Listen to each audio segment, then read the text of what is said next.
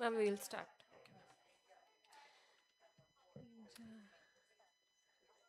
Respected delegates, so we'll start now. Good morning. Good morning. Namaskaram, distinguished delegates, honored guests, and colleagues. Welcome back to day two of the National Conclave on Life Course Approach in Autism Spectrum Disorder. Hope you all have rested well. Yesterday was an extraordinary journey. We successfully mapped out the clinical, medical, and macro policy baselines needed to support an individual across their lifespan.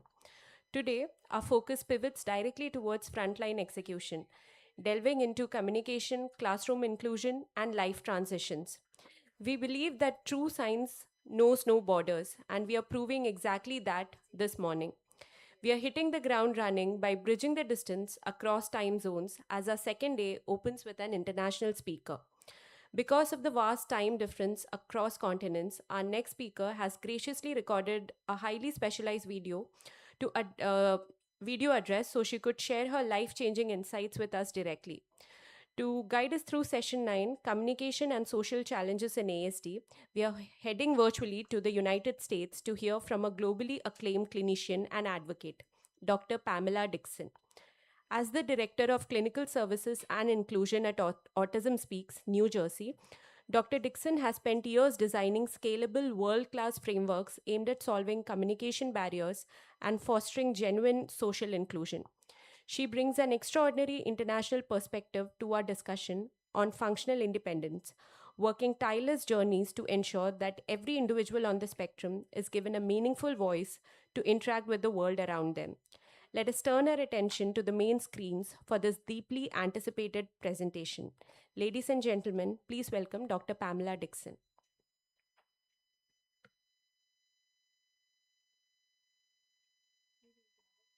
Pamela Dixon from Autism Speaks, and I am very grateful for you having me as part of this important gathering. I'm sorry I cannot be with you in person.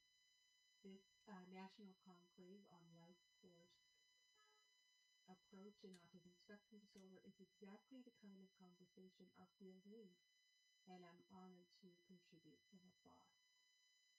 The organizers have asked me to speak on communication and social challenges in ASD, and I want to approach this title through a life course lens, of course.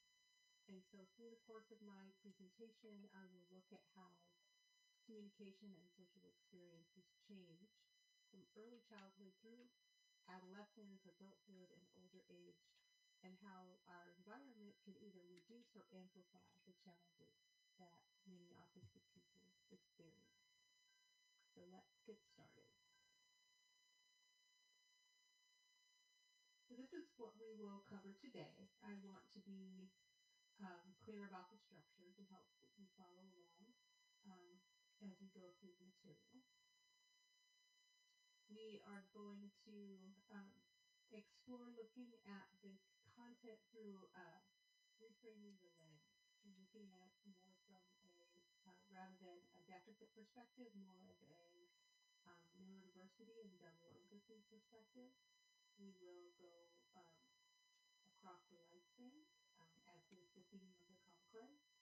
And we will really focus on the environment as a factor and how inaccessible environment and masking demands and social mismatch can amplify challenges.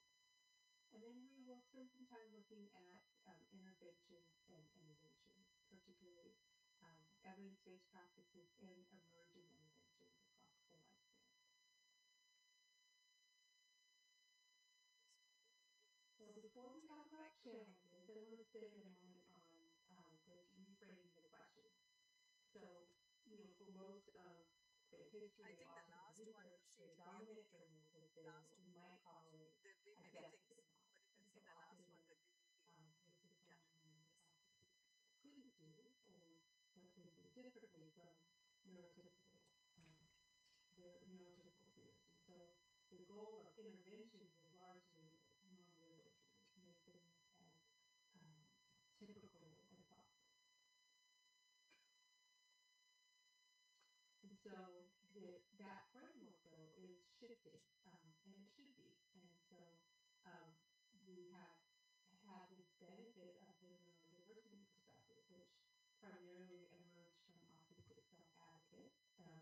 gained significant traction in scientific literature. And it proposes that neurological variation is a natural part of human diversity, that autistic ways of thinking, communicating, and perceiving the world are different, but not deficient. And so I want to be just transparent that I'm viewing this both as a both and, not an either or. Um, the neurodiversity perspective acknowledges that there are real difficulties that make autistic people think. Um, and communication differences in particular can create genuine barriers to participation in relationships, employment, just overall well-being. So we need to be um, much more understanding of the needs and experiences of autistic people with significant communication challenges. And right now, most of our research samples do not include them. But how we frame those challenges as either deficits to fix or differences to support can have real consequences for the people we serve. And we do have evidence that autistic people who receive support that is grounded in acceptance and strength-based framing have some better mental health outcomes. Um, so, compared to those who have where their support is aided maybe peer motivation.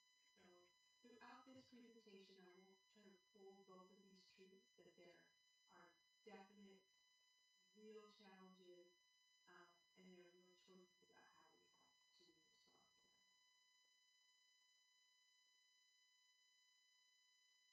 So let's take a look at the arc of the lifespan, and you'll see here, this is just a schematic. We have 5 stages. They're rough stages, but each has distinct sets of challenges and opportunities. So I want to um, draw your attention to something before we dive in. At every stage, the challenge is not internal necessarily to the person with autism or the autistic individual. There's always somewhat of an interaction between the person and the environment that um, was not necessarily designed within in mind. We'll begin in early childhood. The focus during early childhood is, of course, language emergence. There's a focus on joint attention and sensory processing. And then in middle childhood, the challenge shifts to peer relationships and social belonging.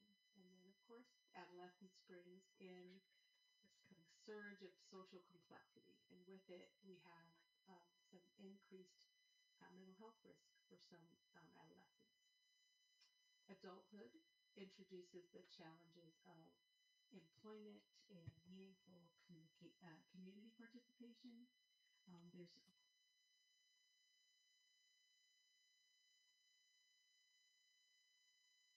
autistic burnout, which we'll talk more about later. And then elderhood. This is the most can bring increasing isolation, and we really do not have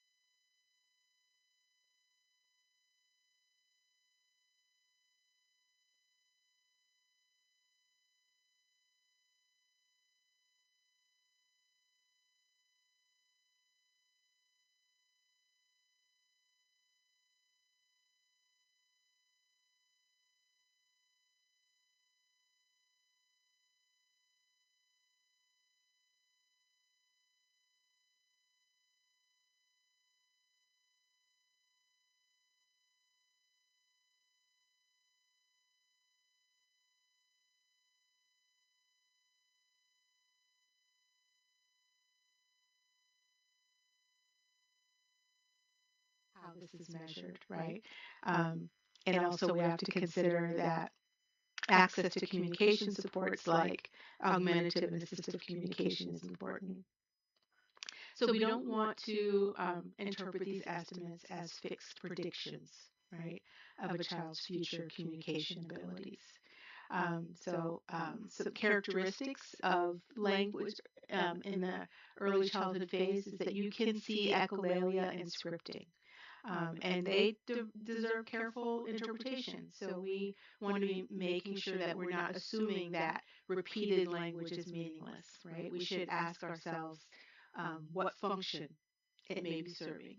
Is it communicative? Is it for participation? Or is it being used to regulate or process information? And one of the favorite memories I have of work is working with a little boy who was 2 to 3, and he would use some scripted language that he developed, and he would say, "Grandma rock a baby," and he would say that appropriately because he said it when he wanted someone to pick him up and carry him. So even though it was scripted language, um, it was it served a purpose of communication, and it was very clear to his family what he was asking for. So, but for children who do not have a reliable way to communicate their needs, we want to recognize that behavior can sometimes serve a communicative function, right? Um, and so it requires that we view children through a lens of trying to understand what all of their, you know, communicative attempts and behaviors are trying to communicate with us. And so I guess the practical message here is that we want to provide communication opportunities and supports as soon as needs are identified. And we want to also recognize that a person can make meaningful gains across the lifespan, not necessarily just in early childhood. Next is middle childhood, ages 6 to 11. And by this time, an autistic child um, by the time they reach this age, their social landscape changes. So for some, the challenge is no longer language acquisition. For some, it is. Um, but there's also this added demand for understanding and inclusion and social belonging, right? And so if we think about our classrooms and playgrounds, there's often a kind of hidden social curriculum. Like there's rules about who you talk to and when you laugh and what you say when someone says, "How are you?" or "What do you want to be when you grow up?" Right? There's lots of ways to kind of navigate these group dynamics that sometimes children with autism don't have the rules for, um, but their neurotypical peers kind of absorb them through observation and imitation. So um, for many autistic children, though, these rules are not visible to them. So when a child violates these rules without knowing they exist, the consequences can be kind of hard for them. So that we know that autistic children in middle childhood have fewer friends, and they experience more social exclusion. Um, but that we're seeing really creative ways that educators and providers are trying to address this. So I don't want this to be purely like a deficit picture. We're seeing, that children with autism, typically do they want the connection. It's just how um, needing to be shown different ways to make those connections in the context that they're in. And there's some evidence that shows that special interests is a way to do this, right? So, school environments are leveraging special interest in structured programs where children are brought together with their peers to go through a curriculum that might be, something like building Legos or building, robotics, those kinds of things. And so these shared interests are like social bridges. Um, and in this way, we're seeing how environment can shape in a very positive way.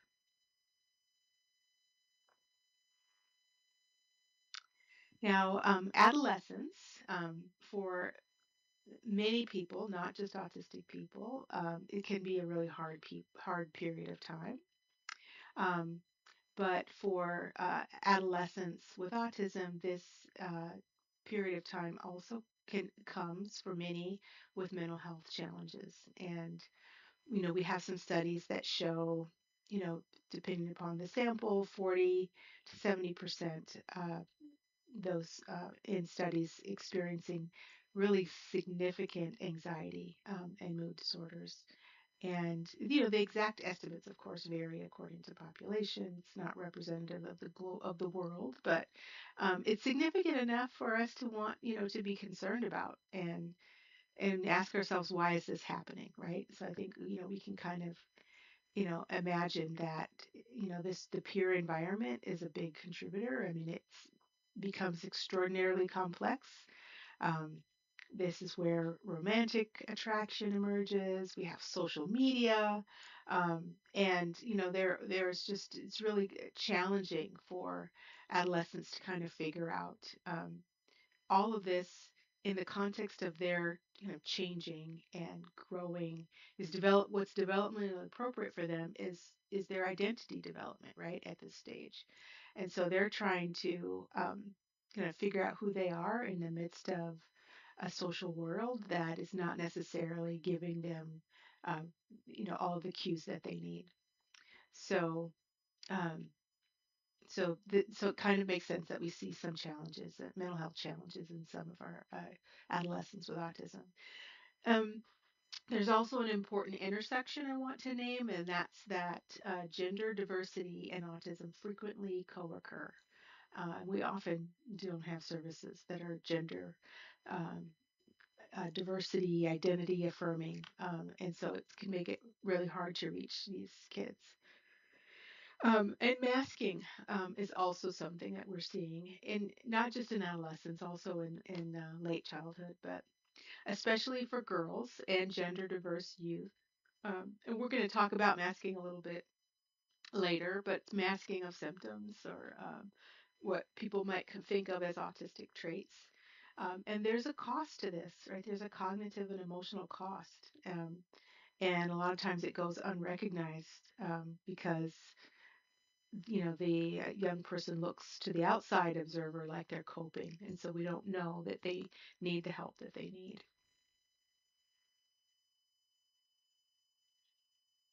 All right, so we're moving quickly through our lifespan. um, most autism research still focuses on disproportionately on children. But of course, we know that autistic children become autistic adults, and adulthood brings its own communication and participation demands. So many autistic adults want to have meaningful relationships and work and participation in the community, and we see pretty consistent workplace barriers. And some of those, are things like small talk and, having to understand hierarchy and ambiguous expectations and sensory demands.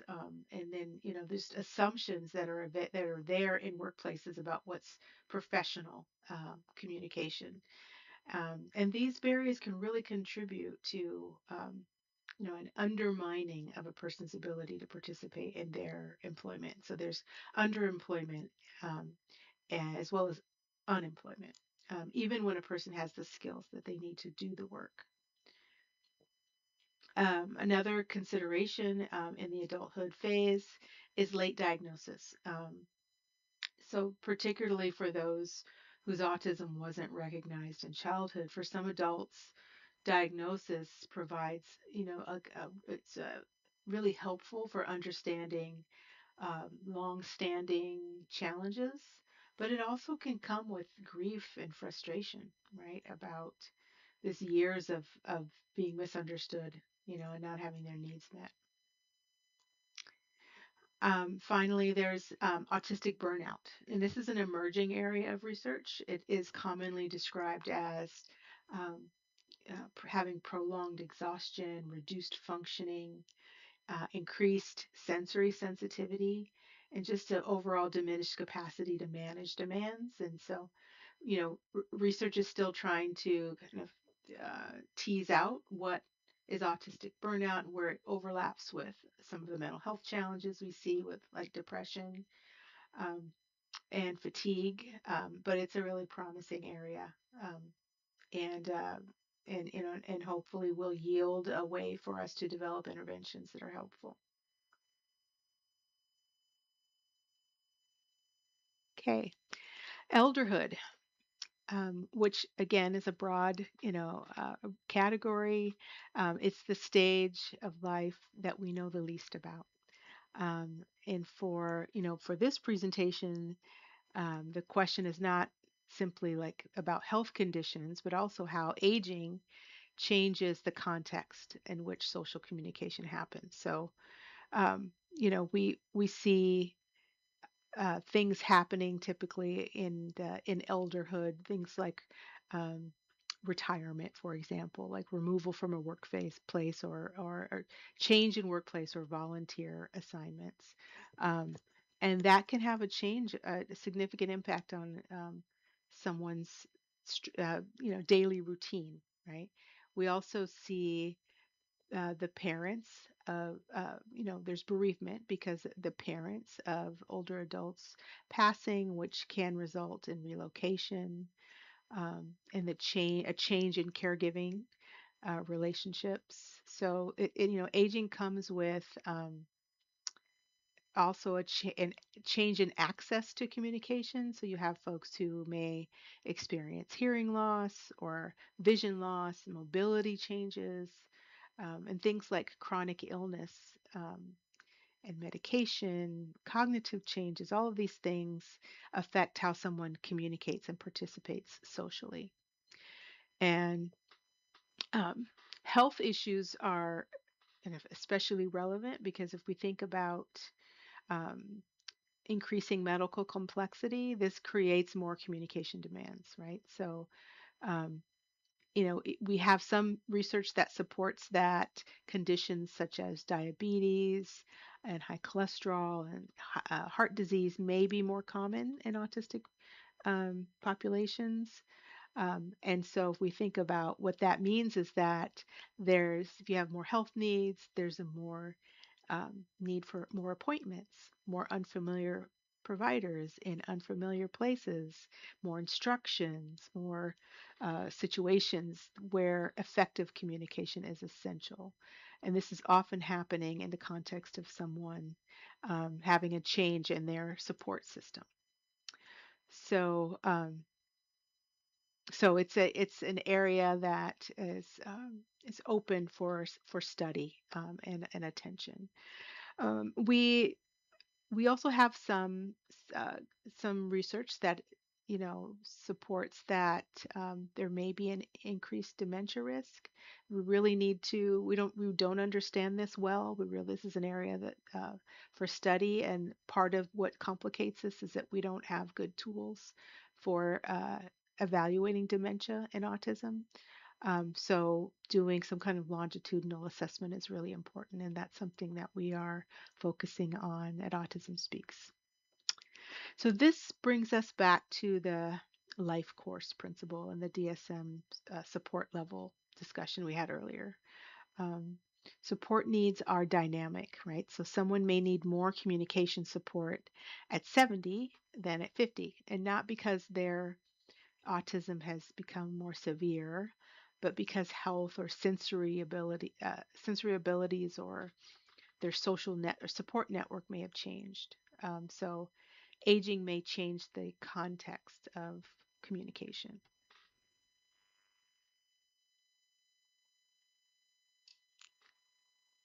So since I, promised that we would also, we would evaluate this content through a neurodiversity lens, I want to introduce a concept that has significantly influenced contemporary thinking about autistic communication, and that is Milton's double empathy problem. So, traditional accounts often frame social communication difficulty as one directional, meaning that autistic people have difficulty understanding neurotypical social signals, right? But what Milton proposed is that understanding can be mutual, misunderstanding can be mutual when you have people who have different ways of experiencing the world, right? And so there's a small but growing body of research that is giving some support to this approach. Um, and studies are finding that, there's some same neurotype interactions can differ from mixed neurotype interactions in terms of things like building rapport and exchanging information and interpersonal understanding. But this is an evolving area of the research literature, so I think it's important, but it's something for us to be curious about, right? Um, and to not just settle for the idea that a person with autism uh, is the person who's having the difficulty, right? So clinical and the kind of clinical and policy implication is still significant because the difficulty arises partly because of the interface between people and their environments, and then support can focus, shouldn't focus only on teaching autistic people how to communicate. We should be thinking about how our um, environments, like so our institutions, our schools, our workplaces, and how us as clinicians, providers can um, change our communication and accommodate autistic communication.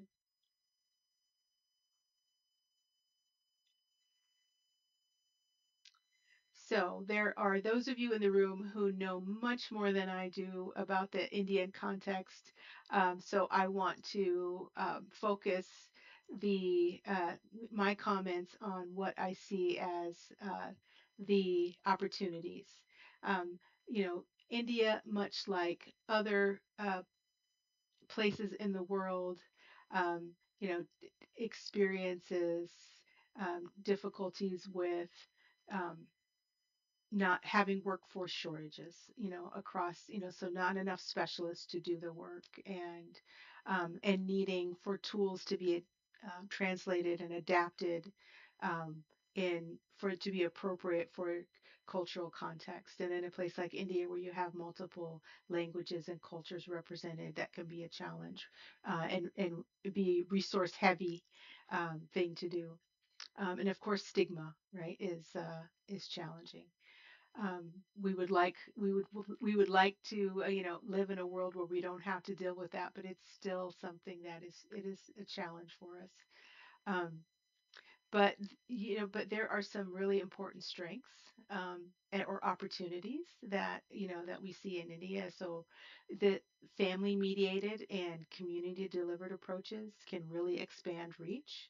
Um, we see that telehealth can help bridge some geographic gaps, and the advocacy community in India seems to be very active, and it could be engaged in designing services, and so of course we want the priority to be like developing tools that are culturally and linguistically appropriate. So engaging people in the community, including people with autism, in that process is would be an excellent approach. And I want to also acknowledge that not all countries have disability policy, but India does.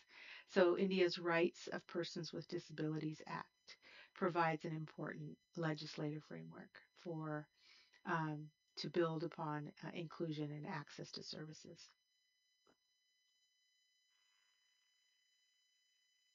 So I said we would go just a little bit deeper into masking or camouflaging because it's clinically important and can be missed. And this means camouflaging or masking is suppressing behaviors such as stimming, what we call stimming, or forcing a person forcing themselves to make eye contact, or scripting conversations or copying other social behavior.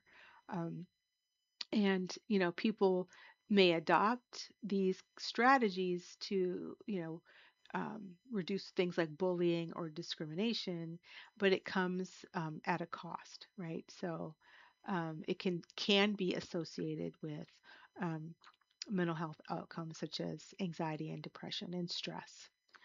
It's common, not common, but you see it particularly in women and girls. Um, and so for clinicians and educators, the practical point here is that outward appearance is not a great measure of need. So someone can look socially fluent and maybe, but they can be putting like a lot of effort into appearing that way. And so we want to make sure that that's something that's being addressed, right? And we're not just relying on what's observable. All right, I am going to talk a little bit about some interventions, but I want to just kind of establish three principles that the evidence that are cross-cutting that evidence supports consistently. First is that no single intervention fits all life stages, right? Um, Communication and social needs of young folks, their 2 and 3 year olds, are not the needs of a 12-year-old or a 60-year-old, right? So we need stage specific thinking about that matches goals and settings and modalities. And I know it sounds obvious, but our systems don't reflect it, right? So it requires some deliberate planning. The second is that the evidence base is uneven, right? So we talked about how um, it's rich and well established for early childhood, but it's thin for adulthood and almost non-existent for elderhood. And there's not enough data on the needs of those who have higher support needs. And then third, um, autistic voices must guide design. And it's not just like an ethics issue. That's important. But the research shows that this is what is needed in order to make interventions that are going to be useful, right? So, we have some research that shows that when interventions are co-designed with autistic people, they're more acceptable, more valid, more effective. And so this phrase that's used in the disability community that nothing about us without us is actually better science. So the early childhood intervention evidence base, like I said, is the largest, but no single approach is appropriate for every child. We should always be asking what communication, participation, adaptive, and family goals are important for this individual child and what supports will help them achieve that. So this is not an exhaustive list, and I won't go through all of it, but augmentative and alternative communication is central for children who need it. And it's important to note that it should be offered is even as speech is emerging, it does not prevent speech development, and it can actually promote the development of broader communication and language development. I will mention naturalistic developmental behavioral interventions. These are things like Jasper and ESDM, um, and they are important because they're combining depth of understanding about child development with behavioral principles, and the focus is on naturalistic interactions. And there's a bit of an overlap between these and parent-mediated approaches, which are important because this is giving parents skills that they can be using in their everyday routines. So I've included just some information about ABA because it's well known, right? Um, And, I want to just acknowledge that, there is evidence that supports behavioral and naturalistic strategies for teaching skills and reducing behaviors that interfere with safety or learning or participation. But I also, at the same time, want to acknowledge that, there are many autistic self advocates who have raised really important concerns about approaches, ABA approaches that um, focus heavily on compliance and suppression of autistic behaviors. And so, I think this is something that we, should always be looking at with fresh eyes.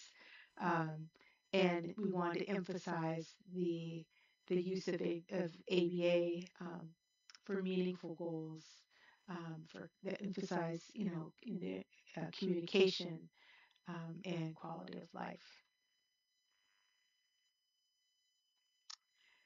And of course, I want to do a special call out about the WHO Caregiver Skills Training Program because Autism Speaks has participated in it and supported it from the beginning. Um, and it's highly relevant, right? Because it is a scalable intervention for early support. It is a free manualized program developed for children with developmental delays or disabilities, including autism, and it was designed with low resource settings in mind. And it can be delivered by trained non specialist facilitators in community settings who are supported by specialists. Caregivers learn strategies that they can use in their everyday play and home routines that will support child development. And we have some research that shows that it does what it was intended to do, and that it is having it's having a change in caregivers' skills that such that they um, create better child caregiver interactions and child outcomes. Um, and so for India, this model is relevant and important because it does not rely exclusively on a large specialist workforce. Um, and it has shown great promise and success in India thanks to the leadership of Koeli Sengupta and team from Umeed and the Sangath Namaste team that's led by Gauri Devan. All right, as we move into adolescence and young adulthood, the intervention evidence base becomes thinner, but there are a few useful approaches. The PEERS program is a manualized social skills program. And then we have things like uh, adapted cognitive behavioral therapy and peer mediated interventions. Adult services are, uh, you know, a major policy gap. And the evidence is much smaller than it is with children. So we do not have what we need for uh, adulthood and later life. Though there is and there is promise for programs like the Peers program, supported employment and coaching, um, self advocacy training, and then providing things like post diagnosis support and intervention for autistic burnout.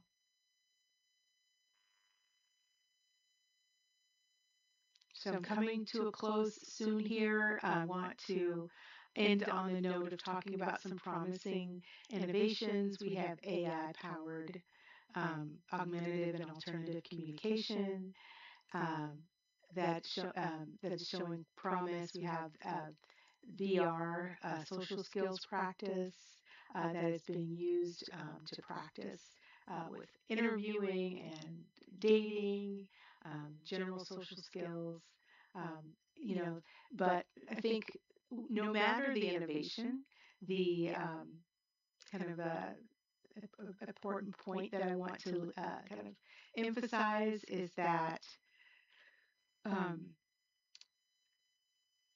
and it's more methodological than I guess than it is an intervention, but it's participatory research. So when because we know that autistic people, um, when they help define research questions and outcomes and intervention priorities, the work is going to reflect what matters in their lives, right? And so I think that is it's important that we don't underestimate the power of co-creation, because that's how we can, really create interventions that are going to be useful.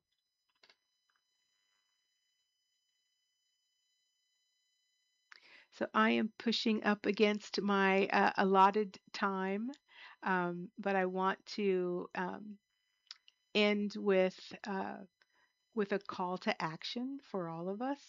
I think that it's wonderful to have like such diversity in the room. We have clinicians, educators, policymakers. So for us to be all thinking about how um, we each individually can do something tomorrow, to make a difference, whether that's our approach or way of looking at something or something very specific that is going to think about and take action on how we might change the environment to better um, serve the autistic community. So with that, I will say thank you. I want to send my greetings to everyone there. I wish I could be there with you, to learn alongside you. If you have additional questions, please feel free to reach out. And everyone be well. Take care.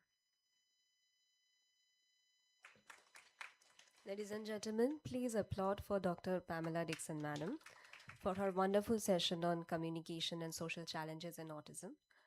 Next, we move right along to session 10, Challenges in Inclusive Education in Autism Spectrum Disorder, led by a distinguished clinical leader. Please welcome the chairperson of the NDP chapter of Indian Academy of Pediatrics, Dr. Zafar Mahmood Minai. He is a distinguished senior developmental pediatrician with over 24 years of dedicated experience in disability reduction and integration. He serves as director of Milestone Booster Private Limited, national chairperson for 2026 for the IAP Neurodevelopmental Pediatric Chapter, and honorary secretary general of SANBEPA, an accomplished academic editor-in-chief of the Indian Journal of Developmental and Behavioral Pediatrics, and recipient of the MP State Government Maharishi Dadhichi Award. Dr. Minai has authored multiple textbook chapters, led national guidelines for conditions like autism and ADHD, and delivered lectures across 60 plus national and international conferences and 100 plus workshops globally. Ladies and gentlemen, Dr. Zafar Minai. Thank you very much. First and foremost, at the outset, I thank my very dear colleague, Dr. Deepa Bhaskaran, for giving me this opportunity. For me, this is a nostalgic moment because exactly 24 years, exactly in the month of August, I was here in CDC for 2 months with Dr. MKC Nair, where this journey of developmental pediatrics started. And I have no words to thank him and all the senior, I won't call them, they were my teachers who guided me the beauty of family-centered intervention and how simplistic of the approaches can bring the best of the changes in the society. Because when I came here, I came in 2003 thinking it to be a huge institute which usually overwhelms anybody who wants to start something new. And 2003, believe me, there were not many persons who were understanding the concept of human development. I'm fortunate to have here the doctor from, so I think you were one of the pioneers who started the things at the beginning. Thank you, madam. And with this, as I said, and when I saw the concept of CDC, a small area, but really delivering on the ground. So it inculcated the feeling that if you really want to do something big, It doesn't require big infrastructure. It requires a big heart and definitely a visionary approach. And I was very, very fortunate to get my training with Dr. MKC and start this journey. Before, as I said, I was very fortunate to listen what Dr. Pamela was saying right in the beginning. And I think we, in my presentations, most of the things she said, I am proud to say, with the support of my seniors, Dr. Dal is there. He is my Honorary General Secretary, Dr. Nandita, Dr. Kohli, Dr. Sushma. Everybody who is here, majority of the things we suggested, either we had taken up as part of the chapter, or more recently, today is a special day because my teacher, Dr. MKC Nair, would be launching our new milestone booster company, which would be having a global launch with covering offices in Europe, UAE, South Asia, and India. And only with a simple aim and a mission of integration and early intervention, which is family based. So I think what she was saying, you will see in my slides, that actually that exactly same concept we are really doing on the ground. And I thank everyone who is sitting in this hall, because you all had been champions for this mission as well as the purpose. Now coming to my presentation, the challenges in inclusive education. I think the challenges becomes much more when it is a fish is expected to climb a tree because of our education system, which says we have to have a uniformity of approach to select the best. And imagine that poor fish thinking whole life that she is stupid and cannot climb a tree. So this is the reality on the ground, and this is the reason that meetings with all the stakeholders needs to be done at the same platform, because me speaking, whether as a chairperson, whether the developmental pediatricians, or all of us who are working, doesn't make sense if the policymakers and those who are delivering on the ground are on the same platform, because otherwise the talks are very great, but there's very little which is done on the ground. So to bring this change, I think I really applaud, and I think we all should applaud the person who is always the most silent, Dr. Deepa Bhaskaran, for getting us this platform and giving us the opportunity to share our values and thoughts. Now going to what is inclusive education. Well, it is simplest that all children learn together regardless of their ability. And are we doing something great for them? No, it's a mandate. It's the mandate from the Rights of the Person with Disability for 2016 and National Education Policy 2020. And the goal is very simple. It is access, participation, and achievement for all. And now it is considered to be the gold standard because it shifts the responsibility from the child to the system to ensure that the child attains his or her maximum potential. The issue comes because we are trying to find normal. And normal is a very relative paradigm which fits into a criteria which is defined by few. It is the maximum potential which all of us is working, and nobody in this hall can be compared with anybody else, because the work you had done, even if you had changed the life of one person, cannot be measured by the work which all of us are doing together. So it is this personality, it is this persona which needs to be embedded and needs to be highlighted. And to understand inclusion, I think two words which are most unfortunately, I would say, misused or interchanged is the concept of inclusion versus integration. Where integration asks, can the child fits in here, where the focus in the location where the child is learning. The inclusion asks, how do we make this work for the child? So the concept is totally in a different paradigm or a different purpose. So here the purpose is, the focus is on the participation as well as the belonging, how the child learns and feels part of it. So this is one of the important things. And to slightly elaborate more, integration is to bring the child into the existing system, where he is placed in a normal school with normal class, but he has to adopt to the existing structure and curriculum. Support is added, but it is not of the magnitude which is needed for individual child. I am specifying individual child.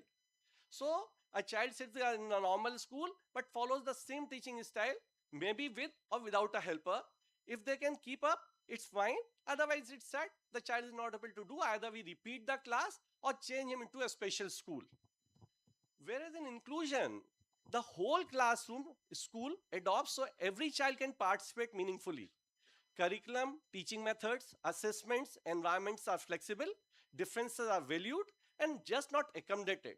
So now, here this child gets visual schedules, sensory breaks, peer buddies, teachers modify lesson, so everyone benefits.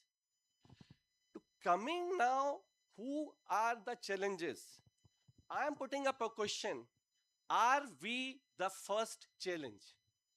And when I say I, it is child psychiatrists, it is developmental pediatricians, it's every therapist from every domain who's sitting in this hall.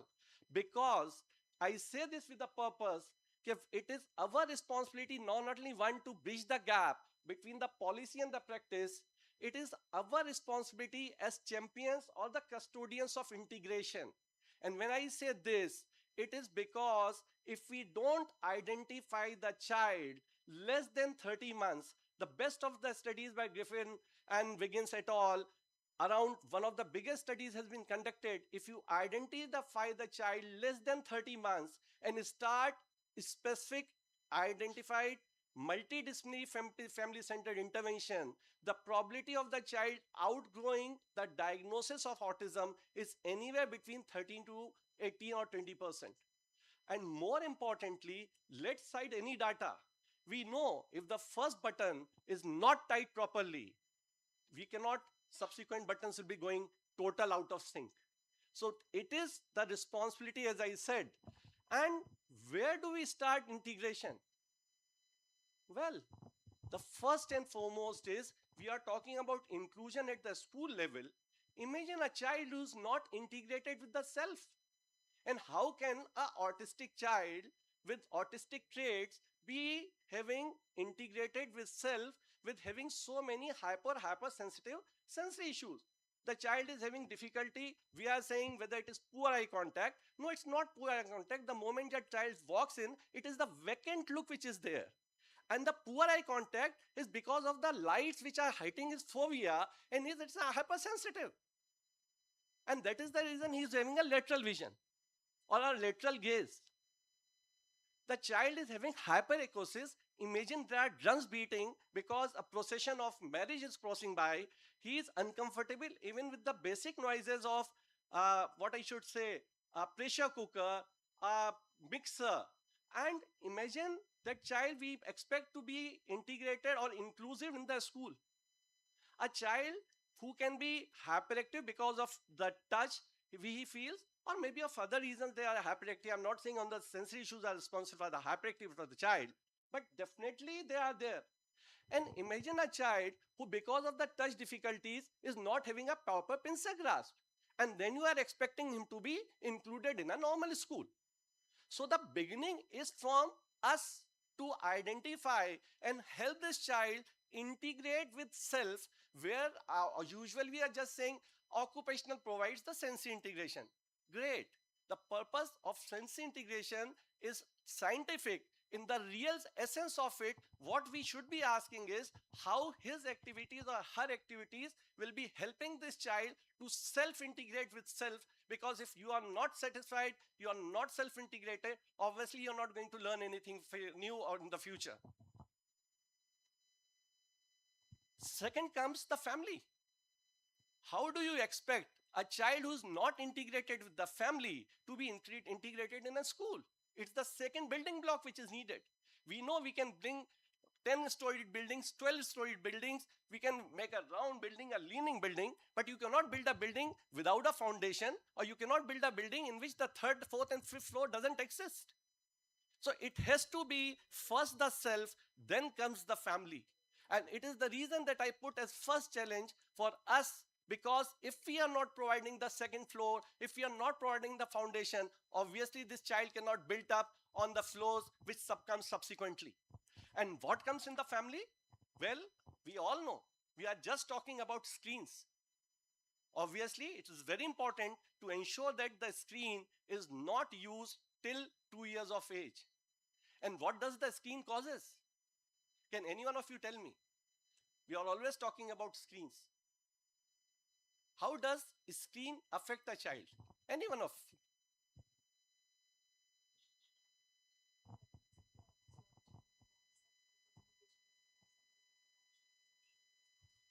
Do you think the family is not there to do interactions?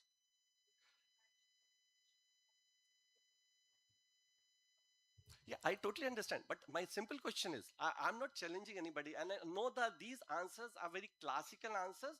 I equally know and respect them, and neither am a salesman for mobiles. The point is very simple. In screen, usually they are not looking for newer things. They are getting fixated to the same thought, the same program, the same advertisement, which unfortunately is reinforcing the negative concept of getting self obsessed. The most that is definitely there, as I said, when we say interaction is there, and I very second, I most importantly put is because of the screen, quality interactive time is lost with the family. And do you know the simplest tool which we can provide to the family is half an hour of outdoor play? Multiple studies are there. It totally mitigates the impact which the screen has caused. And definitely not to use the screen. And if at all, beyond 2 years, ideal should be a video conferencing screen. Because every time it will be providing a new impulse. The child will not be getting fixated with the same thought and unfortunately getting gratified. And obviously, as I said, sometimes it's the hyperactivity also here, which plays into the role where the child get difficult to get integrated with the family. So here comes the role of speech pathologist. We all had been listening a speech pathologist is needed or a speech therapy is needed. Yes, it is needed. It's one of the most important cornerstones of therapy. But primarily the aim of speech therapy should be directed towards ensuring how best this child gets integrated with the family. And none of this works separately because there's a definitive overlap between the foundation and the staircase which is coming to the first floor. So it continues the this is how the multidisciplinary team needs to be built up.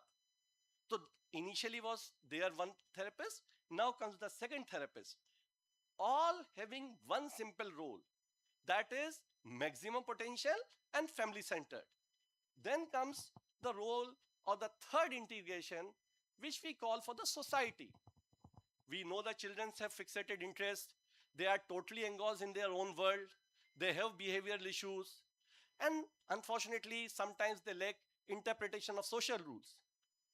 What does the psychologist does? We are talking about ABA and all that stuff. I simply say the best deal a psychologist through behavior modification can do is to break the shell which the child has developed in the initial phases, keeping all those beautiful tiny things which are too dear to him, which is making him fixated, but unfortunately doesn't have the social context of it. How is it different that a child who is having the intelligence is not able to perform? The primary issue with autism in the cases where intelligence is normal, it is the interpretation of the society. What I mean by interpretation of the society, it is the rules by which the society is governed. I'm expected to speak for 30 minutes and I am speaking for 5 hours. I'm expected to speak on a topic and I might be having a hobby which of classical singing and persons may be paying 10,000 in the evening to listen to me for half an hour. Imagine me suddenly starting a raga here for next 30 minutes, free of cost. How many of you would be able to appreciate it? And that is the problem. The best and the best of the resources the child is having in himself, if it is not synced with the society, the result will not be, unfortunately, acceptable to the society. It is where here the change comes into play. So here comes our third building where integration with the society is needed. And as I said, I'm not trying to compartmentalize by one therapist. I'm just trying to redefine the role of the therapist where the purpose should be integration rather than endless therapy sessions which are going on expecting either the CAS score to change or the ADOS score to change.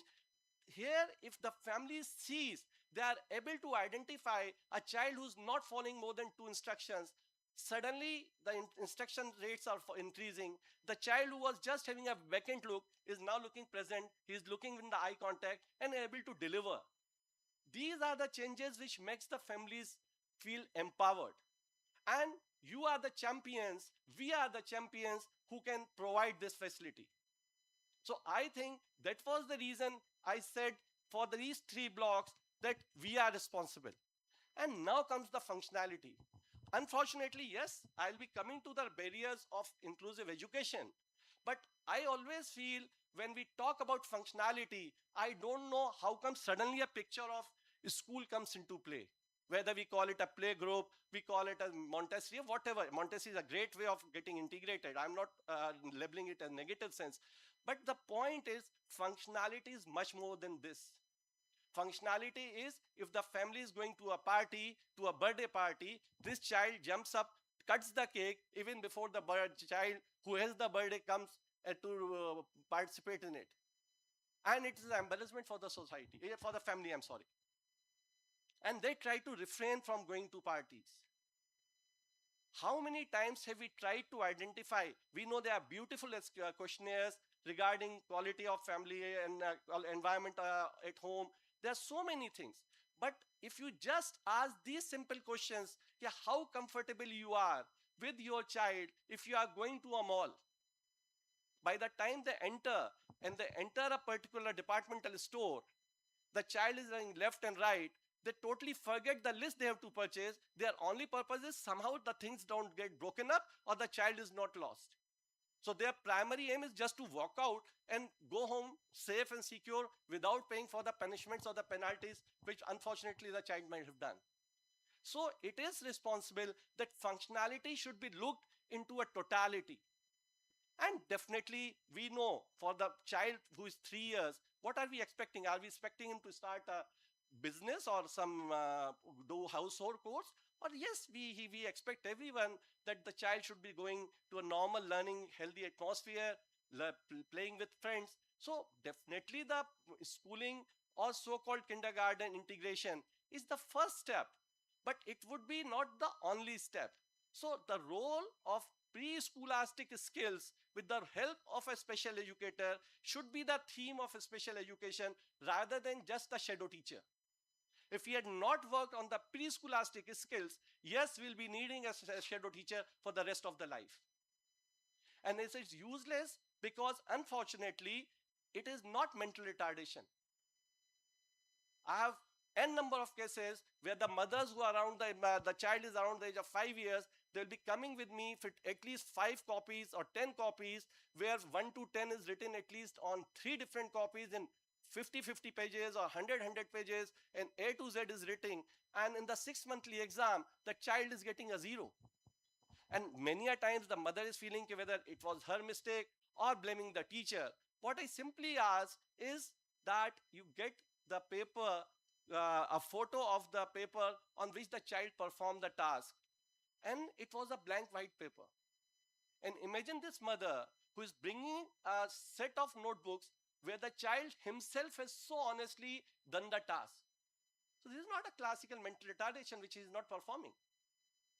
As I said, he is on his own set of priorities which unfortunately doesn't align with the society. And that day, he didn't feel like writing. So this is where the integration of the preschool skills becomes, until and unless we have these 4 pre-skills, it will not be able to discuss whether what we can do. And this tool, the Community Autism Surveillance and Integration Tool, I again thank Dr. Lal, Dr. Deepa. We have done now the validation study in 3 countries, and I'm happy to share that it has crossed 3 layers of review in BMJ. Simplistic 4 questions. If you have 2 years, the mother is not satisfied with the child's speech, or if there was any regression, we get the family disintegration model in a single question. The second is the child mother is not satisfied with the child's behavior. He or she looks lost in his own world. If you ask these simple four questions, you are empowered to identify the child having issues in social integration. We have already discussed how to get him integrated. The third comes, child is not following more than 2 to 3 instructions at home. मैं हमेशा बोलता हूं, the child is living like a king, and in next 6 months you are expecting him to become a sepoy. Sepoy doesn't mean a smaller job. As king is doing anything as per his or her this thing choices. Whereas a school expect a child to have a dress, to have a bag in place of a dhal, and in place of a bhala to have this thing, and every instructions to be followed. Imagine he is not able to follow a single line command which 18 months child should be following at home, and then suddenly we are expecting where the entire curriculum is based on instructions to get integrated. How do we expect that to be happening? And the last is the sensory issues, which we have already discussed. And either of the four, if present, and the best part which we got in our study, although I think it will be the first surveillance tool, we are not saying it to be a diagnostic tool, it has got a validity above 90% with ADOS positive cases. So if you are using it, I'm not saying to use it as a diagnostic tool by any standards, but for functionality, these simple four questions, till you have the access to do a detailed assessment, the best way is to start integrating the level you are finding positive, whether 1, whether 2, whether 3, whether 4. And from here, we come to the normal challenges. Here, our role is more of advocacy. It's because we cannot bring the change. How best we can provide the data? I think our challenge was the first. And I hope I had done my part to emphasize the importance of integration if we want to do the challenges or expect to address the challenges for inclusion. So obviously we know it is, I'm sorry, the late diagnosis, usually we know it is 4.5 years. And the best study says 30 months before, not only diagnosis, family centered, appropriate, multidisciplinary intervention. And if the child is diagnosed at 6 years, what are we talking? What are we advocating? What are the challenges? We are not addressing the core issue and trying to fix something which always would be a temporary fix. Kerala leads by example because it has invested, thanks definitely to Dr. M.K.C. Nair, Dr. Babu George, and now the great torchbearer, our own Dr. Deepa Bhaskaran Madam, that they have taken the role of family-centered early intervention to every home, every district over last 40, 50 years. That it is a different model. And I'm really feeling ashamed that such a beautiful model, why couldn't have been taken all these years for the remaining part of the country? And well, more important are, again, the schools are not trained for identifying the red flags. There are no individual intervention plans for the child, so he struggles from day one. If we had not done the integration, there will always be there are challenges because of the teacher training. The B.Ed curriculum has minimalistic ASD content. The teacher lacks skills because unfortunately she has a big classroom to manage, how best to monitor, how best to integrate. And we know the dearth of special educator. India is a huge country. We cannot have a special educator or even a doctor in every city or every place or every moment to identify or do the work. We have to have community awarenesses, empower our grassroots workers if we want to ensure the normal teachers, I would say, that if inclusion is to be done, it cannot be just the role of special educators. You are the leaders in that area, I can say. A leader cannot be present everywhere.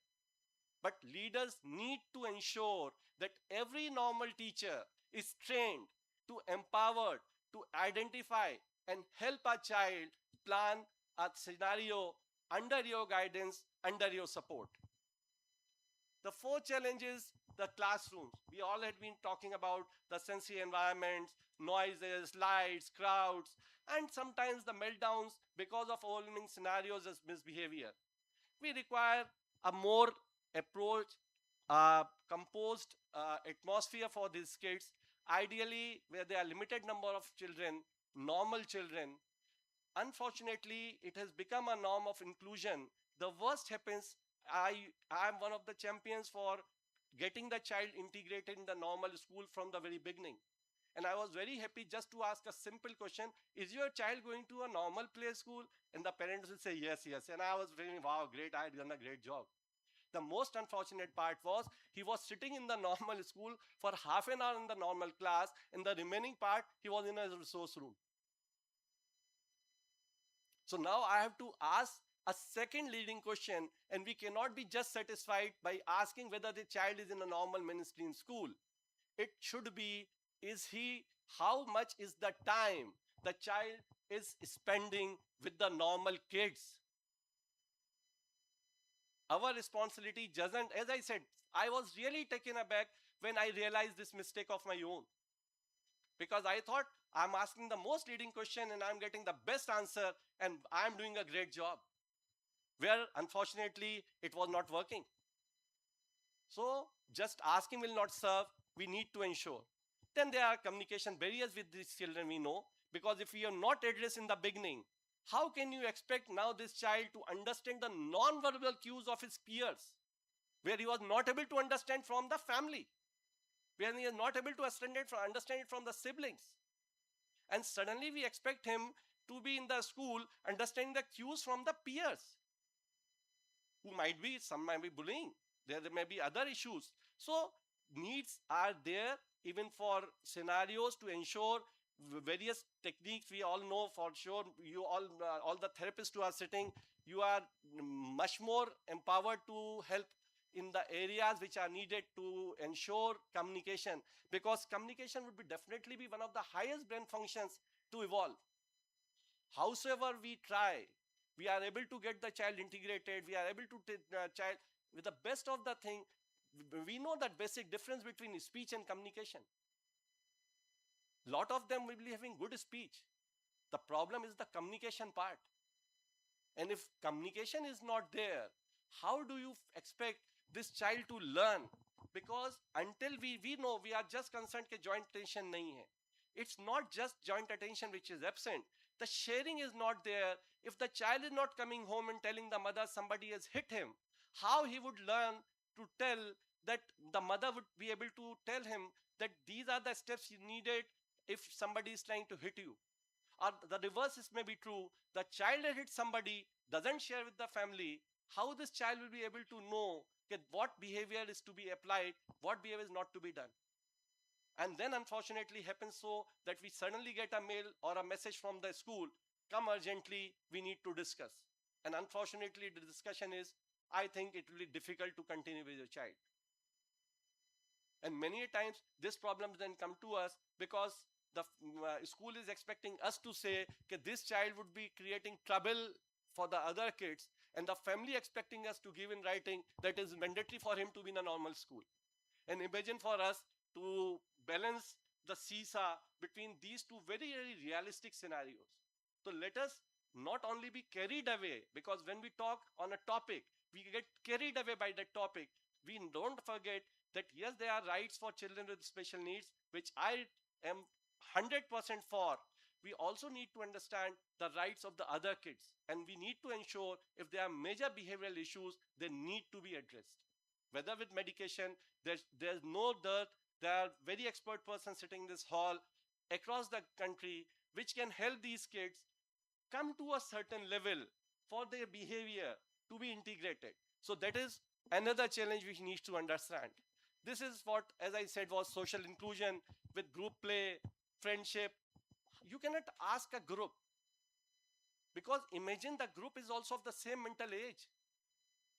They are not grown adults to understand the feelings and expectations of other children. So many things look very practical when we say, very realistic and very idealistic when we talk. but there are genuine practical issues when they are to be addressed. And their kids are very fortunate who get a buddy friend who understands him, who supports him. And believe me, if there's an understanding family, and if there's an understanding pediatrician at the first end, then the family, and if this child finds a peer, 100% this child will attain his or her maximum potential. And the maximum potential is totally dependent on the island of excellence. As I said, it is not education. Virat Kohli, I was just seeing a podcast. The hero from Tare Zami Pe, Amir Khan, was conducting for Virat Kohli.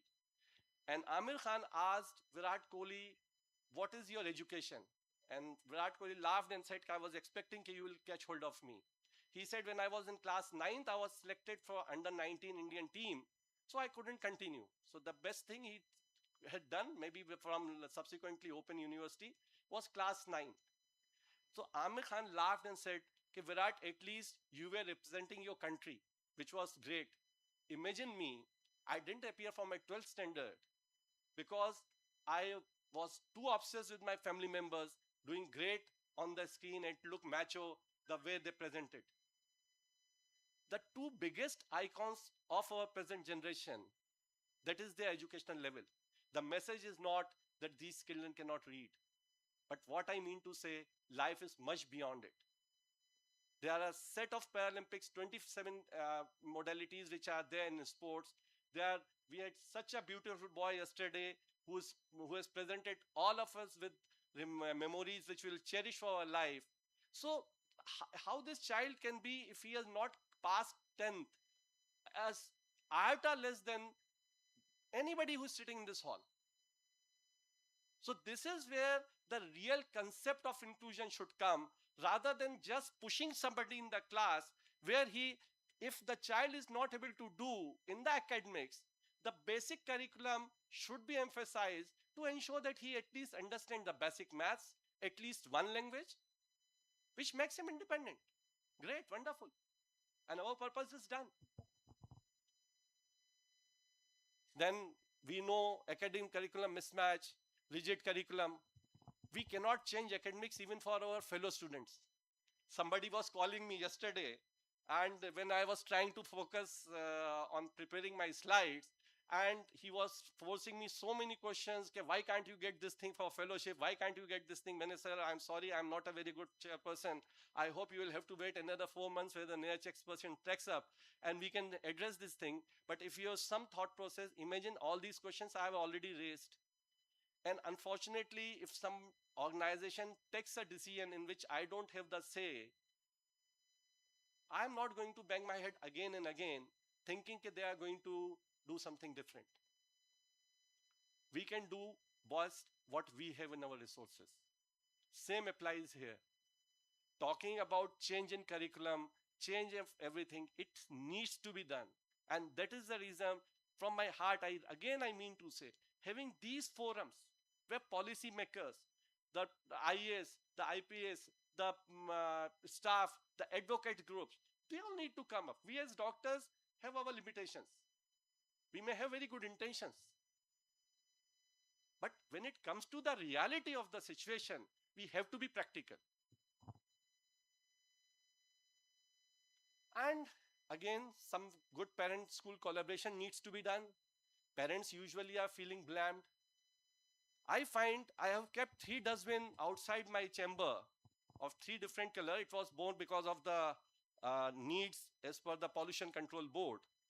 But believe me, any mother or the family who's coming to you, after you have developed the repo, if you'll just ask a simple question, do you feel that the problem is because of you?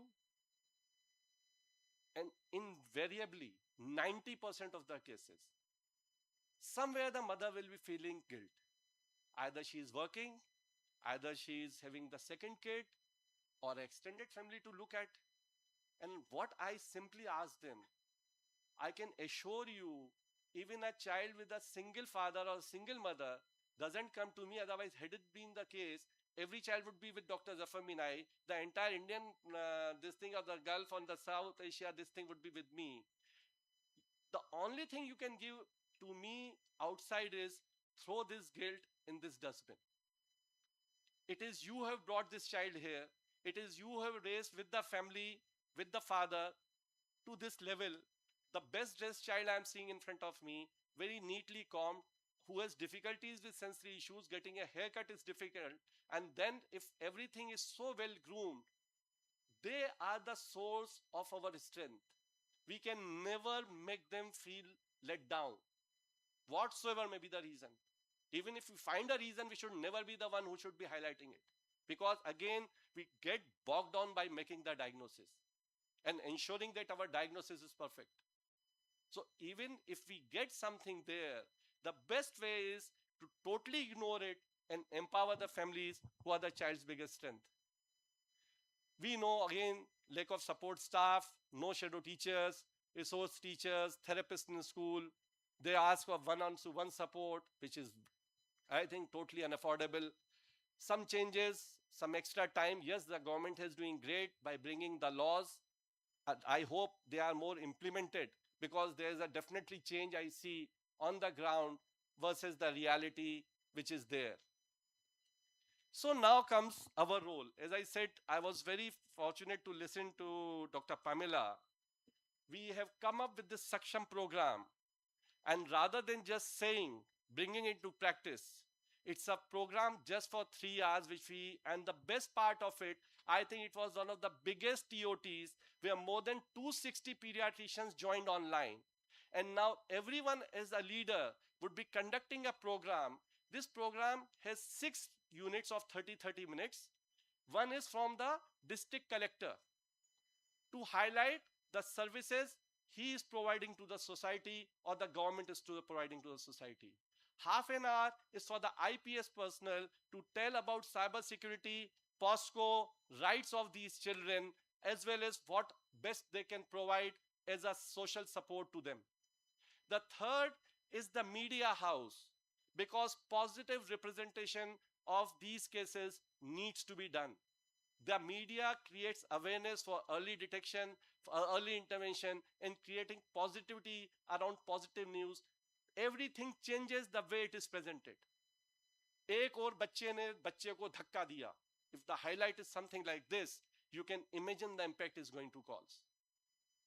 Whereas if we give the positive stories, and believe me, there are n number of stories with all of us, what we simply can do is highlight and have them empowered, come on the stage. So all these persons with the developmental pediatrician or this thing is there, and whom we are calling in the front, we are calling right from the Anganwadi worker to teachers, therapists, all possible doctors, right from GPs, MBBS doctors. It's not for pediatricians only. And what 3 topics we are covering? We are covering high risk identification, simple DOC card if we are able to convey, simple TDSC. For 2 months, the child should be having a social smile. If not, please check the vision. The child should be having visual impairment. And we are talking about inclusion. What we are talking in autism, we are talking autism less than 2 years or maximum up to 2 years. How simplistically through cassette, how best you can integrate the therapies to ensure that awareness is created, so that every family, every child who's sitting there gets empowered. And as I said, the third topic is school integration, for sure, to identify ADHD and other scenarios which helps the child to integrate. Our this thing company is definitely providing the AI based live video conferencing support, which Dr. Pamela was highlighting. To now, fortunately, Dr. MKC will be inaugurating. We have 175 centers enrolled for India and 50 outside India. The only aim is to provide it at places where the services and therapists are not available. And the take home message, please empower the families. Identify the problem list and provide intervention before 30 months. Play is an important message. Just prescribe play, you are doing great. and building island of excellence, because it is our dual responsibility not only to empower the children for integration by early detection, early intervention, also to be advocates for inclusion, because we have the best evidence-based data with us. So if the child can't learn the way you teach him the way he can learn. And it is not about fitting, it is for changing the system to fit. Thank you very much. Thank you. Thank you so much, sir, for this eye opening interaction. Here, I would like to make a personal comment if allowed. Sir, I believe the awareness is not just going to help, the responsibility should also come from the developmental pediatrician's perspective so that we can increase the consciousness in the society. Thank you so much, sir. Um, any questions for sir?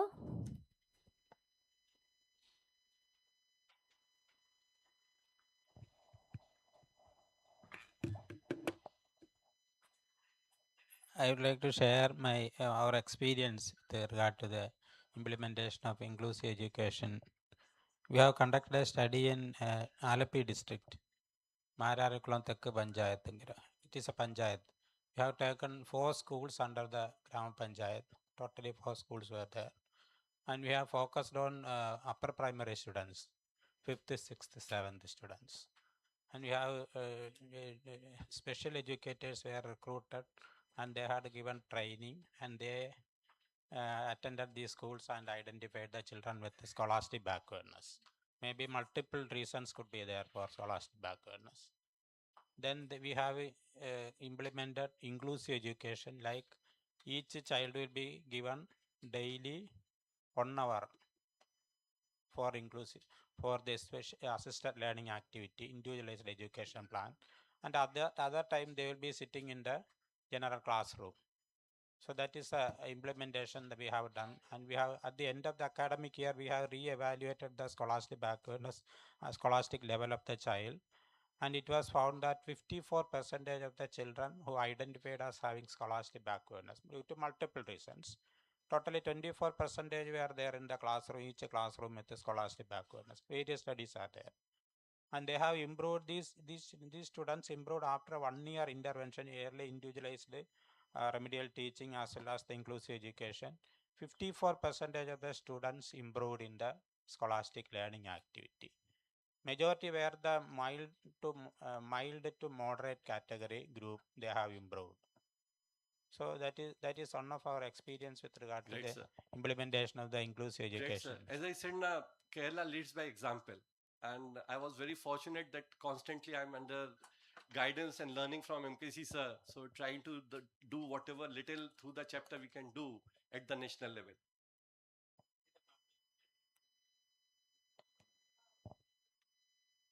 Yes.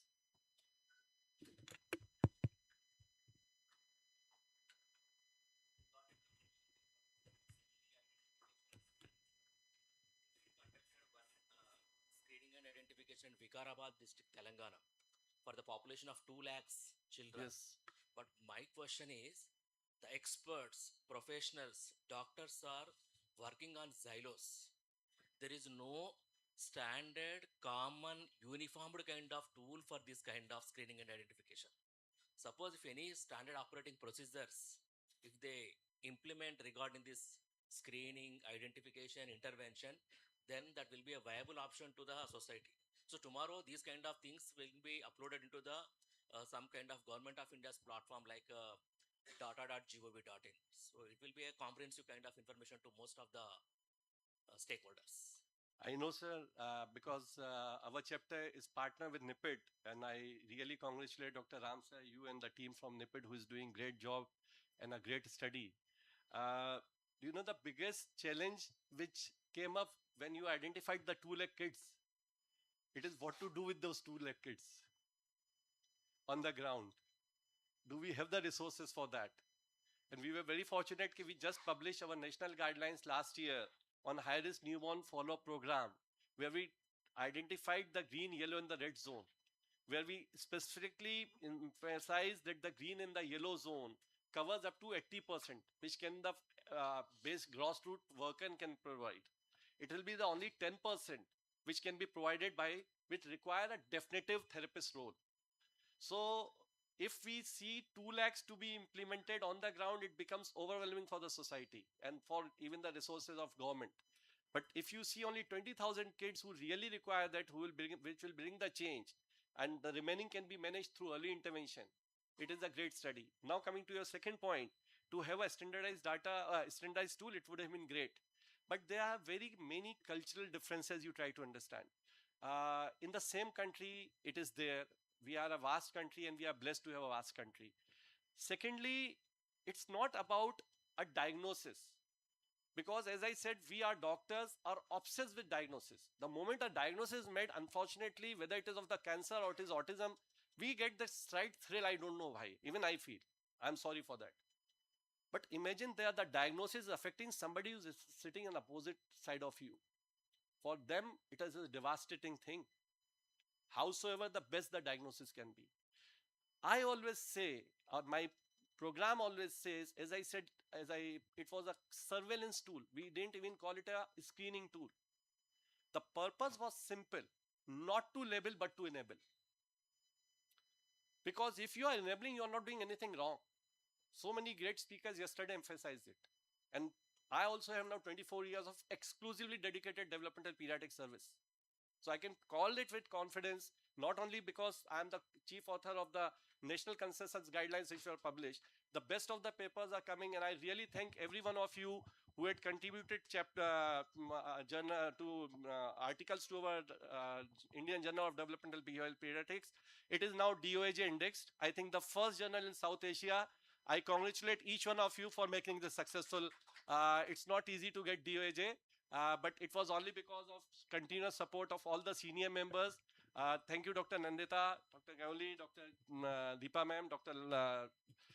Sushma ma'am, Dr. Lal, the co-editor.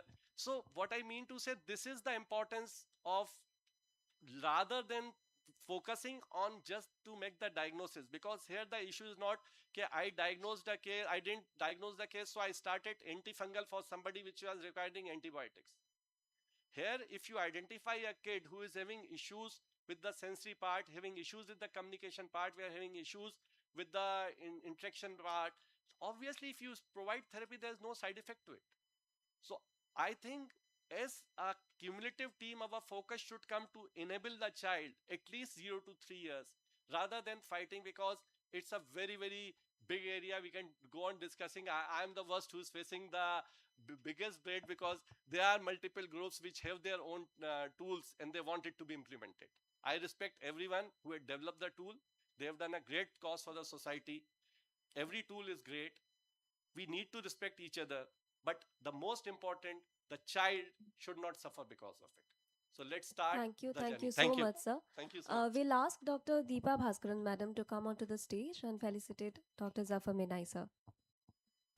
Madam, can I ask a question? Sir, I would like to emphasize something else which I have observed. I am a parent. Is that this when we send the children to school, what I see is that due to toileting and other issues that parents have, the child ends up in the school a very bit late, like 2 years later than his peers. So what happens is that age difference restricts a large amount of social activity. So I think that should also be included as a checkpoint when we make it a point to the parents, because as a parent I get a lot of questions from other parents, because I was fortunate that Diba madam and everybody gave me the guidance to put my child in school at the age. So we were also, I was also worried that how she will function, but this age appropriateness is also there for this social activity in school. So that was, I totally, first and foremost, thank you. I saw your child. She's doing great. She's a beautiful sir. girl. And salute to you and your family who is Thank you, doing sir. wonderful for this child. I Thank you, best wish all the best for her. Thank you, sir. Having said this, that was the reason I was emphasizing. When we do early identification, we will address the child for activities of daily living. So that is the reason I was emphasizing. If we don't make the foundation, we cannot be expecting it to include. So my entire talk, I'm sorry I took the liberty from Dr. Deepa, was focused slightly more on a different topic where we can bring the real change on the ground rather than just speaking what is there wrong in the society. There are multiple things. I think we need to focus on the positive, the great weather and everything which is there. Thank you. I have taken too much Thank of you. time. Thank you, ma'am. Sure. Thank you.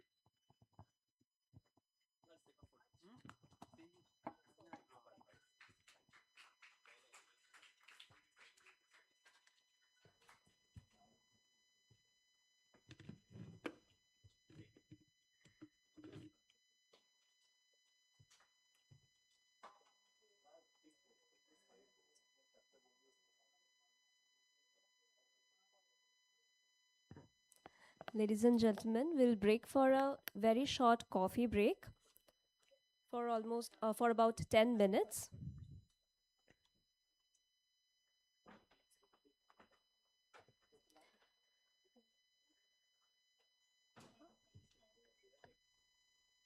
We'll expect you around 10:25 to be coming back here.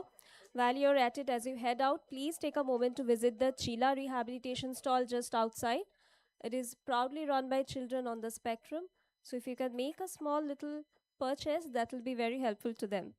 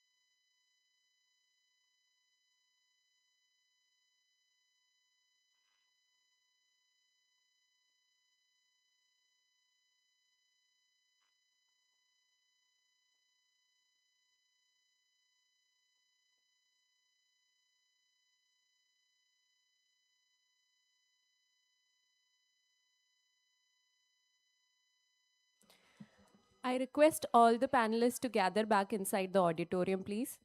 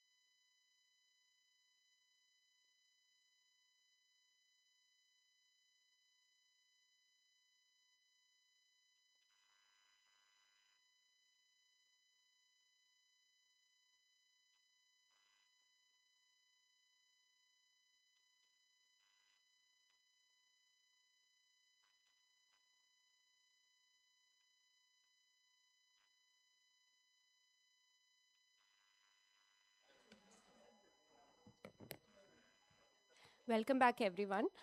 To moving on to our next session, to understand how daily adaptation translates into everyday life, we arrive at session 11, which is on functional independence across the lifespan and autism spectrum disorder, role of occupational therapy. To break down these life changing therapeutic workflows, please welcome the Assistant Professor from Christian Medical College, Vellore, Sri Joseph Thomas Red Bedford. Sri Bedford serves as an professor of occupational therapy at the historic Christian Medical College, Vellore, bringing over 15 years of rich clinical and academic experience to the field. He completed his bachelor's degree from CMC Vellore itself and holds a master's of occupational therapy in developmental disability from Swami Vivekanand National Institute of Rehabilitation Training and Research. An exceptional educator and mentor, his core expertise and international research focus span sensory processing, parent-mediated interventions, and boosting the functional everyday participation of children on the autism spectrum. Ladies and gentlemen, please welcome Sri Joseph Thomas Red Bedford, sir.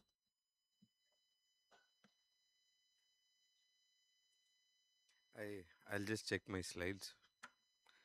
I think there is some. Okay. No, I made it for a bigger screen, I guess, so it's not fitting in. So please pardon the problem in alignment. So we are looking at functional independence across lifespan. So I know that lifespan is a big time that we all have different goals, different roles at different points of time. So it's not going to be easy, but we're going to look at it as much as possible. So we're going to first look at what is functional independence. Functional independence is the ability to engage, that is, to perform meaningful everyday occupation with the least necessary support. So it includes ADL, IADL, education and work, community mobility, leisure, relationships, advocacy. So the clinical goal for us when you're looking at it is to optimize lifelong autonomy, active participation, and independence. So this is going to be what we're going to be looking at.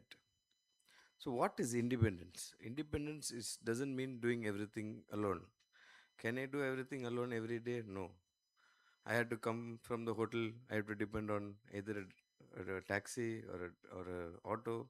So do you call me independent or dependent? So the independence in itself doesn't mean doing everything alone. We don't do everything alone. We have needs which needs to be supported. So that is something that we all have to understand. Just because we are providing support in some way doesn't mean they're not independent. So that is something that we need to get out of the way, and then that they need support, then we need to provide them support is something that has to be constantly in our mind.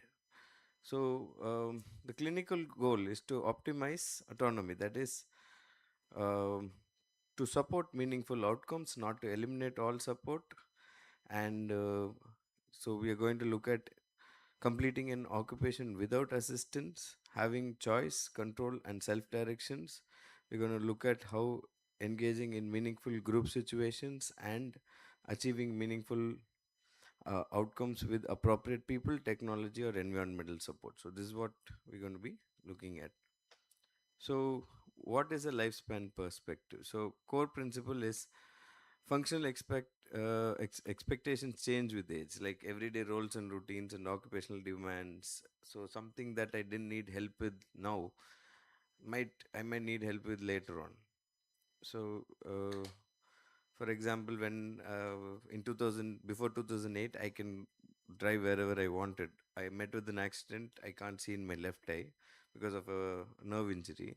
So now when I'm driving long distances, obviously I can't do it by myself. So like say I'm driving to Kerala. I can't drive into Kerala by myself, but I can go to Chennai now. I've trained myself to go to Chennai, so that's how it is. So roles, routines, occupational demands, everything evolve dynamically across lifespan, which will require highly targeted support at each developmental level. So we're going to look at when you're looking at early childhood, self-care becomes the foundation. When you're looking at school age, routines, school and household occupations become like that. And then adolescence, it's more of ideal self-management, community and young adulthood, living, work, health, mid-late adulthood, maintenance of the role, and adaptation and prevention of functional decline. So these are what we're going to look at. Now we're going to look at it from an OT lens because that's what I've been called for. So thankfully the image is intact here.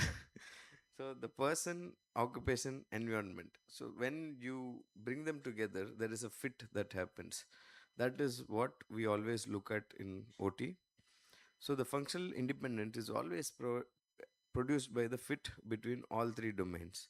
The person is the motor, sensory, cognition, communication, executive functions, regulation, all the skills that you want to know. Occupation are the task demand, sequence, complexity, meanings, habits. There's so many things that come under the occupation. What does the task demand? What does it want from me? And do I have the ability is what you look at the person, and is the environment conducive is what we look at when you're looking at the environment. So the closer the circles come together, the fit improves. So here probably the person is pulling away, so the fit will not be correct. So what is our goal? To push the occupation and environment closer so that the fit becomes better, and somehow help the person also to come inside to create a better fit. We always have been focusing on pushing the person into fit. So that may not always be possible. So we have to look at it from a three-dimensional perspective. So there is some evidences that are there. There is a cognitive and adaptive gap. There is a adaptive skill that is there. There is a cognitive that is there. A child will have cognitive skills equal to, say, I had a child who can do college level mathematics at 14 years. So what do you look at him? He's a child with ASD. Oh, brilliant! He must be amazing. If I asked him, this was before Modi ji became the prime minister. I asked him, who do you think will become the next prime minister? He wrote Narendra Modi, and all of this. But when he wants something, he wanted to pee. He couldn't express it. He was pinching the mother. He was pulling the mother. The mother didn't know what he wanted. Whether he was hungry, whether he wanted to pee, whether he was in pain, or we wanted water. She didn't know what it was. Finally, he went, found a corner and peed there. Then he was fine. He stopped assaulting. So there is a difference between where the cognition is and where the adaptive skills are. Do not equate them. Just because cognition is higher doesn't inherently mean adaptive skills are higher. This is something that you need to always remember. There will be a gap there. Cognition will usually be higher and the adaptive skills will be lower in this case. Whereas in ID, probably they equate. Cognition and adaptive are equal, but here it's not the same because even the cognition doesn't happen like in a stepwise manner. It is haphazard, it is chaotic. One child might not know what is a color, but he will know what is ABCD. He can read a word, but I ask him what color is this, he doesn't know. So there is this incongruency in the development also that you need to be looking at. Then the developmental trajectory. Longitudinal evidence shows that daily living skills continue to develop throughout childhood and adolescence, but many young adults remain below age expectation. That also we'll be looking at. And so what we need to do is we need to target functional skills. So cognition doesn't automatically mean functional skills. We need to target functional skills. That's what all these evidence points to. So one that we are talked about is the daily living skills evidence. So when you're looking at it, so this study by Bal et al, which followed individuals longitudinally from early childhood to young adulthood. So they saw continuous growth, that is daily living skill, which happened throughout childhood and adolescence. But they found two distinct trajectories. One was the higher DLS, which was gained, which is approximately 12 years of daily living skills, which was achieved over the study period. That is from 2 to 21 years of age. But whereas there were some who had only achieved 3 to 4 years of daily living skills also. So there were two, one with the higher daily living skills and the lower daily living skills. And when they looked at the predictors were early non-verbal mental age, receptive language, social communication. These were the ones that were strongly associated with um, functional skills, not cognition per se that we are looking at. So childhood foundational occupations that are there are priority occupations. We all know what they are. So what we are going to use is task analysis, graded practice, visual supports, environmental adaptation, and caregiver coaching. This is what we'll be focusing on. Task analysis, I think we all know, breaking a task and teaching them. And graded practice, we also know how we will be starting. Visual supports, visual charts. On autism, visual supports are mandated because they're better learning visually than auditorily. So visual supports, environmental adaptations as much as possible to accommodate their sensory needs. So that is something that we need to think about. Caregiver coaching, which becomes a priority because they are the ones who are going to teach most of them. So this is going to be a focus at this point of time. We'll be using acquisitional and behavioral models where we'll be not looking at just the chronological age or the developmental age, because mental age and the adaptive skills don't match. So sometimes we might have to teach them age appropriate mental skills, chronologically appropriate, not developmentally appropriate alone. School age, where the occupation repertoire increases. So school routines, materials, organizing belongings, homeworks, household responsibility, all of that come. There is also leisure, where independent play and leisure. There's social participation that happens. They also involve in simple community activities. A key principle here will be to move from isolated skill training that we are looking at, and we are going to look at performance with real routines. So we are not going to teach them in silos where we teach this here and then it never gets translated there. Like they can speak with words with speech therapists, but when we like to translate them and make them speak in a environment where they need to, they might not be able to speak there. They might perform a skill, an activity with an occupational therapist, but when you ask them to perform at home or at school, they might not perform. So we need to perform with real routines to make sure that this happens. Sensory processing and participation. We all know that OTs, we always push forward sensory, sensory, sensory. With moderate to weak evidence, I think we need to always understand that we need to assess the occupational consequences of sensory differences. We only focus on assessing the sensory differences they have and not integrating them with occupational difference. Till now, there are no tools that have been made like that. Even the sensory profile, which tries to pick it up, doesn't actually integrate it and give it as an occupational consequence. So that is a major flaw in the all assessment that you find. So we need to focus interventions on functional performance and participation rather than sensory differences in isolation. Just because he can touch slime doesn't mean he will mix food. So you need to understand that if you want to teach mixing food, you have to teach him how to mix food in a graded manner rather than just using slime and say now he's touching slime. Why don't you teach him to mix food at home? So these are some things that are there. Do not assume that changing a sensory characteristics automatically improves functional independence. This is something that is widely assumed. So that is something that we need to be very clear in getting out of the way. Adolescence, the transition point, obviously, where the change can, so where we also have to change along with the child. The biggest time when these people keep changing. So what do we change? From can the child perform the task to can the person manage the occupation with decreasing external support. So this is what we're going to be focusing on.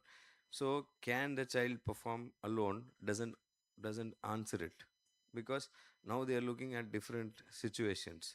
So we are when you're looking at only the first few things that are there, the morning routines, hygiene, health management, cooking, laundry, money use, so all of this may be more these things. But when you look at time management, when you look at transportation, when you look at self advocacy, so all of these are very very independent domains that need to be focused on, that keeps changing with time.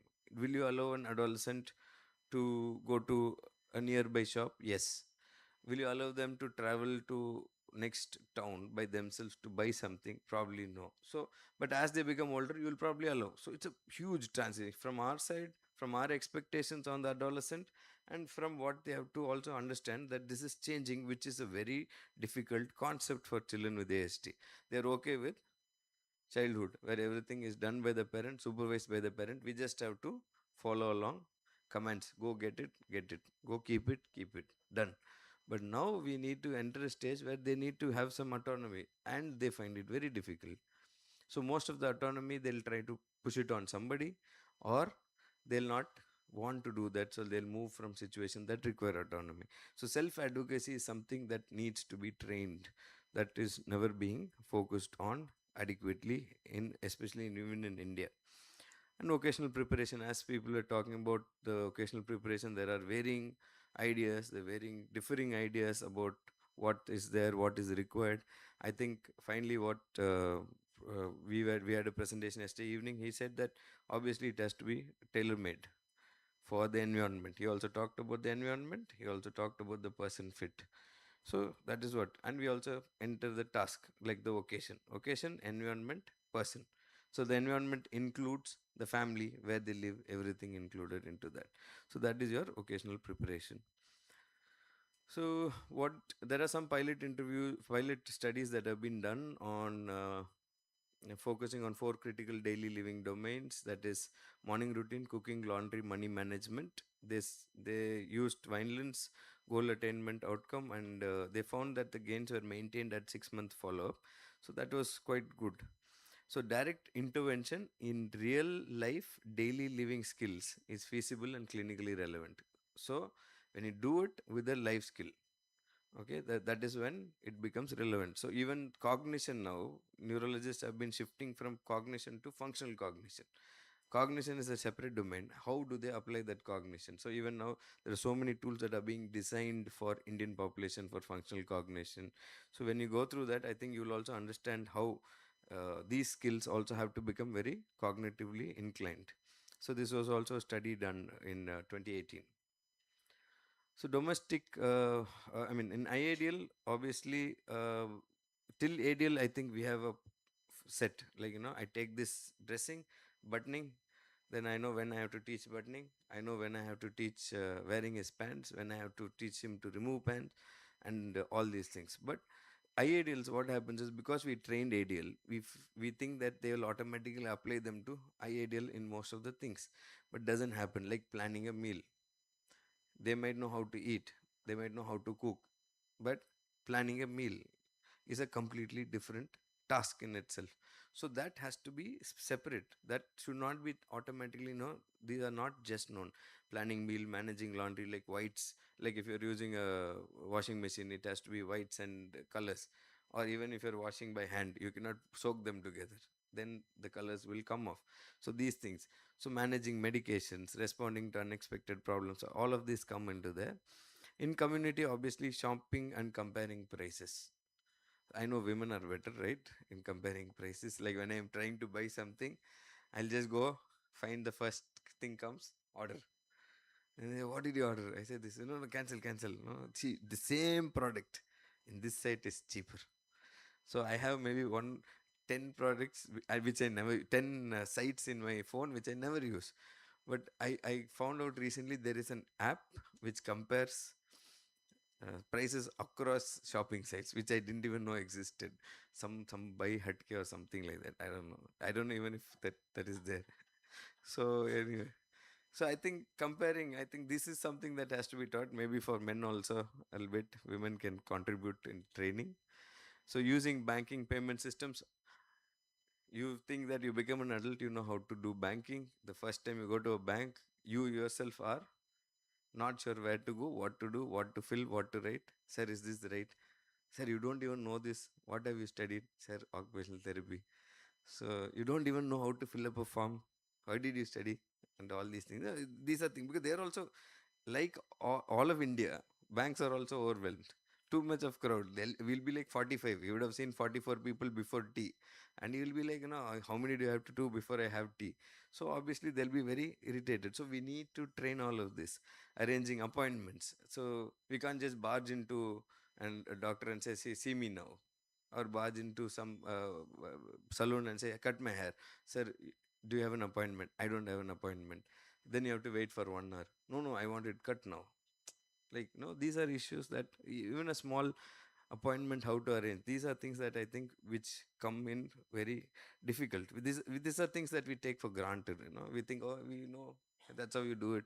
Don't you know this? No, that's not how you do it. You take each skill that is required to function and you train them. These are all functionally important skills which you never thought about. Then organizing time and priorities. Prioritizing is a big task. Like, if you give me one document to finish, I'll be sitting on it and I'll be focused totally on it. But I will have to finish 5 documents by the end of the day. So my boss will come and ask, did you finish the other documents? No, sir, I'm working on this. Then he'll say, then when will you finish the other? After this, I'll start the next document. So most probably I'll work through the night to finish these 3 documents. But that's not how you do it. If this is the time you have, how do you prioritize and finish only what is essential? I think these are things that we need to do. Some of us are also very single-minded when you're focusing on things, and we end up not doing the other things that are needed to be done. So this happens quite a lot. So these skills often require explicit teaching, repeated practice, and generalization. Just because you taught banking, don't think he will know ATM. ATM is different. You have to teach him that. Just because you know ATM, don't expect him to know UPI. That is totally different skill. So these are all things that you need to think about when you're teaching them. Community occupations that are essential for daily living and social participation, public transport, navigation, and shopping, restaurant, blah blah blah. So what do we do? Real world practice, graded exposure in for public transport, route training and navigation. Then for visual and mobile supports that we need to have, structured problem solving routine. So we need to have a problem solving routine engraved into them. What are the steps in problem solving? So then they know, okay, I have to do this. If this doesn't work, what is the next step? Okay, if my ATM, I put the pin is wrong, what do I do next? If I go, this road is ending, this doesn't have continue, so what should I do next? So what happens, sometimes they'll just stand there, they don't know what to do because they know I have to follow the path. Have you followed Google Maps and ended up in a alley with no exit?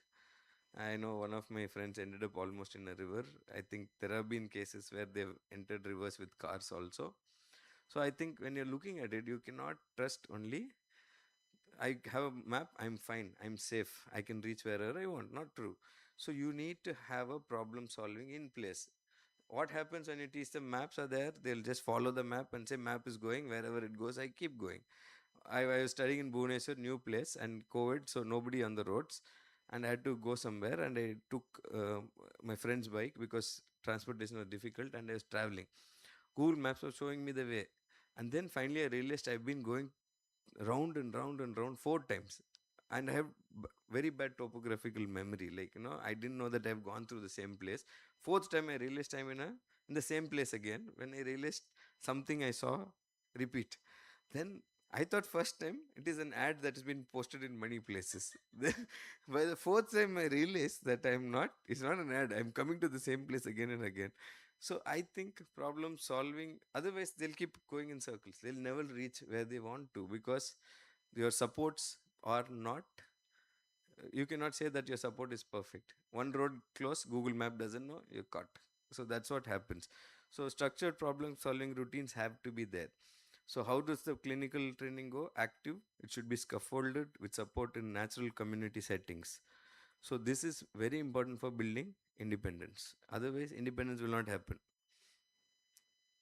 Technology as an independent support, I think I already talked too much bad things about tech, but it's okay.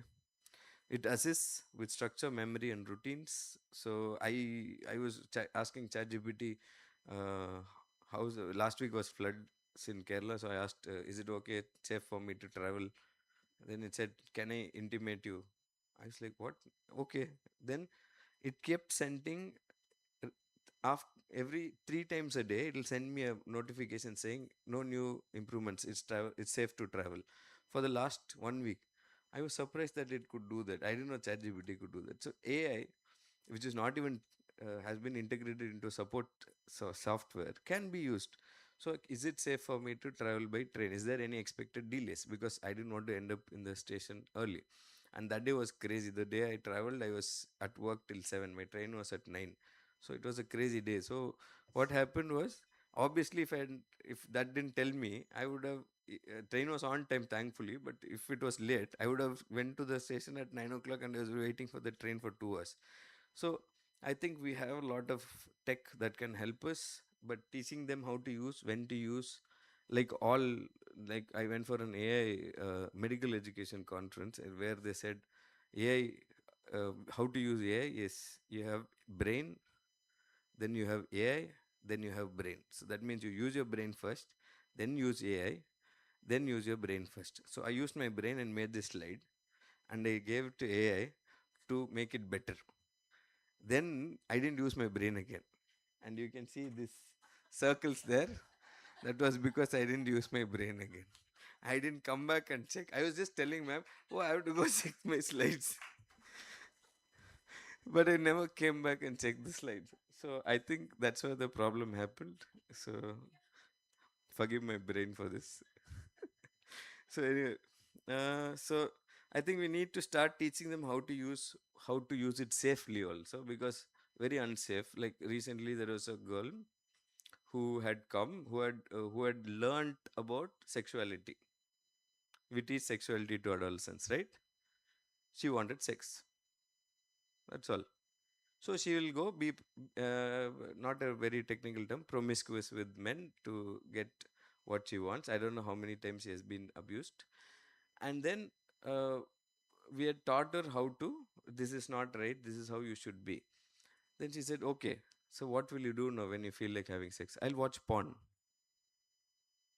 This is what she said in an interview, in a session. Exact words she used. I'll watch porn. She's like, what now, 20 now, I guess. So what she has learned is how to use, how not to use. So we need to be very careful in what we are teaching, because when in ASD, the problem is when you give them a line, they'll just walk the line. And you tell that it's normal to be sexual, they'll think I have to be sexual. So you need to be very clear what you're teaching, when you're teaching, and how you're teaching, and the differences in what you're teaching. So these are very dangerous things that you're handing it to them. It's a very, very dangerous weapon, which can be dangerous to them or to others. Anyway, it's possible. So we need to teach them how to use technology as independently as possible. Evidence suggests that there are a lot of video modeling studies that have been coming up, but the problem is video modeling improves functional living and job skills, but transfer of skill is very bad. Like how we teach anything in anywhere, they don't transfer it by themselves. You cannot expect video to be transferred to real life unless you explicitly have a step for it. Step 1, video modeling. Step 2, transfer it to the same task but in real life. Then step 3 will be applying it to another task. So that's how you do video modeling. You cannot directly only use video modeling and expect them to be independent. And obviously young adulthood, well, we are expecting independence becomes a participation where living arrangement, home management, employment, education, health management, financial management, transportations, all of these are the core occupations. Social and leisure is roles, that is relationship roles, social participation, relationship, which is going to be a very difficult goal for us. Leisure, recreation, community integration, navigation, self-determination, and independences. So again, relationships also need to be countered. Roles have to be taught. You cannot expect them to implicitly understand, okay, this is your role. Your what is your role as a husband? If you ask them, what do you think they'll say? Provide for the family? uh, I don't know. Drive car around? I don't know. I'm just saying. So what is your role? What is your role? It is not necessarily only the textbook roles, because they know textbook definitions of each role. You ask them who is a friend. I think many of you would have done ADOS. You ask who is a friend, they'll very beautifully define it. Even you won't be able to define it so well. Then can you tell me about your friend? Why do you think he's a friend? They'll be blank. They'll tell, because he talks to me, that's all. Because he talks, he's a friend, that's all they know. So what is your role there? What did you do as a friend? They don't know. What did they do? Because textbook knowledge, as I told, cognition, adaptive skills, cognition high, adaptive low. They know definitions, they don't apply it, so they don't know how to apply it. So these have to be taught. So where here we are having a big paradigm shift, where we shift from developmental habilitation towards occupational participation. Till then, we have been focusing on making them developmentally as much as catching up as possible.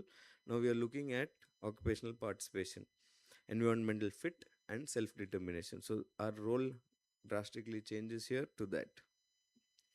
So, employment as an occupational outcome. Employment provides income, routine, identity, social participation, and purpose. All of us know that because we all have strong identities for our profession.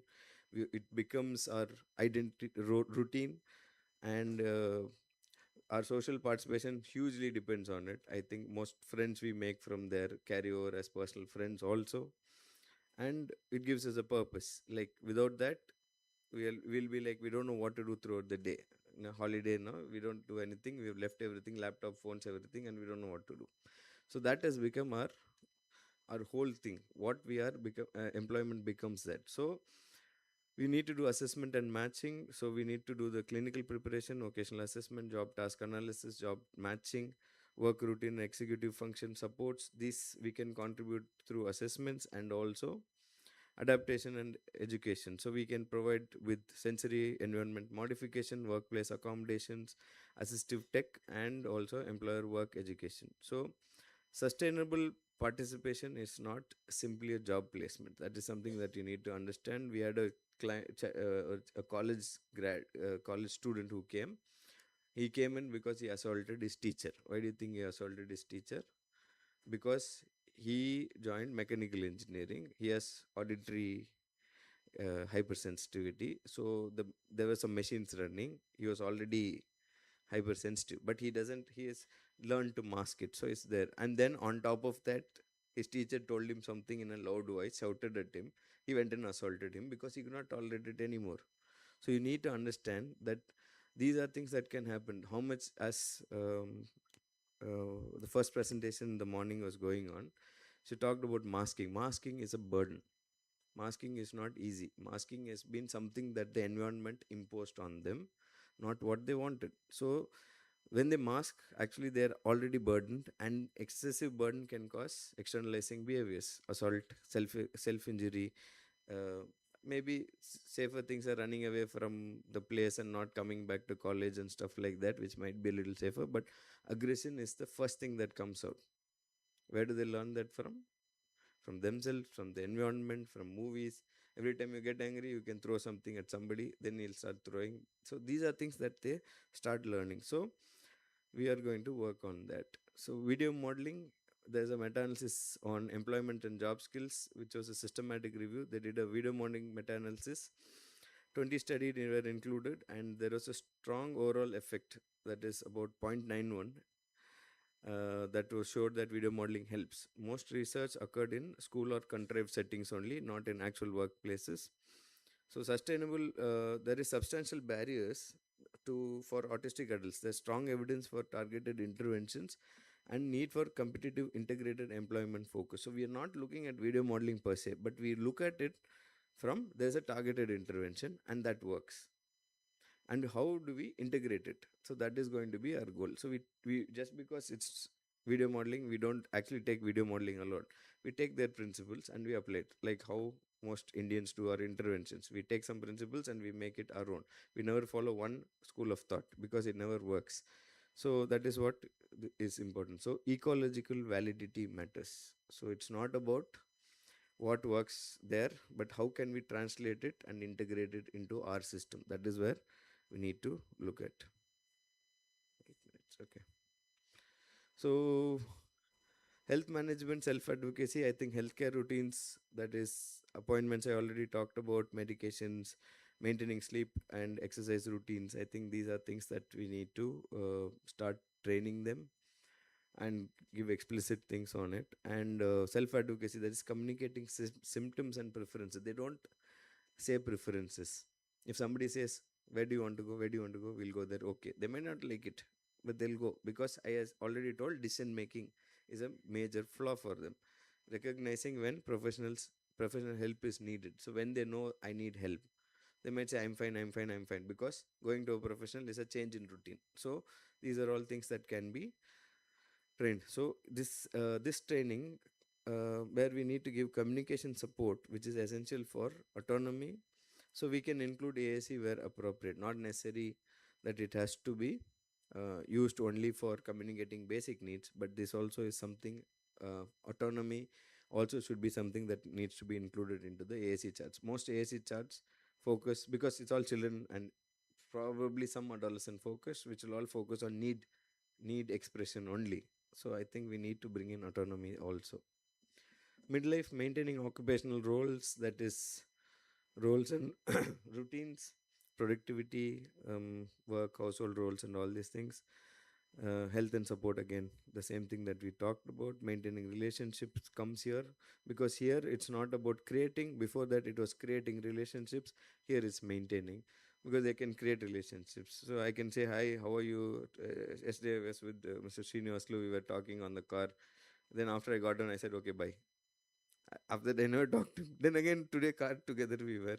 Today I took his number only today, because I got a second opportunity to meet him. If I didn't meet him, I wouldn't have taken his number. I wanted his number, but so these are things that we need to be aware of, that making a relationship, saying hi and talking is a template for them. They have a template. When I see somebody, I say, hi, did you eat? Yes, I ate. How are you? Fine. You don't tell everybody I'm not well, I have knee pain, I have back pain, all these things. No, we only tell when we want to complain to somebody. But mostly when somebody, oh, I'm great, I'm super, and all these things. How is your work? It's great.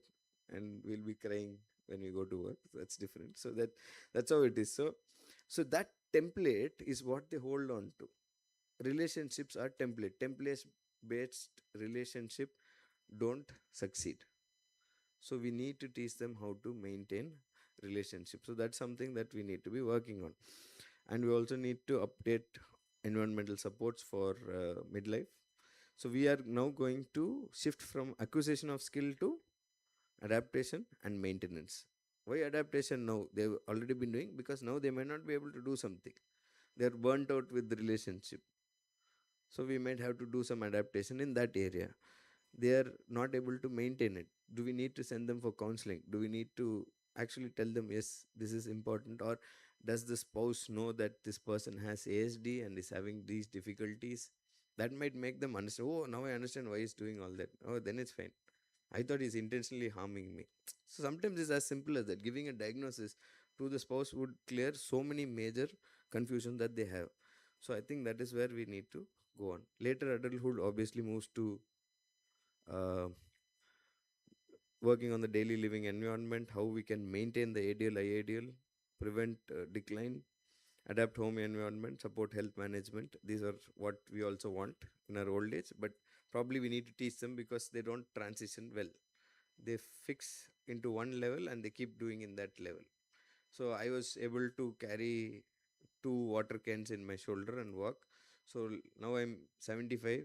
So let me also now carry. He will probably strain his back, strain his arms. If he's cardiac, it might be a big risk to carry that much of weight. He will not understand that. So these are things that need to be taught or made explicit.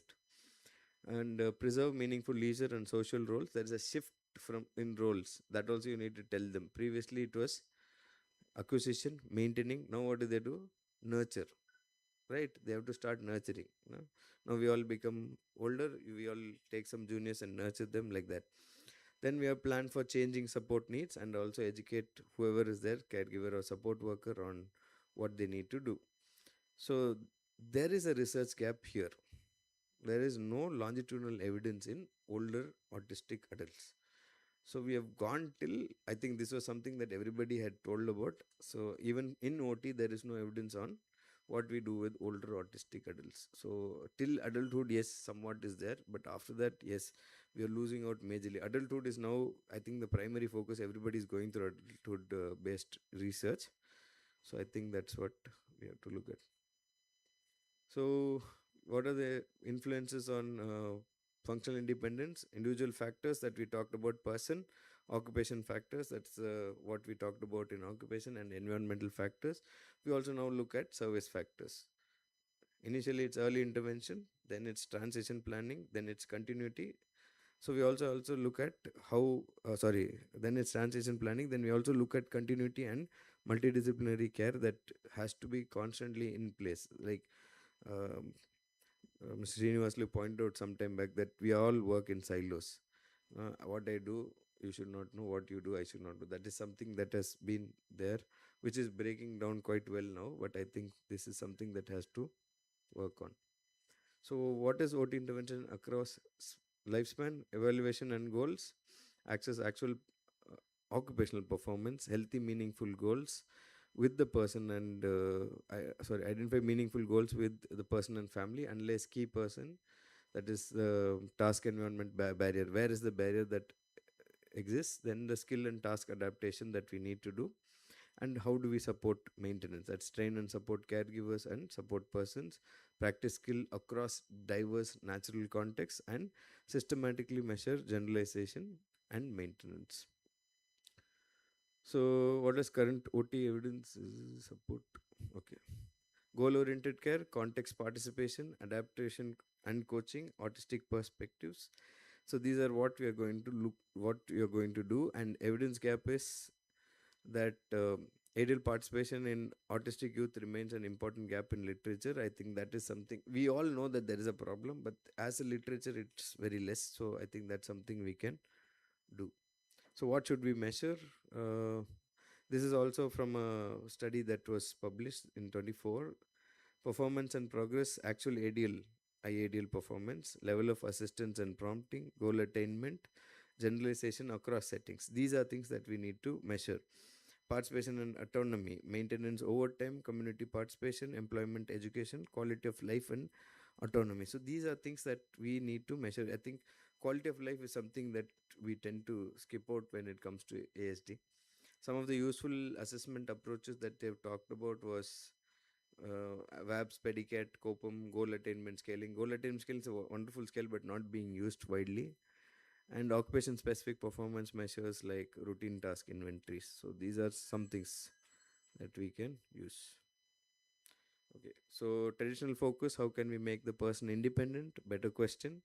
What combination of skills, supports, accommodations, and environmental changes enable this person to live the life they value? So the paradigm is from normalizing to meaningful participation. So that's what we are looking at. Yep, that's it. So most of it is from research that has been published. So I can maybe share the articles also in case you want to go through them. Thank you. Thank you so much, sir, for breaking down the life skills with such simplicity and wit. Now we'll ask Dr. Deepa Bhaskaran, madam, to come onto the stage. Okay, prior to that, do we have any questions for sir? The forum is open for questions.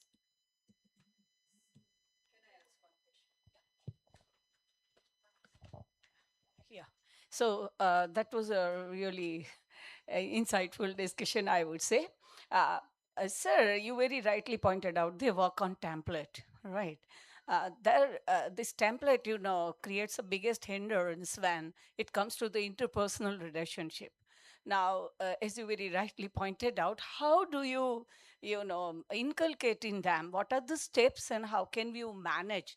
Because being a part of an adolescent medicine, particularly romantic relationship and other aspects are coming into this children's life and they are making a big mass of it.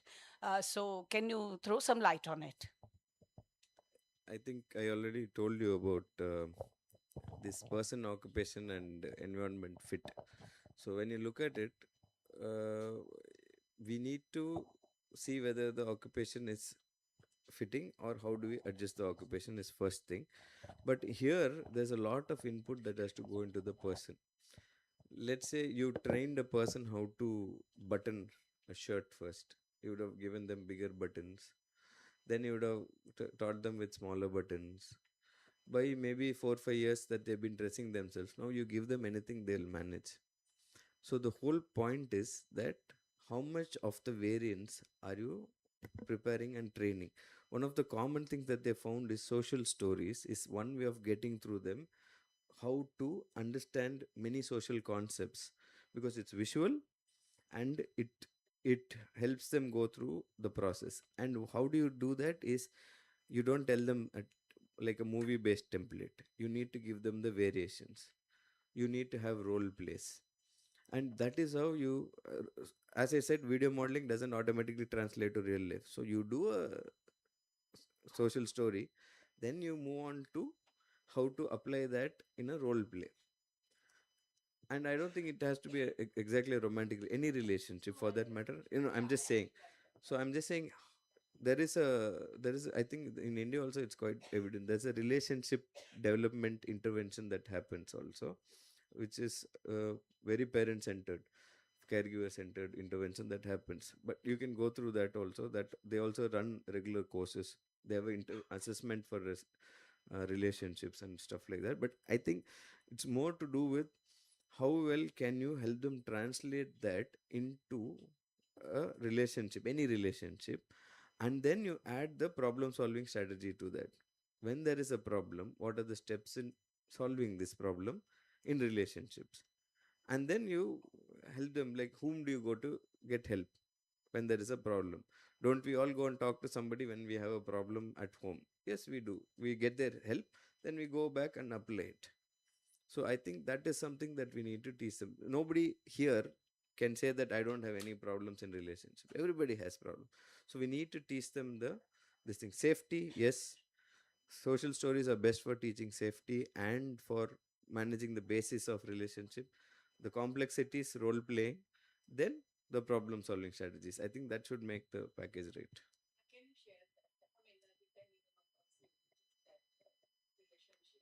Sure, sure.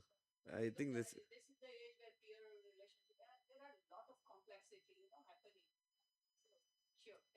No problem. Thank you. Thank you so much.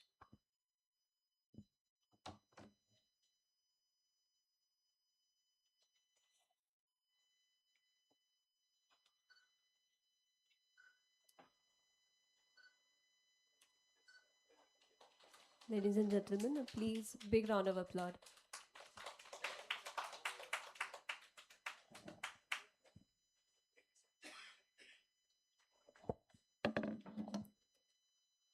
Now we'll start with the first brain trust of today. Panel 3 discussion, vocational rehabilitation and communication challenges in autism spectrum disease. This session is all about building bridges from teenage skilling into real, sustainable adult careers. To anchor this conversation, please welcome our moderator, Dr. Koeli Sengupta. She is the Chief Officer of Autism Healthcare and Senior Developmental Pediatrician at the Umeed Child Development Center, Mumbai. Her clinical work focuses primarily on autism, and in addition to diagnosis and assessment, she has led the development of many programs for caregiver empowerment and skill building in autism workforce, including UPPA, Eco Autism, and WHO CST India through Umeed. Dr. Sengupta also published in high impact, peer reviewed international journals. She is currently the global senior leader for India at the International Society for Autism Research and the executive board of the International Developmental Pediatric Association. Welcome, ma'am. I invite our exceptional panel for experts onto the stage. Dr. Sumitra Manoharan, Madam, Director of the Madhuram Narayan Center for Exceptional Children, Chennai. Ms. Sumitra Manoharan is a special educator and program mentor with over 2 decades of experience in the field of disability, early intervention, and inclusive education. She holds a master degree in psychology from the University of Madras and specialized postgraduate qualifications from the Spastic Society of India and NIEH Secunderabad. Her phenomenal institution leadership features impactful tenures as a senior faculty member at the National Institute for Empowerment of Persons with Multiple Disabilities and as the coordinator of program implemented at the Balamandir Madhuram Narayan Center. Dr. K. Mohanakumar, sir, the stage project director for Samagra Siksha Kerala. Dr. Mohana Kumar serves as the state project director, leading institutional strategies to improve educational access, quality, and classroom retention for children across the state. Prior to steering this vital state commission, he combined a brilliant leadership legacy in higher education, serving with distinction as the principal of the DB College, Sajtam Kota. His extensive background in educational governance also includes pivotal roles as the Vice Chairperson of the State Council for Open and Lifelong Education Kerala and the Secretary of the Higher Secondary Education Board. Dr. Saji George, Deputy Director of the National Career Service Center for Differently Abled, with more than 25 years of exceptional public service, he serves as the Deputy Director of Employment at the National Career Service Center for Differently Abled in Thiruvananthapuram under the Ministry of Labour and Employment. Since joining government service in 2001, Dr. George has dedicated his career to creating sustainable livelihoods for persons with disabilities. He is a premier national expert in vocational rehabilitation, career counseling, and NSQF aligned skill training. Please welcome, sir. Dr. Santosh V.S., former state coordinator for CGCC VHSC Department of General Education, holding a PhD in physics with international publications in nanotechnology. He has spent nearly 2 decades revolutionizing educational infrastructure in Kerala. His stellar achievements include pioneering the state's monumental single window ICT and admission systems, which digitalized higher secondary admissions across the region. As a master administrator, he spearheaded the Career Guidance and Counseling Cell from 2023 to 2026, executing vital state welfare drives, including positive parenting clinics, statewide job fairs, and extreme poverty student support initiatives. Next, Dr. Suja K. Kunnath, Head of Department of Neurodevelopmental Sciences at NISH, Thiruvananthapuram. Dr. Suja K. is a professor and principal at the National Institute of Speech and Hearing with over 2 decades of experience in speech language pathology, neurodevelopmental sciences, autism, and rehabilitation. She holds a PhD in speech language pathology from NIMHANS and has served in several academic, clinical, and administrative leadership roles at NISH, including executive director and head of the departments of neurodevelopmental sciences and audiology and speech language pathology. Her expertise includes autism, early communication, developmental disorders, AAC, and neurodevelopmental rehabilitation with international certification, including ADOS and others. Welcome, ma'am. Dr. Sen Gupta, please lead this vital dialogue. Trying to manage, somebody spoke about the difficulties of technology, and I'm just struggling with different things that offer technology to me. So, managing all of that. Good morning, everybody. Lovely to be here. And I'm just going to talk a little bit about early intervention through caregiver mediator interventions before we move into the next phase. We've been talking about the caregiver skills training since morning, and where am I supposed to point there? There. Okay. All right. So the reason I'm speaking about it is because I think we are talking about building capacity, empowering caregivers, and recognizing that a lot needs to be done across disciplines. And the WHO Caregiver Skills Training Program offers a beautiful way to do it. And as part of Umeed, we've been part of this program since a long time. And what it does is it offers a very structured curriculum to train those who work with parents. So starting with helping keeping children engaged to, working through play and home routines, communication, building up onto behaviors, skills in everyday life, and then, of course, very, very importantly, caregiver well-being and problem solving. And this structured curriculum helps even those with less levels of skills. Not everybody has to be a special educator to work with parents. And so this curriculum is meant to give them a way to do it. The cornerstone of it is that it's not enough to tell parents what to do, but they need coaching, which means somebody who sits with them and tells them, this is what's working for your child. You're doing it so beautifully. Can you try something different? And that's the element of a parent mediated intervention, which is different from psychoeducation or parent training, right? A care parent mediated intervention in which there is a coach who guides the caregiver through the process. We've been doing this for many years. We've trained many individuals, organizations, and academic institutes. The reason I put this out there is, we work with CMC Vellore, we've worked with AIMS in Bhubaneswar, but last week we had the privilege of working with the excellent team at CDC. So now they are on the map here. And we've published 2 papers in peer-reviewed journals where we've just not piloted it, but looked at the sustained implementation of the program after 5 to 6 years. And we've universally got really good feedback from caregivers, parents, and professionals. So I'm putting this here because this allows me to take this conversation now beyond what we are already doing. I think there is no conflict or controversy that early intervention is important, that parents need to be included, and that professionals need to help them.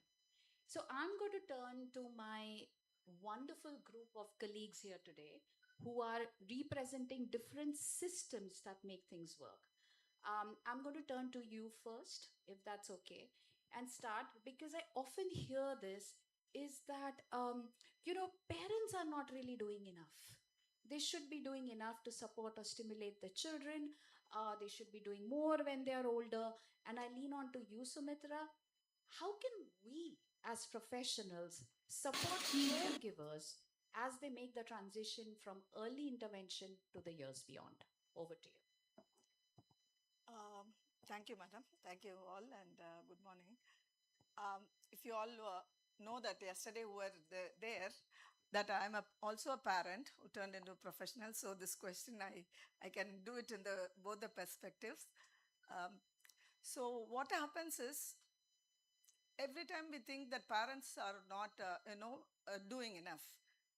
You should understand when you become a parent when you hear that you're a parent of a special child, it's a very big shock for the parent. So one thing is it takes a long time to come out of it. At the same time, you should have, approached many doctors, therapists, everything is going on simultaneously. So everybody must understand it is too overwhelming for the parent and they're very anxious. They're getting different information from different professional and they are not able to translate that into the daily living activities or in their life, how to bring it translated. It's very difficult. Even for a parent, I've seen as a professional, when they become a parent of a special child, also this happens. The stages everybody crosses. So what we can do, in my experience, what we are trying to do is we must first understand the parent and get to know their slowly, get the trust of the parent. In getting the trust is the base thing, interacting well, making them understand what the child is able to do and what they are doing is really good. First, the guilt also will be there for the parent. Am I doing right? Am I doing enough? All this also will be working. So you have to tell them that what you're doing is very good and all that. And then you can then do what is, you can next take them to the skills. How you're going to tell that you have to stimulate the child, you have to do this, you have to, not like that. Slowly you can give 2 3 goals which is meaningful for the child at that priority age. What is the goal and how to translate that into the daily, not as a session sitting in front of the child and doing it. That cannot happen for a mother. She's also a mother of maybe 2 other children, and she's also a wife, she's also a daughter-in-law. Everything is there. So what we can do is how in their daily life you can incorporate that goal to translate it easily in the life of the child. When you're dressing, you can just tell them to choose. In playing, you can tell them to encourage them to say some words, or make choices like that.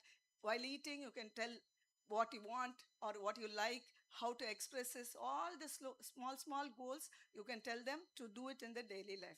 So this you can do. And not only that, as madam mentioned, this is same thing what we are doing in our early intervention center, very structured program. So in that, when you're doing it and when you bring the parent, you demonstrate. We demonstrate, we also make them do and appreciate them, give a feedback how it can be done at home. See, in the center, there'll be many materials, very appropriate and all that. But at home, you must tell them what is that within the home, what is available. With that, how they can teach the same skill at home functionally. So the child is able to do it in a generalized environment. So it helps the child to do it in the other places. So it is easy for them to get into the community.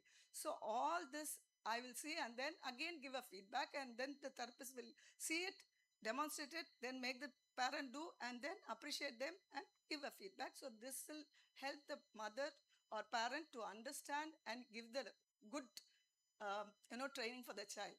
And transition, every time we have to tell them, each, from yesterday we are seeing each age group is having its own difficulties, strengths, needs, and all that. So the parent will not know. They will think when they are in early intervention, when they grow, maybe they will do, somebody will tell them. After they do grow, maybe if you put them in school, they will start talking. Put them in the play school, it will come. No, each age, there is different needs for the child. So you have to handle them in each stage, what is to be done, how it is to be done, and how they can encourage the child and do the replacement. I hear that you have a video to show us. Yeah, a bit of a thing, a small video, but it's not a very perfect one. This actually was done because we also have a homebound program where as I told you, we are converting that into a homebound. So I wanted to show a small video, just 1 minute. So this child, you can notice, she's a very young child, videos. போடு போடு It's போடு not very bright போடு ones. இதுல போடு இதுல போடு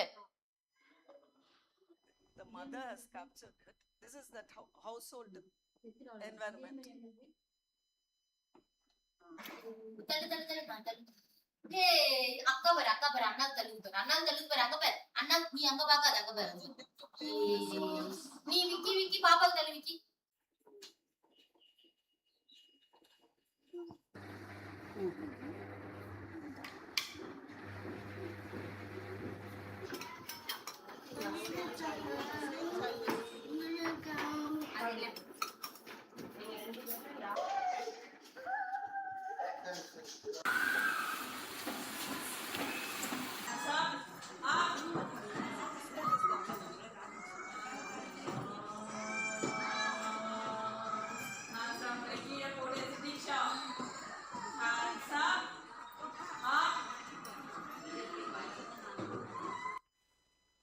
Thank you. Thank you so much. I think, pictures speak 1,000 words, videos even more. So I think that helps me transition to my next question to you, Dr. Suja. She set the stage by showing how early intervention needs to start and how they form the basis for the skills that teenagers need. I'm going to narrow in on communication. Often the focus in the early years is mera bacha baat kab karega? When will the child speak? And as soon as children learn to say maybe a few words, a few phrases, we feel we've met our milestone. Communication requirements change in the teenage years. As a specialist in this area, what do you feel should be the focus and goals of communication as children grow into teens to bridge the years beyond? Over to you. Thank you. I think it is a very important dialogue to speak about communication because, first and foremost, many a times we have still not understood that speech is just one way to communicate, But communication is basically an embodied cognition. It's a part of the entire body is used in communication. So, and most of the time, since what we see is only the speech, we have an outcome.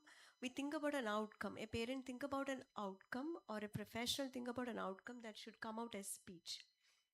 But then there are many other things where the whole body is involved. That includes gestures, that includes your posture, your basically it has got to do a lot with how you position yourself in the environment. That is also a communication. So many a times we don't start there. And communication also brings in a lot of connection. So why do we communicate? It is to form a connection. So to forming a connection, what actually happens is that both the partners, the speaker and the receiver, or the diet have to get regulated well. So in the younger ages, as you if even if you're using a relationship based approach for the training, or even if you're using a discrete method training for actually developing communication, in both the methods, the anchor usually happens to be the caregiver or the parent. And there are many programs that are running, parent mediated programs, where the anchoring is actually happening. But again, if we are looking at, the speech is the only goal, then what happens is that at when they reach the adolescence or when they are in the teen, there would not have been a meaningful connection or a regulation that would have happened in the early ages that would result in a better regulation, better autonomy, and a better adaptation and accommodation of the child in the later ages as they grow older in the teens. So then, the building up the gap itself at the early ages itself would have been broken, because we are anticipating that our expectations are very different.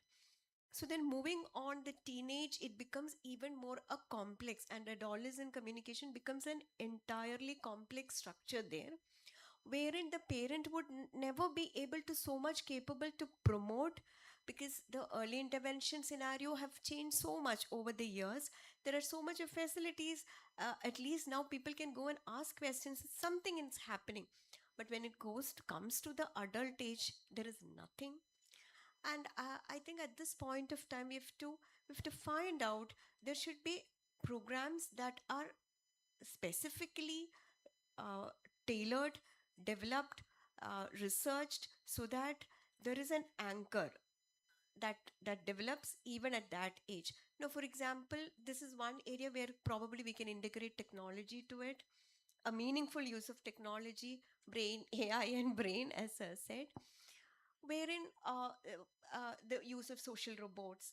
Those kind of research have not happened in India at all, but there is a huge level of scope there, where we can merge in technology at all the levels for a better connection to be improved. Though I do understand that the system do not get adapted so easily, but it would be just one way. Thank you so much for making the pitch for emotional regulation being a important pillar of communication. May I just make a very kind of narrow ask of you? Is that 30% of children who are autistic will stay minimally speaking in spite of all the intervention that's happening, because they have profound ID also, or maybe they have oromotor apraxia without ID. So 30%, 25 to 30% will remain non-speaking or minimally speaking as of current data. What can be done, very briefly, to promote communication, or should we just give up? No, there is that is where assistive technology comes in. That is why I gave a hint that uh, just not only social robots, alternative augmentative communication can bring in a lot of change in a child, and that happens at the level of the early intervention. But how many schools are ready to take that up is another question, because our school systems still think that, it is a very routine school education program. Children do not come use an iPad inside the classroom. So those kind of things, policy changes, decisions, we have to have proper dialogues at the general school education system, so that the AAC systems, alternative augmentative communication systems, that are used at the early intervention goes on to penetrate to the school level and to the higher education level. And I think that's going to change the entire scenario. Amen to that. So, over to you.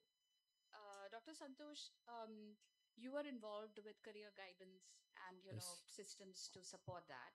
So, may I ask you if you can share what are some important considerations in career guidance, specifically when we are thinking of autistic young people, right? Some of them who have significant communication needs, different support needs. So, what are some things that you'll keep in mind as you all are thinking of career guidance for our young autistic people? Over to you. Thank you, ma'am. In a higher secondary level, there in each school there is a career counselor, and a career guidance and adolescent cell is working. And when the student come to admission for higher secondary level, we are conducting a screening process where the screening is to suggest the parents to select an apt course, especially some apt vocational course. In occasional stream, there are 41 occasional skill courses are running on higher secondary level, among which there is a home science, agriculture, electronics and media, dairy related, commerce, and these courses are among few courses are PWD sector also for disabled students. And we will make aware of the parents to choose or select the aptitude course. This course is suitable for your kid.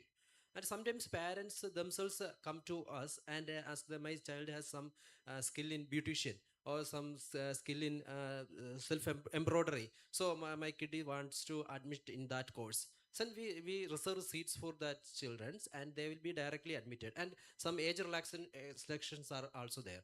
Usually for higher secondary admission, 20 is the age.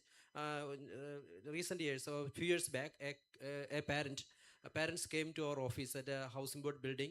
They take the child in hands and to bring up to my office and ask them, my kid has gone to 22 years old but want admission in the home science course at Thrissur some school. And we go to the government and they give permission to admit this student, and this student study only this skill course. He failed in the maths, physics, etc. But she awesome in this home science course and completed the course, and you don't know present position, but they were satisfied with that course. And that type of counseling, and in schools there is a counseling wing is working, and it is associated with the BRCs that Montgomery sir will tell. And BRCs are there. BRC there is a specialist teachers are there. Child specialist teachers are there to support the childrens. And formerly there is a diet is doing some audiovisual technologies to assist these type of childrens. And our education system is running like that. But the problem is we cannot do after the school or after the 12th pass where they go, and supporting system is not properly, and not feed, there is no whereabouts about the kids and parents what are doing. And so in the last year we conduct a program, a social conscious and awareness program under the guidance of our principal secretary Dr. Vasuki madam. And we started with the support of SSK and CDC, and it is a wonderful program. And we address the autistic children and differently able students, and we developed a module association with the NSS, women and child development, social security mission, etc. And the modules were developed, and that is a wonderful program. And where the madam told, Vasuki madam told, the problem is that there is about that Dr. Alkumar and Jayaprakash sir know about 18 to 19 suicides were happened in Kerala, that because their kid is autistic child, and the parents and their entire family went to suicide. That cases were alarming, and that is where we acted on to develop the social consciousness awareness program in the educational department. Okay, thank you, thank you. Thank you so much. I think what a takeaway is so important. The statewide initiative to have this kind of career counseling, career guidance options across schools, but also being able to match those skill courses with what the child's level and interests and Yes. family's preferences are. I Yes, think yes. that match is so important. Thank you for sharing that. May I reach out to you, Dr. Mohan Kumar. I think Kerala has always been decades and centuries almost ahead in so many ways in education. Um, what are some current policies that y'all are implementing to make education inclusive for children with disabilities? But specifically, if you can comment on autistic children and young people, Okay, thank wherever you. you want to take this. Thank you and good morning to all of you. As the question itself implies, Kerala has achieved much advancements in educational sector, social sector and health sector. And so some of the researchers and economists across the world calls Kerala model as upside down development, because what happened here is infrastructure came last here, but social development, educational development, health sector advancement is achieved first. So Kerala has got much advancement in access to education, but now we are focusing on inclusive education. So I'm very new to this field because I just joined Samagra Shiksha Kerala. So I may explain to you all of what are happening in this sector with the help of some notes. We have established some 168 autistic centers across Kerala, one each in every block. These centers provide equitable access to early identification, structured educational interventions, then speech and language therapy, behavioral interventions, parent counseling, then school readiness programs, and individualized educational support to autistic children. See, much has been done by Samagra Shiksha Kerala, vis-a-vis autism spectrum disorder. So they demonstrate these centers demonstrate how coordinated interventions can enhance emotional achievement of the autistic children, then workplace readiness, independent living, and community participation. So I invite some of you interested to visit our autistic center very near, near to this medical college, that is Peta, Trivandrum North. Then we have this involves the role of multidisciplinary collaboration. This is a collaborative approach. A collective effort can do very well in this field. So this involves teachers, special educators. We have appointed 2,500 special educators to deal with the autistic children across Kerala in these 168 autistic centers. Then speech language pathologists are also employed. This with the help of the central government. This is a centrally sponsored scheme. The funding pattern is 60 is to 40. 60% from central government and 40% from state government. So occupational therapists are also employed. Psychologists, parents, employers, community organizers, etc., are involved in this process in the operations of these block resource centers. 168 block level autism centers with IAS are also employed. Then IAS, I mean caregivers. Then therapists, special educators to provide a structured, then therapeutic, diagnostic and rehabilitative service to children with autism spectrum disorder. So we are also planning some future interventions in vocational field also. But we are planning.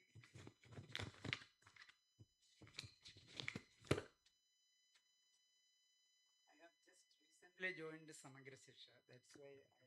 I mean, that's a lot that you're already talking about. Yeah, so telling us about it. Yeah, we are planning to vocational rehabilitation of children with ASD is basically about bridging school skills, bridging school skills and work skills. So it starts early and builds the foundations for employment readiness, then independence and confidence. So steps for vocational rehabilitations we are going to plan. That's It's, amazing. yeah, That's amazing. skills for the skill building for the workplace. Then imparting job specific skills, then doing research into the upcoming careers that could be suitable for ASD children. Then training in areas like data entry, horticulture, banking, IT, crafts, retail, hospitality, etc., etc. Then for ASD, visual or structured jobs often work well.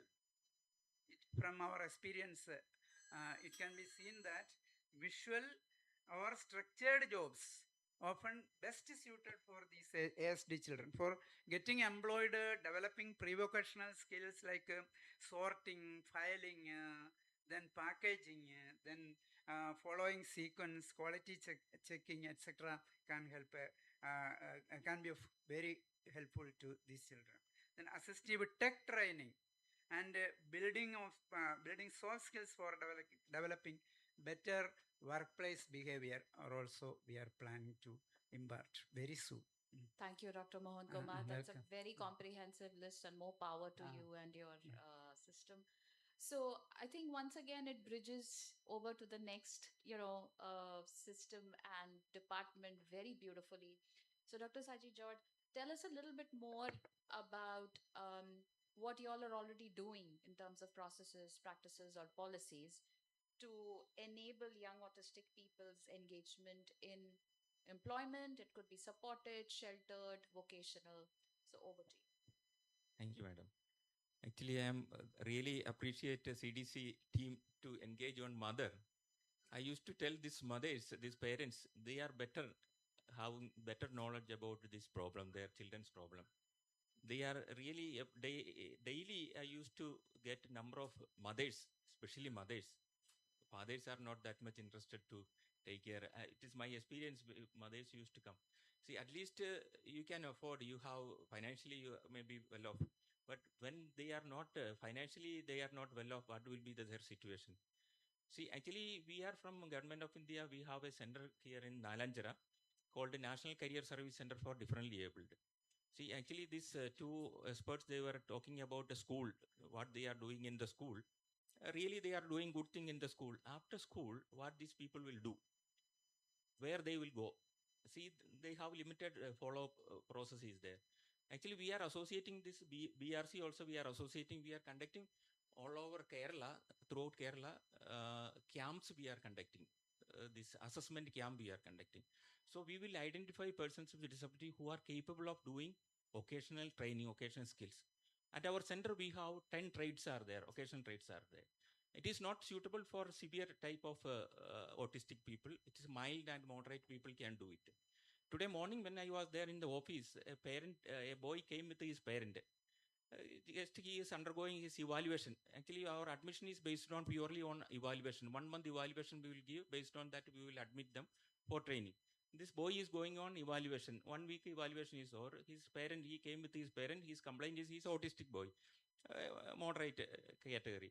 And he is telling that when I went to toilet, my bag was opened by somebody and taken my pencil and scale. I want to get it back, and the person who has taken should apologize. Then only I will come. Otherwise, I will need a TC. You give me TC. I want to go. So this is a situation. How a person should adjust with the situation. See, school education, we are all talking about inclusive education. But where this inclusiveness is there? See, actually now recently a lot of research is going on how to include these people in the normal stream of this schooling and all these things. But actually we have a lot of limitations. See, madam, you sent me a message in the morning stating that Kerala is number one in education, academic level. We are number one. But how our teachers and our peer students are sensitized to accommodate this type of persons with disabilities? They have no sense at all. See, actually, now five students, five students from, it is our problem only, system problem only. Teachers are not aware about this problem. Five students, they joined our center. They are from that, actually, they were doing their up to +2 in St. John's School, near St. John's School is there, very famous school is there. Actually, that parent was telling till that time, ninth, they were in a private school. They were not having any improvement in their psychosocial skills. They were not having communication. They were shy. They were not having the attention problem. Everything was there. When they joined in that St. John's school, this that fathers and teachers, there are all type of students are there. This financially, low, socially, all type of students are there. They got a lot of exposure there. They got chance to interact with people. They were got chance to have the recreation and other things. They become very smart, and they learned how to travel. They are coming alone. These five of them are coming alone, and they used to communicate. They will be the leaders in the system. So like that, they are getting, see, this occasional rehabilitation purely depend on their psychosocial progress. If they are not able to interact, we cannot place them. We can train them, but placement is very difficult. So they have to travel by using the public transport system. See, parents are not ready to send them they will say that they while crossing they will do the accident and all these things. Parents has no courage. How we send our normal children, so-called normal children, the same way we should teach them how to make use of this public transport system. So these are three things I used to tell them. You teach their your child to travel, to communicate, and to basic financial transaction. If it is there, at least they will be rehabilitated at their home. Otherwise, what will happen after their parents' life? They will be dumped. They will be sent to some special home or somewhere else. So this is the thing we are doing. We are rehabilitating, the practical training we are giving, and we are supporting them for placement. Thank you so much for emphasizing that a career guidance center or a vocational center alone cannot do this, and that there need to be so many peripherals, not peripheral, vital skills that are important for a child to move towards meaningful employment and engagement. You also make a very important point about the importance of systems working together and collaboration. For instance, if our traffic department had traffic deputies who stopped the traffic to allow disabled children to cross the road safely, would parents then be willing to send the children to cross the road? No, I would think so, because I've seen this in other countries where children can cross the road if there is somebody who helps stop the traffic to enable children to cross the road safely. Right? Even normal cannot cross our road. That is There you go, right? Because I think it is about having a systems perspective to all of this. So I'm going to then, use my Miss Angana. Dr. Angana has already told me I have 6 minutes, which means it gives all of us 1 minute to talk about. If we think about what systems we want to collaborate with, where you are sitting, each of you represent a system here. Which systems would you wish that they collaborated most with you? So, about 50 seconds to answer. Yeah, I think, as Sir said, we have a bunch of special educators there. But it is also important that, we have our general education teachers also on board. That is where, when we are integrating them into an inclusive classroom, sometimes there is general education teachers disown them, saying that it is the role of a special educator, and I think that shouldn't come. Special educator should only be facilitated to the general education teacher. So therefore, any child who comes under the school system is the responsibility of the general education teacher, and the teacher can take the help from the special educator. Point made. Absolutely. So general education teachers cannot say it's not my problem. So the entire system in Kerala have to change. That way is my point. Another point, one more thing is that, see, we have been collaborating much with health professionals and allied health professional, to a large extent with teachers, but engineers is one group that we haven't yet brought into our group at all. Did you say engineers? Engineers. So that makes a whole change in looking at a problem. we have learned it all look at a problem from a system point of view or from a symptom point of view, but then looking at a problem from a solution point of view have never been our teaching in our career. So that way we should have a solution looking way of thinking about a problem too should be imparted, so wherein we make meaningful dialogues, and with them is also very important at this age when AI is building up so much. Okay, so your wish list is collaboration with general educationists and those who are, more adept at working with a systems perspective. Your wish list. My wish list is, Brief. I've been telling from yesterday, it's early intervention, early identification, and send them for the wherever services is given. I'm not mentioning any particular thing. The services should be given to the child and the parent to train. And from to parent, I will always say, don't think only academics is going to help the child. As sir was mentioning in the morning, any other skills which child can do, like swimming, in our school they've achieved and got the Guinness record. One boy has entered. So it is not only something academic can do. The skill can be taught in any other areas also. These two things I will. Thank you so much. To you, what is your wish list? Who do Actually, you want to collaborate with? LSDD is one of the area, and WCD. These two agencies can help lot, because in a local self-government or in a panchayat, or we don't know whose family or where the kid is there, or where the family is affected, and we cannot sensitize, or we cannot brought them to the mainstream. So LSD department and WCD is how to collaborate with the education department. Also police department have some opportunity to address or identify the families. Thank you so much. You, sir. Same, actually, that Suja madam was telling the same thing, that the teachers in the school should be sensitized. They should sensitize their children how to accommodate these children with the special needs. That's the only way. See, actually, we are telling about special teacher. Where is the special teacher? Nowhere.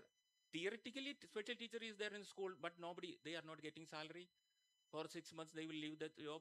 And if it is this is the reality we are seeing in the schools and all. At least our present teachers, they should be sensitized. They should understand the problem. I think there is no pathway for the autistic children after 12th schooling.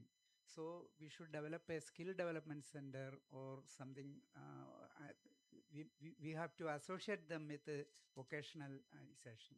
So that's type of a mechanism the state has to develop. It is the responsibility of the state to look after the autistic children after schooling, since there is no pathway after 12th standard for them. Yeah. And that's why you've been strategically placed next to each other. Policy is needed. Policy is needed for such a course. Thank you so much. I'm going to make one last pitch. I know my time is up. My pitch would be to not just think of parents and autistic young people as passive recipients of everything that we do, but to actually bring them in.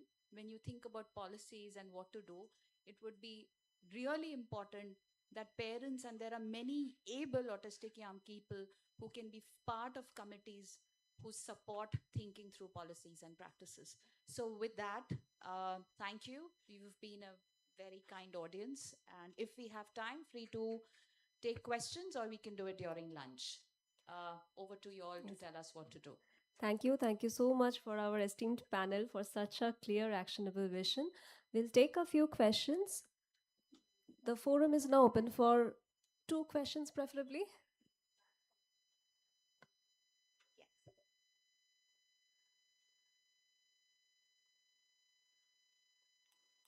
So, especially to the education team, sir, is there any model national ways which we can replicate better than what we are doing here? So maybe some pockets in other parts of the India they are succeeding in successfully integrating this autism care in schools through BRC, or BRC is existing in a better way. That's any models available.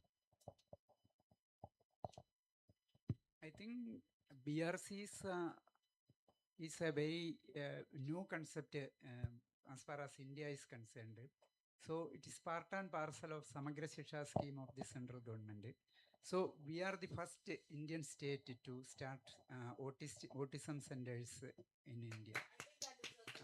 Yeah. So we have been successfully operationalizing the. And anything new in national education policy also?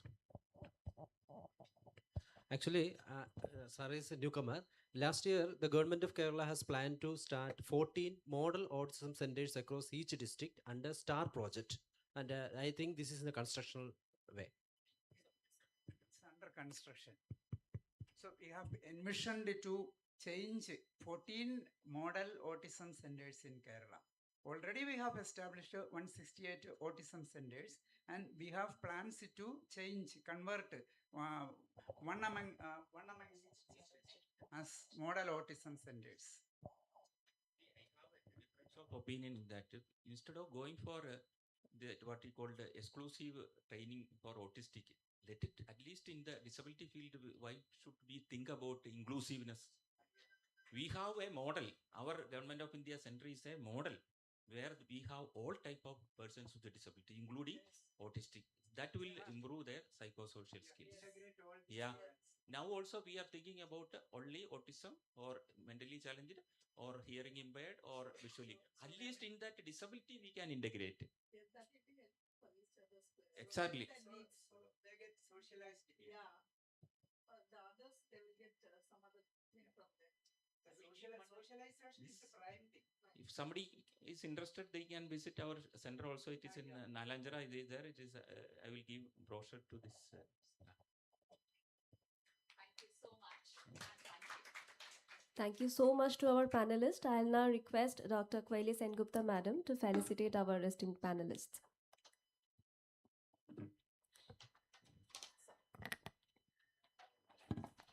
To begin with, Dr. Suja K. Kunnat,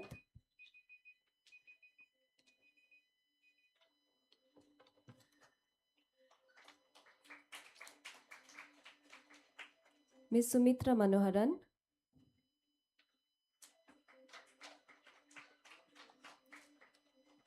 Dr. Santosh V.S.,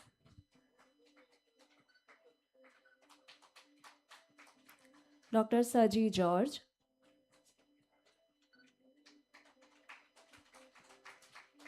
Dr. K. Mohanakumar.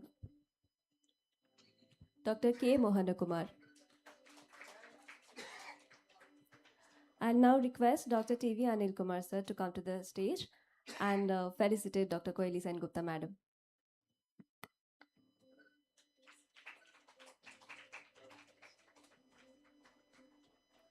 Thank you. Thank you so much, sir.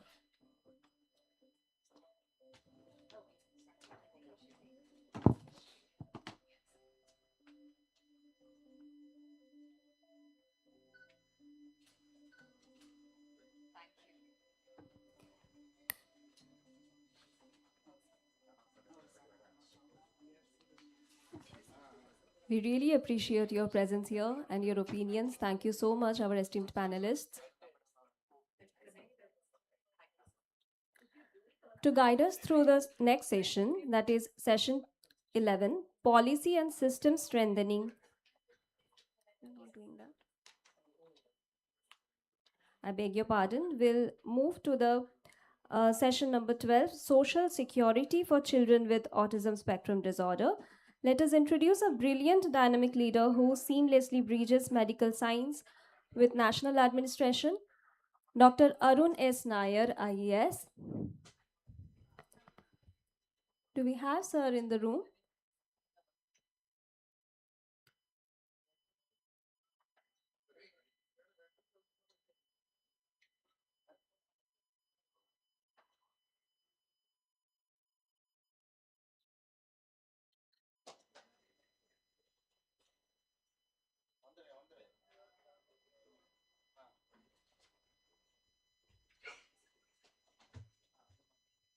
Dr. Arun S. Nair, sir. He's a proud native of Kollam, Kerala. He's a professionally trained physician from the 2011 batch of Trivandrum Medical College, who successfully transitioned into the Indian Administrative Service as an officer of the prestigious 2020 batch. Throughout his distinguished administrative career, Dr. Nair has steered pivotal governance roles, including Assistant Collector Kollam, Sub-Collector SDM of Iruki, Kerala, Additional District Magistrate Sabarmati, Assistant Secretary in Ministry of Shipping, Government of India, Commissioner for Entrance Examination in Higher Education, Department of Kerala, and Director, State Health Agency. Currently, he brings his extensive expertise to the forefront of welfare and urban transformation, serving as the Director of the Social Justice Department alongside holding the critical dual charge as the CEO of Kochi Smart City and the Kochi Metropolitan Transport Authority. Ladies and gentlemen, please join me in welcoming Dr. Arun sir.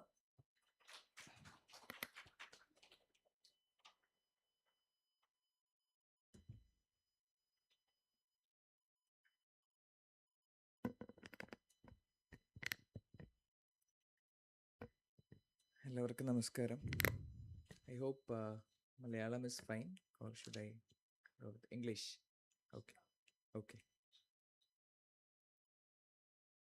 So thank you so much for this opportunity representing the Department of Social Justice as well as the Kerala Social Security Mission as its Executive Director and State Initiative on Disability for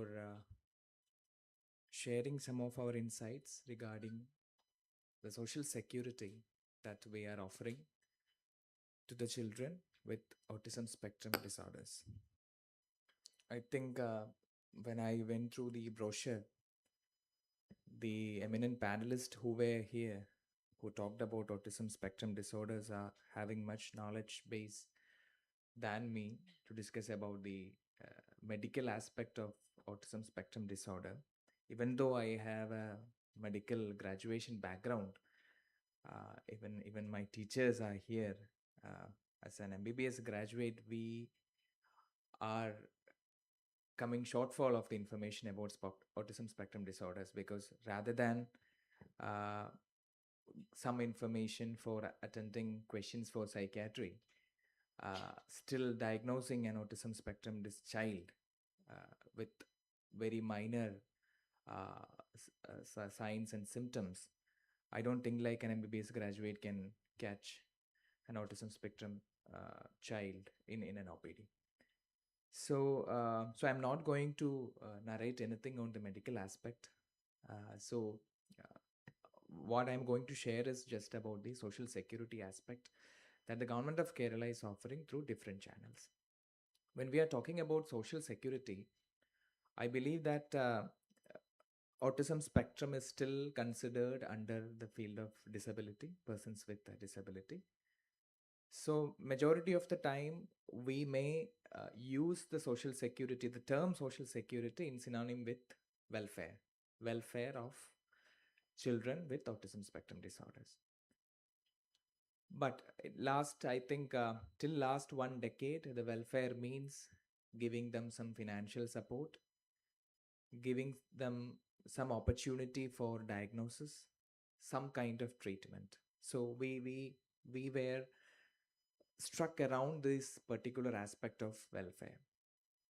But I think the social security means what we are thinking right now and what we are planning to do in future is bringing the child, identify the child from the very early age itself, maybe below the age of 3 years old if it is possible, and develop the child just like any other individual in the society, giving all the opportunity to develop that child into a full potential human being without any restrictions. So, as I mentioned, since it is categorized under the persons with disabilities, the anchor department for offering the social security measures, offering the welfare activities, the social justice directorate as well as the Kerala Social Security Missions are playing a very important role in the state of Kerala. In the architecture of social security aspects in the government sector, I think we have to mention about one another institution called State Initiative on Disabilities, which is coming under as a sub-mission under the Social Security Mission. So along with these three anchoring departments, we are partnering with many other departments like Health Department, Women and Child Department, Education Department, local self-government, and we have our sister institutions like NISH, NIPMER, and other medical colleges, etc. So I will narrate what are the facilities that we are offering. Of course, again, these facilities are not up to the match or the demand of the people who are actually suffering from this condition. But what we were able to offer in the last many years, according to the financial constraints we are facing, according to the human resource constraints we are facing, according to the administrative constraints we are facing. Currently, we have 7 autism centers across six government medical college hospitals, one here in Trivandrum, Alappuzha, Kottayam, Thrissur, Calicut, and Manjeri. And also, we have one autism center in Imhans in Calicut.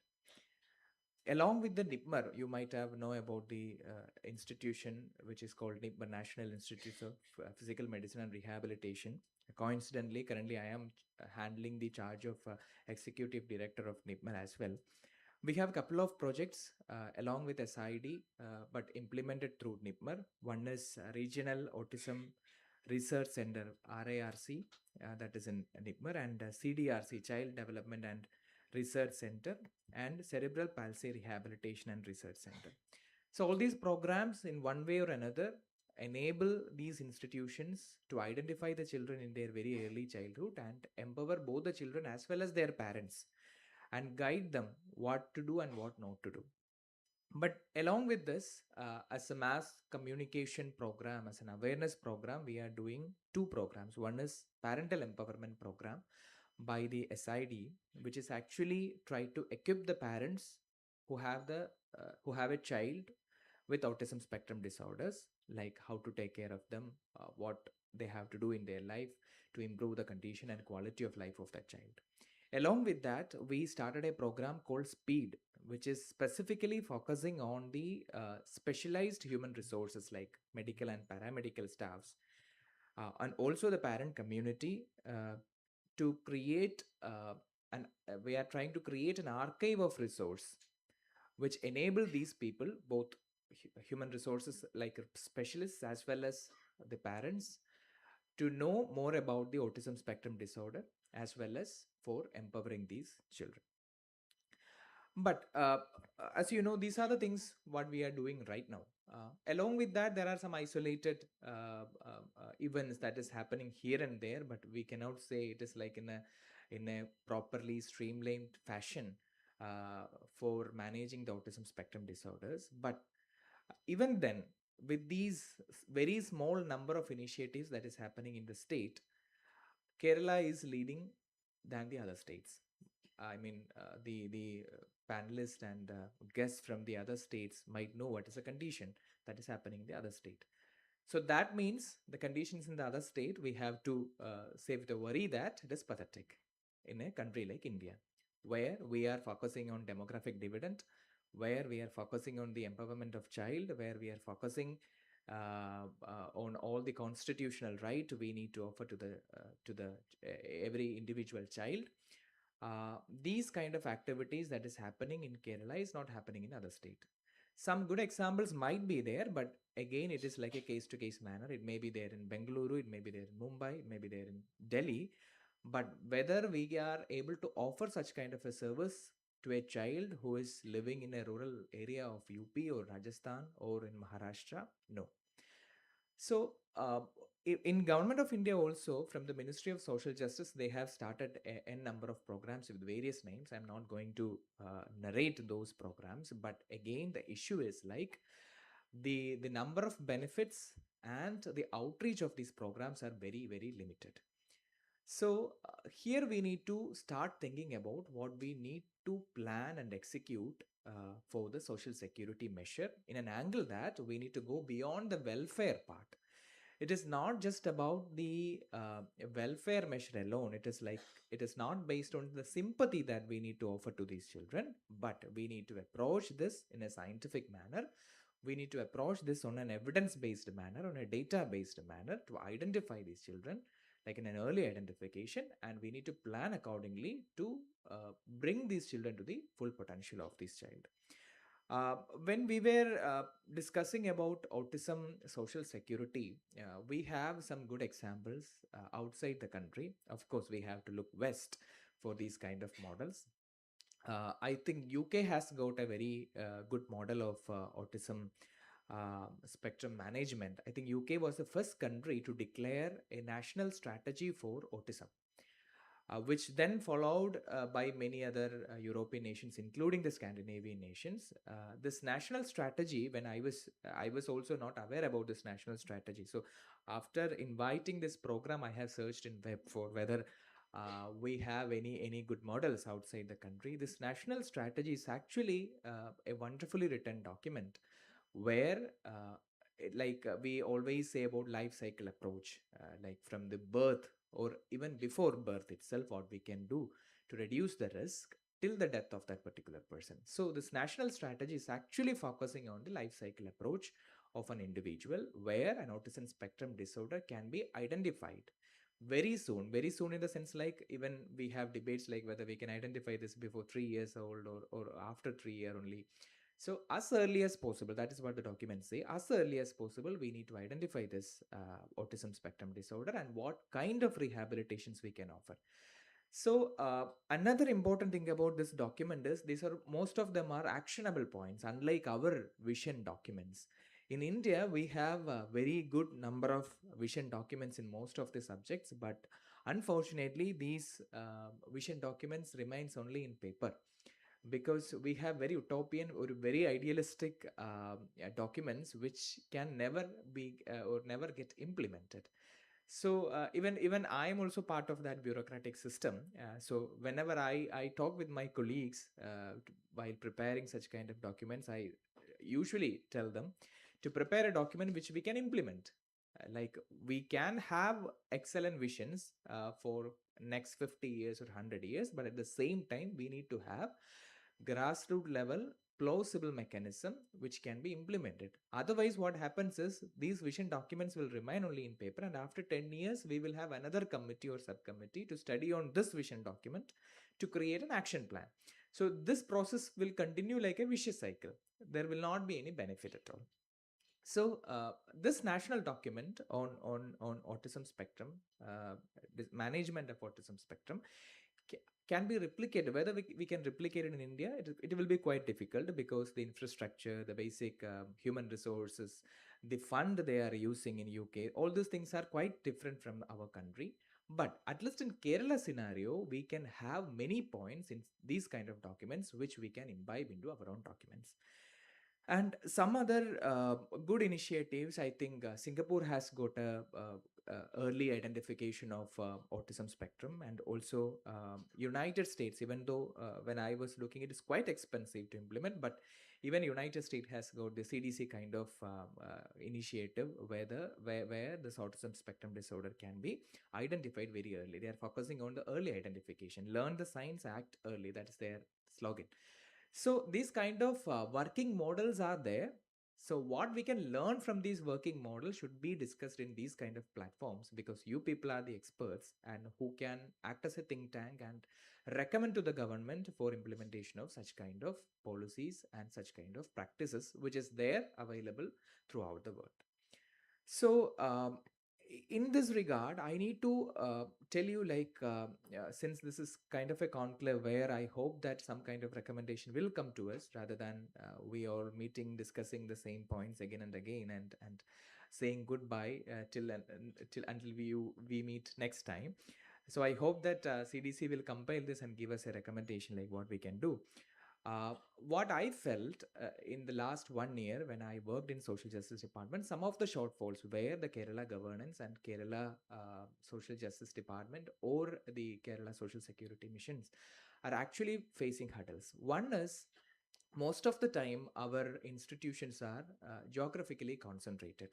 When I said about these 7 institutions, most of them are in government medical colleges which are in the urban setup. And what happens is, still we have an economic divide of rehabilitation in even in a state like Kerala, where the rural parent cannot bring their child to these medical colleges, because most of the time these parent might be a daily wage worker, and most of the time only mother may be taking care of this child, father is ignorant for the development of the child. It is still happening. And because of these reason, since autism spectrum disorder may not show the such kind of a complete disability kind of phenomenon for a layman, or an intellectual disability kind of presentation to a layman, they may ignore this until and unless it is warranted. So the early identification may not be significant for a such kind of a parent. So what we need to do is actually the urban rural divide we have to break. So how to break? We need to build more infrastructure in the rural areas also. But again, we have constraints in fund and infrastructure. So that is where we can have a collaboration with private organizations. We can have institutions or structures like outreach programs like mobile interventions units, where even though the medical college is acting as a hub of control of all these activities, but we need to go there and identify these children or the families in the rural background and get them into the system. So this geographic concentration we have to break. Second one is actually, even though we are planning for mass informations like PEP program or speed program, still I don't think like how many of you are aware about our PEP program or speed program. Can you raise the hand? How many of you have heard about our PEP program or speed program? Yeah, she is aware because she is collaborating with us. Any other in the public audience? No. It is actually a failure of what we are doing. My colleagues are also here, so all of us has to accept that fact that still this program is not getting that kind of a mileage in the public. One issue may be because of the lack of awareness itself, because people might consider autism spectrum disorder may not be that kind of a serious concern in the public health sector.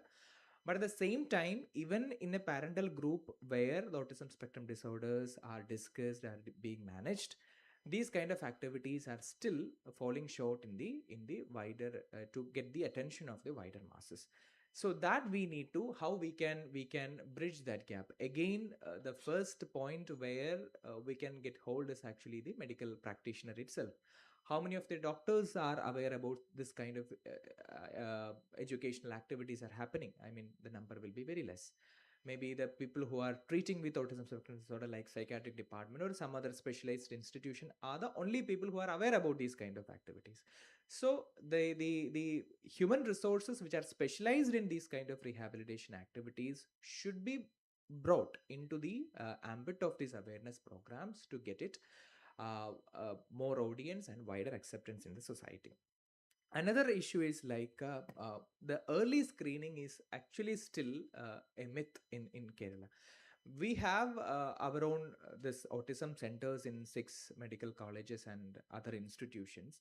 We have one program called Special Anganwadi in selected districts like Calicut and all, where these children are actually getting screened in the early childhood itself to identify the signs of autism spectrum disorder.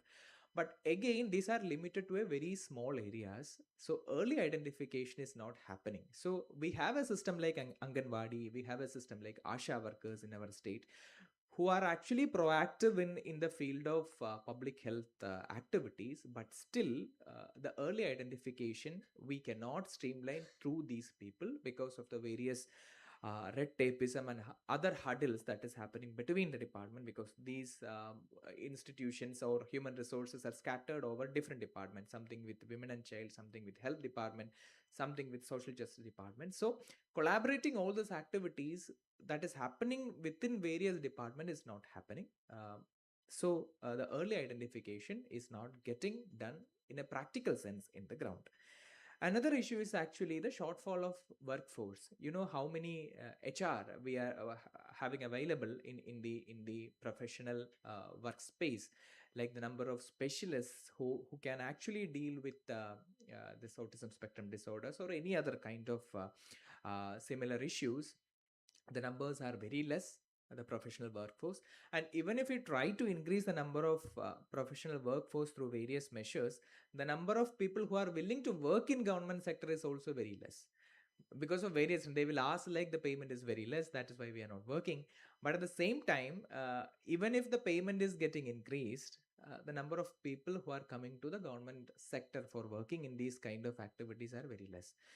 A simplest example is actually the specialists like occupational therapist and other therapy activities where even after calling multiple times for notification, people are not coming forward because they might be getting better pay and perks in the private sector. They might be getting better conditions of living in other countries which are offering, but at the same time the number of specialists we have in our system is very less. So we need to think about how we can increase the number of human resource both in making as well as how we can keep them in the system for our own demands.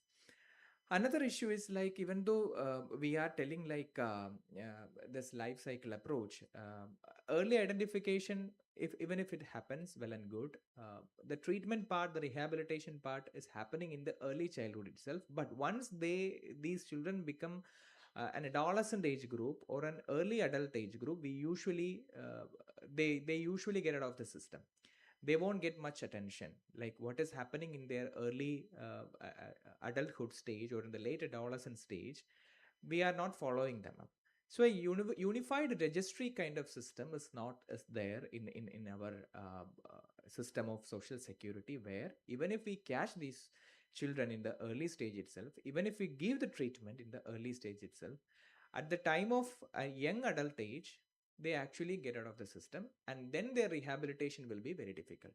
And the social issue in this, in the early childhood, the parents were all ready to take care of this child. But when these children become a young adult, their parents will also become old. Their financial issues will become much more serious, and the health of the parent become further deteriorate, so that the parent may not be able to take care of this child in a direct fashion. So that is where either this person has to have an economic and social autonomy by themselves, or where the system like social justice department or the government system should come forward to take care of them. So this is where a unified case registry and life cycle approach usually getting breakup at the age of early childhood itself. So this transition, we need to plan how we can plan this transition from the age group of a child to young adult. We need to think about. Another issue is actually the funding. That will be the topmost and the most important limiting factor or bottleneck that we are all facing, like how to find the fund. So the government may not be able to budget for all these activities, because the constraints in the government sector itself and the priorities of various other activities also. But the possibilities are, one is we can have a pool of fund which is scattering over different departments. As I said, different departments are doing their own activities which actually diverging in fashion, but with a common objective. So we can have a collaboration of various departments, various organizations, various institutions who actually have the same object, and we can have this pool of fund together to avoid this financial liability. Second possibility is actually how to use the private initiatives and private organizations, including NGOs and other institutions, where they might also feeling the paucity of fund in their own hand for implementing their own activities. So it is like a quid pro quo, like they can support us, we can support them for having a common goal. Another important area is actually to streamline the importance of autism spectrum disorder in front of the society for getting fund like CSR, and how we can utilize them in a streamlined fashion, so that each money or each rupee that they are giving in a CSR fund can be utilized for these kind of activities. So through these ways, I think to some extent we can find solution for the paucity of fund. But again, the number of people who actually suffering from these kind of disorders will be huge, and the burden of government sectors and even the private institution will be very high. But to some extent we can solve the issues of money. So these are the challenges that we are facing right now. Another issue, which is actually a moral issue that we are facing right now, even though I don't want to go in depth to that particular, is actually the misuse of these kind of activities that is happening in the society. We can see n number of autism centers in the streets. I mean, even if we go out in the major medical colleges, we can see n number of autism centers, their advertisement, their hoardings, etc. So what kind of standard and quality of treatment and rehabilitation process they are offering, we don't know. So we don't have a proper regulation or a legal framework for controlling these kind of institutions. So what happens is, still the stigma of autism spectrum disorder is still there. Even in a society like Kerala, where the literacy is very high, the human resource development is very high, the parents are not willing to express the concern that their child is affected with autism. Still they are considered like it is a taboo. So what happens is, going to medical college, getting into CDC, and being in the queue for half an hour or 1 hour to get a standard and quality treatment is actually a concern for them. So what will they will hide these facts and go to some private institution which may not even offer the proper scientific based treatment and rehabilitation. So, and what happens is, in addition, not getting a quality treatment for them, it may counterproductive also, like the person may go in a wrong direction also, the treatment and rehabilitation part. So the ensuring the quality, and it is actually an economic liability also, like when we are talking about this one session of rehabilitation, they are spending thousands of rupees. They might be afford to spend such kind of activities, but even then the child is suffering. So it is actually a child right issue also. So how to manage these mushrooming of autism spectrum clinics and the rehabilitation center is also one thing we need to discuss in a common parlor, and we need to have a common agreement, like how we can curb these kind of misuse that is happening in the field of autism spectrum rehabilitation and treatment. So these are the facts that we are still a shortfall of managing and implementing on the implementation side. So I believe that these kind of platforms, I'm sure that you people might have a number of ideas, like what to do, what not to do, and you will give thousands of excellent models that is happening throughout the state, outside the country, etc. All of them cannot be implemented because in a pessimistic manner, I have to say, like, we are getting emails from many organizations, we can do that, we can do this, but unfortunately we are not able to take every request. So what we can do is actually having a common understanding between all the experts who are dealing with the subject in an autism spectrum disorders and similar conditions, and we can have a common strategy that we can going to implement, we can devise for the next 10 or 20 years, so that at least the next generation of children will get the maximum quality and standard of care for their rehabilitation and treatment. So where we need to have all this kind of shortfalls that we are facing today, we need to discuss all this kind of shortfalls, what are the solutions we can offer, how can we circumvent the bottlenecks like financial constraints, HR constraints, the lack of infrastructure we are facing, the evidence-based researches that is we are having, that is one area, one gray area we are still lacking, because whenever we talk about autism spectrum disorders and its rehabilitation, the number of studies that is happening in India are very less. We need to still depend upon the data and evidences of European style, which may not be which cannot be replicate in an Indian scenario. So whether we can have a good number of researchers in the sectors in an Indian parlor or in a Kerala setting, so that we can learn more about what is happening in the ground level, and also we can have our own way forward and our own strategies to circumvent all these hurdles. So I believe that this conclave, this discussions will end up in such kind of a solution, and I believe that CDC will compile all this and hand it over to us as well, where we can collaborate with each other. And I hope that many of the panelists who are coming outside the state can have we can have further discussions in the future as well, where we can tie up and collaborate for the betterment of these kids who are actually having autism spectrum disorder and develop them into a fully developed, full potential human beings which can live in the society with full dignity. So thank you so much for giving this opportunity. And with all the limitations, like in a government department, we offer our extended hands to all these organizers where we can collaborate for the future, for the betterment of these kids, for the betterment of this sector.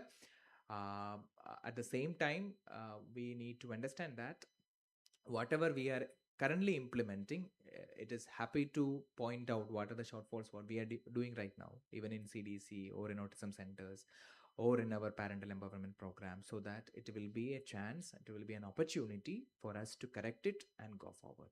Thank you. Thank you so much, sir. Do we have any questions for sir?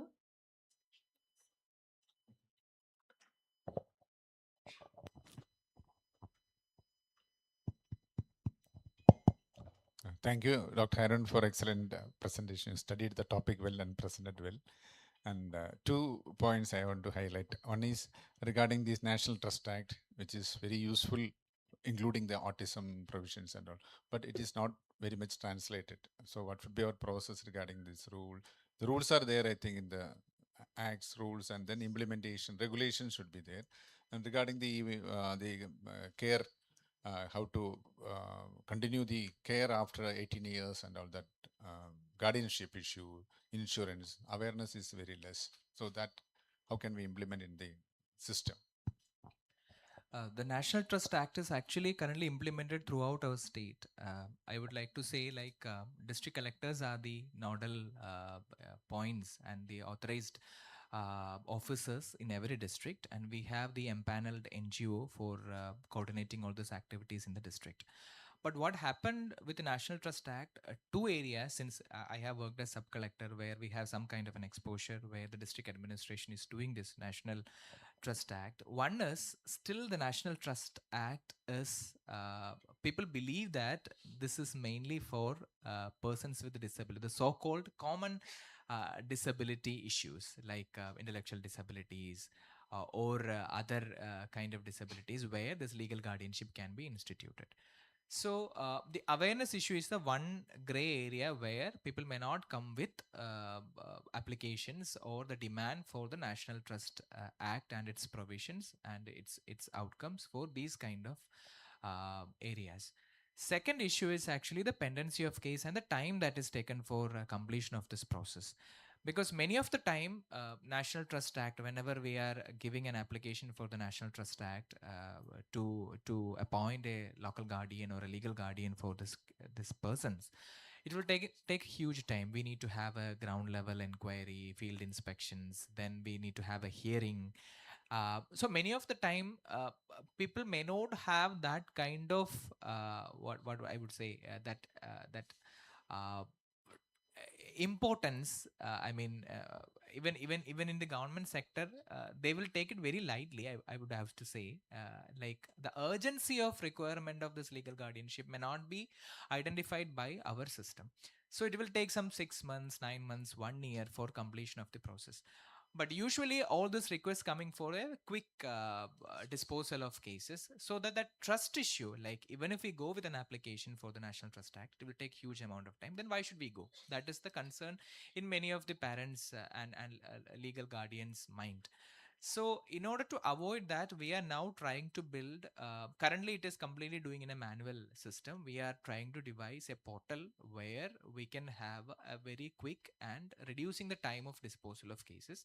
And also at the same time, the human resource who is working in the district level is very less.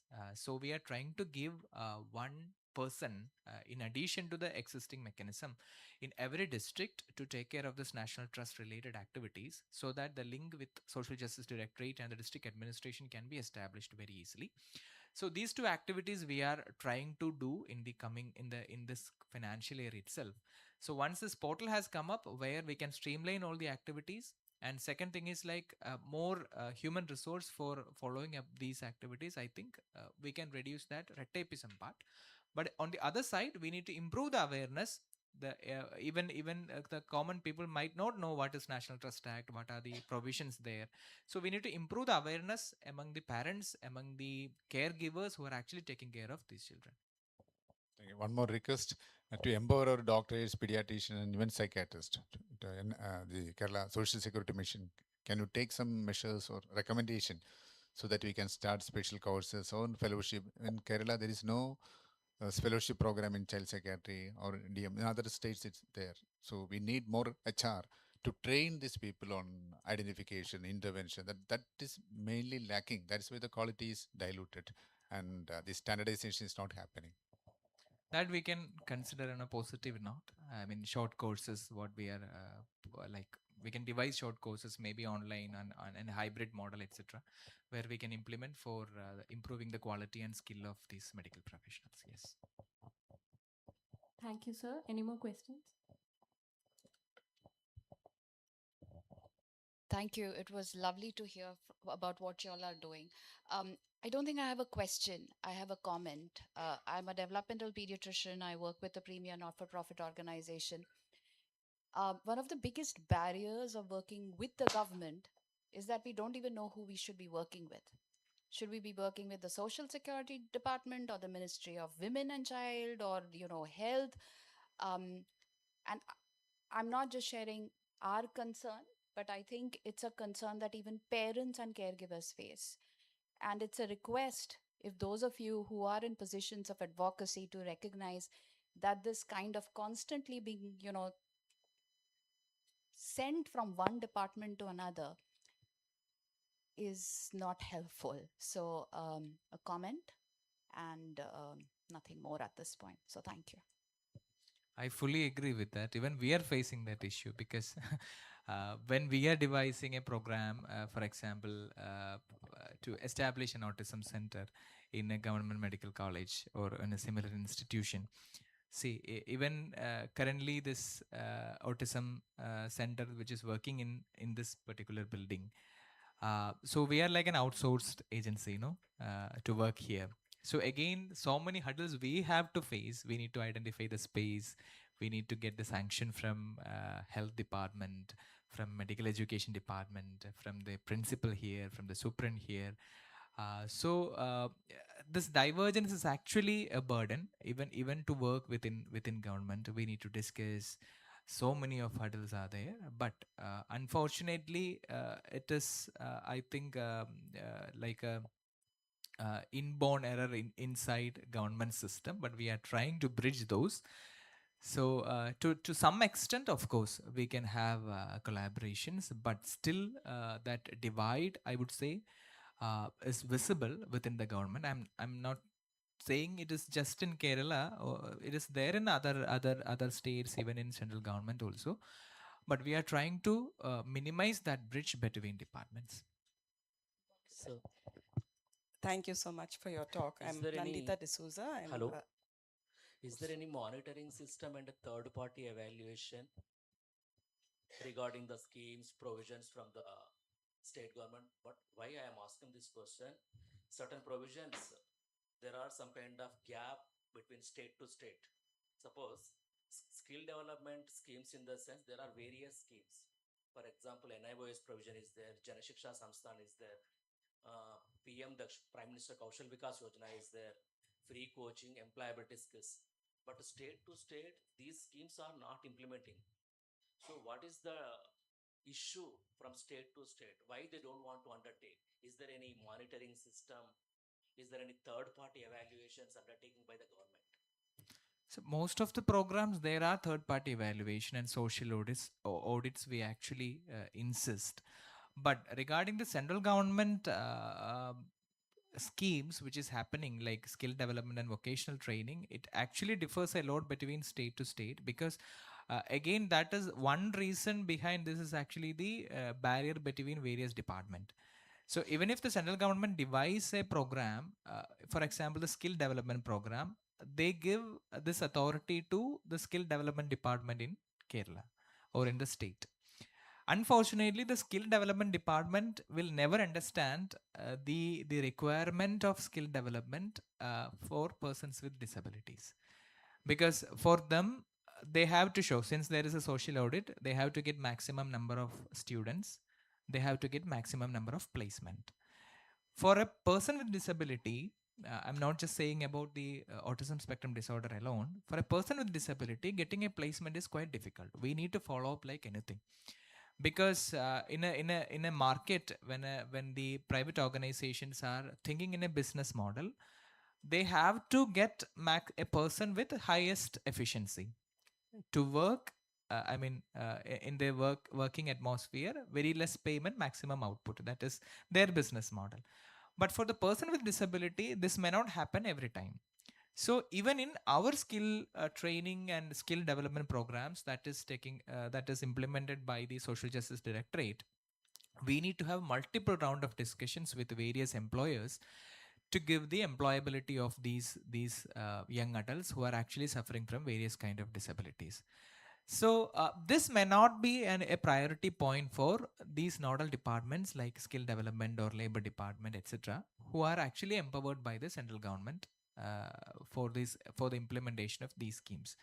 So and rather, for many programs, prioritization within that program for persons with disabilities or persons who are coming from other marginalized communities are very less, and it is not happening much in the ground. So that is one reason why there are difference from state to state, like variations of for outcomes. That is what I understood from when we are going for these kind of programs of skill development and employability programs. And along with this, most of the time, the restrictions within the programs are also very huge. For example, I will say one good example. For the skill development program that is offered by central government, it is like per capita expenditure. Like for one program, for a tailoring program, they will spend 500 rupees per person. That's all. But for a person with disability, to bring that child from home to the center, we may need to offer a vehicle, a transportation facility. We need caretakers within the institution. It is not just about teachers, but we need one-to-one attention. We need barrier-free or accessible toilets. We need to offer them lunch provisions. Then we need to take them back to home in the same transportation facility.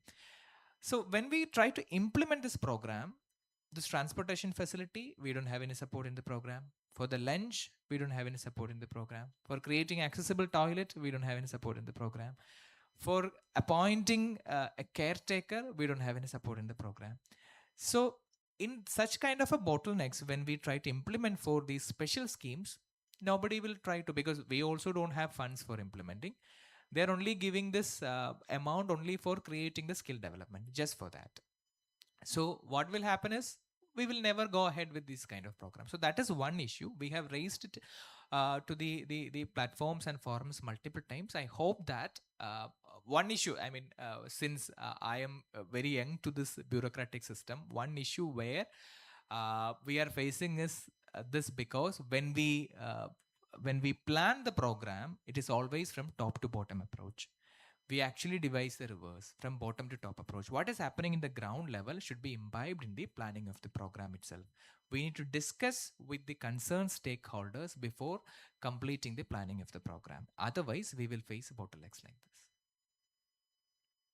So any recommendations from your side to fulfill this gap? That is what. Fulfill this gap, we have to start discussion from bottom to top. We need to understand the problems, practical problems, what is happening in the ground. We need to include those components also in the programs. Otherwise, these programs will remain in papers only. Can I request one suggestion, sir? CS, suppose if any company is having 100 employees, in the sense they must and should support to the private sector. Suppose, for example, 100 employees, in the sense they have to provide 5% of their total revenue. So can the government undertake these kind of provisions to the organizations working for the PWDs, so that after completion of the training, they can give some kind of opportunity for the machinery for their self-employment, especially for the neurodiverse students, I am asking.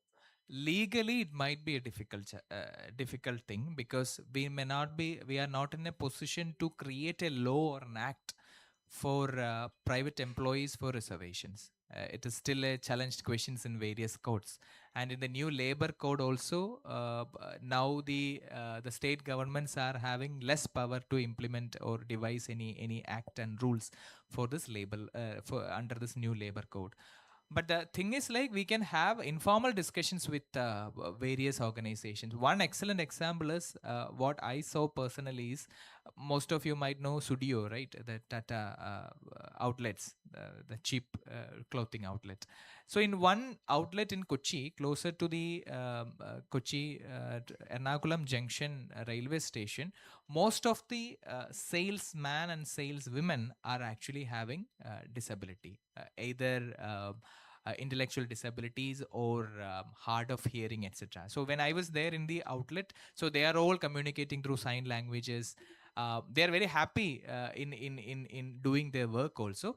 So such kind of informal discussions we can have, but on a policy level, like to implement in a hard and fast rule through an act or rule, I think it will have its own challenges. Even in if we are looking at the RPWD Act, which actually giving the provision for 4% of reservation for the persons with disabilities government sector, if you analyze the data, like how many states and have given this opportunity to persons with disability, it is still a question of concern almost 1 decade after the act has been implemented. So they can ask in reverse, like, why government is not giving the full potential for this reservation clause, then why should the private organization has to do? Could I take 2 minutes? So thank you so much for your talk. I'm just going to give a kind of a success story. I work in Goa in an organization called Setu, and we are a social sector organization, no money, no manpower. But it's wonderful to be poor, and it teaches you how to be mighty. So what we've done in Goa is we have the office of the State Disability Commissioner. And for us, that is the one point place where we go. We have a wonderful state commissioner, Mr. Guru Pavaskar. So I'll just give you the example of the disability certificate. It was very difficult for parents to get the disability certificate because they have to go again and again and again. And what we did is we just took parents' actual situations and we compiled a list of all the problems. And in every panchayat in Goa, there are field officers who are supposed to process, the paperwork and so on before they go to the medical college. So we gave this list of demands from the parents to the state disability commissioner. He called the director of the social justice department there, the directorate of health services, and our parents, and the problem was solved across the table. So now all the government hospitals where the disability certificate is done, first of all, the parents are told what documents to bring and everything, so there are not many visits. And then as soon as the disability certificate is given, they go for UDID. So in that district early intervention center, the UDID person is sitting there so that the next process is done. So you know how, and then we have the advisory committee to the Office of the Disability Commissioner, which is, I would say, 80% NGOs. So it's really wonderful. Every quarter we have a meeting, the ministers there, all the directors of all the departments, PWD, Panchayat, IT, like labor, you name it, everyone is there and they have to present. And we have these NGOs who they do their homework. So somebody, health department will say, whatever, we have accessible lifts and we have disabled parking. And then one of the persons from the NGOs will get up, excuse me, and says, I've done an inspection and I went and I saw doctors are parking in the disabled parking over there, which they're not supposed to do. Then we asked the security, they said, no, there's no parking available. So now the thing is, how are we going to identify transportation or cars where a disabled person has come to the district hospital? So like this, there's a great synergy between the NGOs, the government departments, the Office of the Disability Commissioner, the minister. So, and we're all working together. We laugh a lot, we criticize, but even the minister says, they're doing it for our good, so please don't take it in a bad way. And I don't know if you all have attended the International Purple Fest in Goa. Please do come, because that is organized by the Office of the State Disability Commissioner, of course, together with the government. So I just thought that, how there are ways. Fortunately, Goa is a small place and probably smaller than one of your districts, but it is possible to have this kind of partnership of civil society with the government and the NGOs and the parents. Yeah, thank you. Thank you so much, ma'am. Thank you, sir. Now I request Dr. Deepa Bhaskaran, ma'am, to kindly felicitate Dr. Arunas Nair, sir.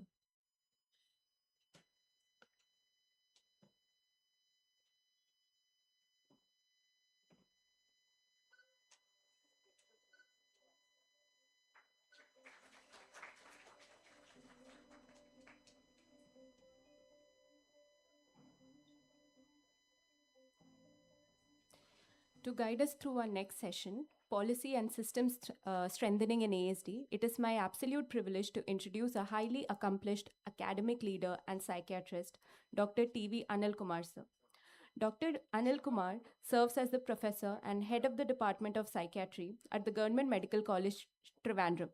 His extensive academic portfolio includes an MPhil in clinical epidemiology, a PhD, a postdoctoral fellowship in child and adolescent psychiatry from NIMHANS, and a DHR fellowship from the University of New South Wales, Sydney. A vital leader in state healthcare administration, he serves as a member of the State Mental Health Authority and an executive council member of the World Association of Psychosocial Rehabilitation and secretary of Manasa, Kerala. Beyond his systemic roles, he is a dedicated researcher currently leading multi state ICMR studies focused on suicide risk reduction and student well being. Ladies and gentlemen, please give a very warm, respectful welcome to Dr. T.V. Anil Kumar.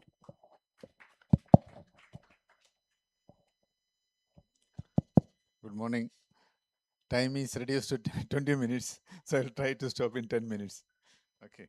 Because most of the topics are discussed in last 2 days. Or what we want, what are the policy should be changed. The administrator was our student, sir. He is an alumnus of this medical college. So he has presented beautifully what are the things we have to integrate and what are already doing and all. So I'll just rush through some of the slides I have presented. Just a revision. This is a CDC where I conduct on child psychiatric clinic on Saturday for last, I think, 7 or 8 years, and we get more of neurodevelopment disorders, autism, mainly from that group.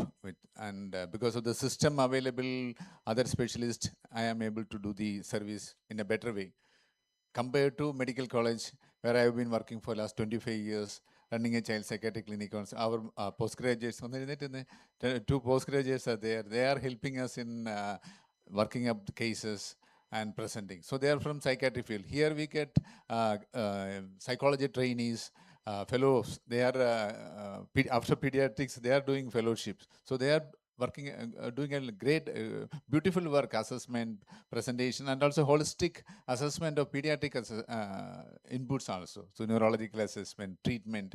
So there is a big team here. So these are the better places to deliver services. So these systems, this is actually the topic, system, how to make systems, strengthening the systems. So rather than an isolated work in a clinic and giving prescription. Yesterday, sir was asking about giving medicines. So the usual trend is any autism prescription is risperidone. So that is a training for even our psychiatrist. That too, maybe sometimes in a higher dose of risperidone without much definite indication. So that will land up the child and family in more side effects and difficulties rather than benefiting the child. So we should not jump into these medical diagnosis and fixing everything with the risperidone. That is one thought on doctors. So this is our clinic. Here we started. This is just to show that there is an NGO collaboration called Manasa. This Manasa is a self-help group of recovered patients and family members. And Manasa is standing for mentally and neurologically ailing person self-help group. So neurologically, mental illness or psychiatric problems are also brain disorders only. So autism, epilepsy, dementia, they also need support. So we are trying to include this and again to reduce the stigma. So autism, intellectual disability, we support their families and help in rehabilitation. The next presenter from Echant, yeah, they are supporting in financially to print out, run these services. Many information material we printed and distribute through their help. So there is again a collaborative, just to show that this is a help desk. This is our joint secretary. He's an engineer by profession. He is helping in getting the UDID card and other government services and all. Father, he is the president of this organization. I am working as a secretary also. So there's an advocate is also there. So she will help in legal aid and all. We started a free legal aid cell in our department every Wednesday. One advocate and paralegal volunteer is there. So multiple agencies. This is a system building and policy changes we have to offer to our patients and family member rather than just giving a diagnosis, a fancy diagnosis and treatment. So my outline, I will rush through this. What are the outcome we are looking for? So in all the discussions we are talking about the problems. What are the speech problem, behavior issues, sleep issues, even causes and all. So instead of that, the new focus should be on goal, what we are looking for, change. So this is called solution focused approach. For last 5 or 10 years, we have started using solution focused approach in rehabilitation and even training parents how to think about future. What are the resources available? What are the strength in the child so that we can move forward in the scale. You usually teach our trainees and doctors to measure the disability assessment, depression, caregiver burden. We encourage now to measure well-being, happiness, what are the strength, then how can we build on that strength rather than fighting with the problem and reducing the stress or the burden. We have to improve, work with the positive things. So that is a better task we can discuss with the family member. They will be more happy. What are the strength of the child? In what way we can improve rather than what are the deficits? So this is called solution focused approach in CDC. We have started working on that. I think our director, Madam Madam Madam has selected a PhD under Amrita Institute of Medical Science on solution-focused approach to train parents through the available staff in the maybe middle level or primary care. I'm also part of the thesis. In Ernakulam, I was working in Ernakulam for the last 3 years. One of the pediatric assistant professor, she's started doing PhD under me. Again, previously, there was a presentation on WHO model. Madam presented the WHO model for the primary care. So how this WHO model can be, caregiver training can be translated into a solution-focused approach and deliver to the parents. So these are initiatives in Kerala in which we can integrate into the system of practicing pediatrician in the pediatric clinic or primary care or the specialized centers or the community centers.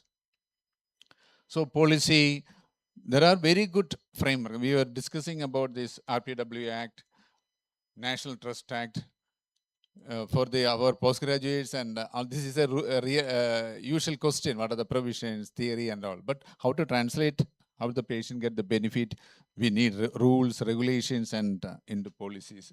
And finally, system strengthening for prevention, early detection, therapy. All the discussion was on this lifespan approach.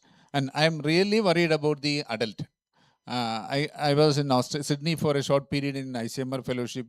That period, one beautiful intervention I have seen there is service exclusively for adult with autism and neurodevelopment disorders, especially for regular monitoring of the cardiometabolic disorders. Every 6 months, they will undergo the regular metabolic screening because they are prone for physical inactivity, obesity, cardiac issues, and all. So there should be a mechanism in the primary care itself for the modification of the lifestyle. So this is a Lancet Commission recently published. I think it is 2021 only, but it is a very relevant and so the adult outcome. What we are looking for adult outcome. Our PDF fellows, please. What are the adult outcome after listening to all the 1.5? So what should be looking for in adult autism? We are treating children, attending all the therapy and all. What we are looking for to the parents? Goals. Not on the just speech or the language part, but just so that they are able to communicate in a way.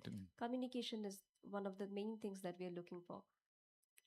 Then they should be well adjusted in the society. They should have vocational training, some financial independence. Okay, very good. So autonomy, the CMC faculty was there. So he presented the autonomy, independence. Finally, he has to live independently. Autonomy is more of internal. He should have a decision or the choices about his life.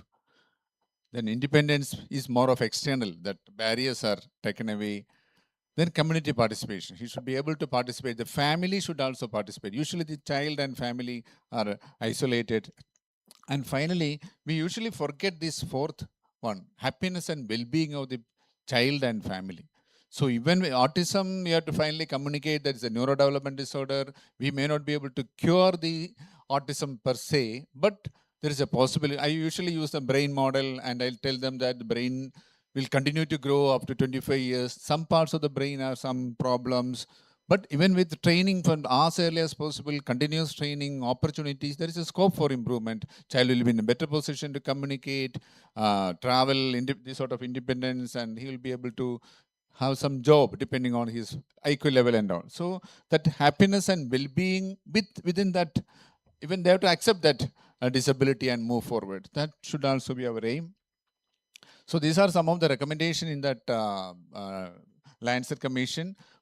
Because majority do not receive 70, that number I am not going to highlight, that majority are not received, especially in our country also, late diagnosis, and they are eligible for happy and healthy lives, but we have to promote the outcome and the accessibility for a personalized evidence-based treatment. We were discussing there are complex need, multiple education, health, then again step to care, personalized, individualized. So that is not getting economic burden. Similar needs for other disabilities also. This is not only what we are developing for autism will help in mental intellectual disability, other disabilities. So it should be rather than a single program for autism, it should be all neurodivergent, neuro developmental programs, and it will improve that quality of the society. We are valuing that autistic or neurodevelopmental, and research is also important. Usually the research is more of theoretical rather than that theoretical part. We have to translate into the what is useful for the family, what is working in our local community. I usually encourage our postgraduate to take up rather usual studies are PG thesis are burden of caregivers. What are the stress? Just measuring stress for many years. So we are aware about that coping and all. So we have to develop some models which will reduce their stress. What are their factors affecting that? Some qualitative study, their perception, their expectation.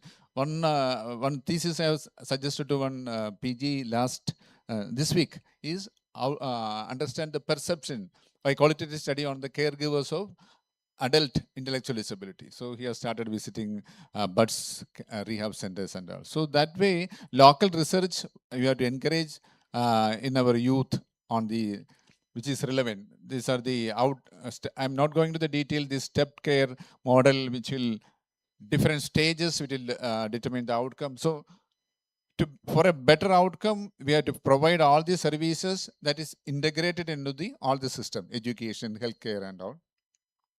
And these are the different, so the final word is the service should be low cost, home-based and school-based and on a personal schedule.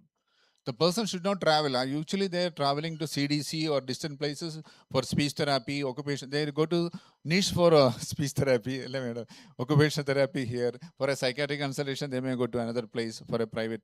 Or they're traveling a lot, or 3 or 4 days. So there should be low cost, home-based, school-based if possible. And on depending on their schedule, then only this will sustain. Otherwise, initial enthusiasm, initial diagnosis, and they will be very happy. And many parents who are well qualified, they are not working professionals. They are just after the child to give the services from the multiple. So that also we should, their burden, family, their distress, that should also be addressed. So national program just show that NHM is there, RBSK is there. We are all aware of, but all these are not reaching that RBSK. These boards are there in our DEIC. DEIC Trivandrum is there, very active. In all districts in Kerala, I think Kollam, sir, Trivandrum, Kollam, yeah. Sir is the senior pediatrician, always involved in all the national and government programs, still continuing to support. DEC Trivandrum, I am not going to the details, what are the cases coming. These are the beautiful pictures of the center, DEC. I encourage our postgraduates and others to visit these centers and see what is happening there. But the usual complaint is they may get infrequent appointment, not adequate because the number overload is there.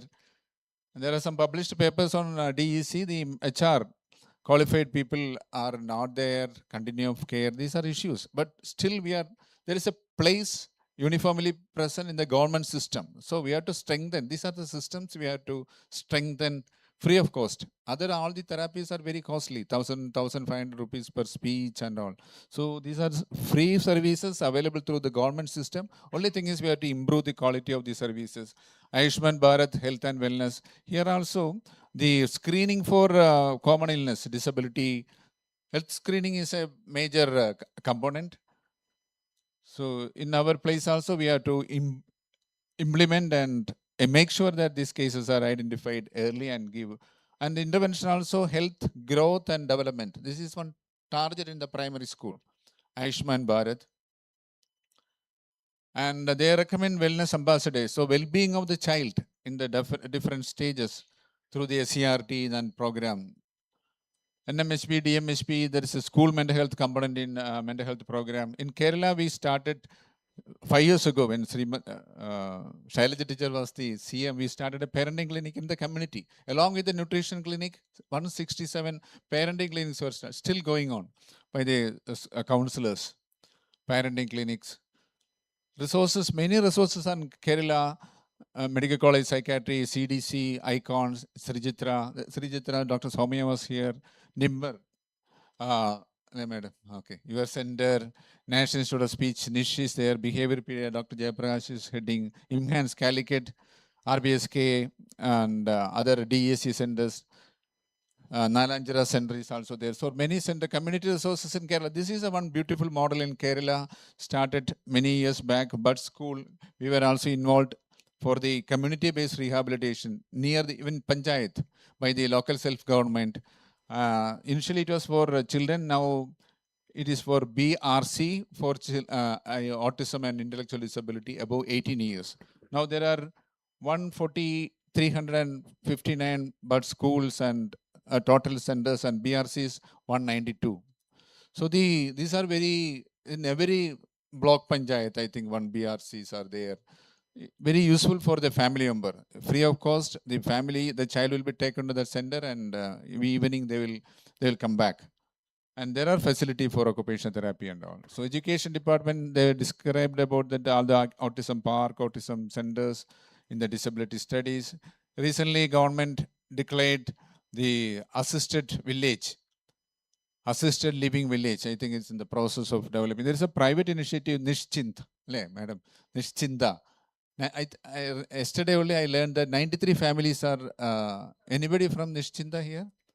This is actually a private initiative by the self-help group of the parents. So there is a beautiful model in Palakkad.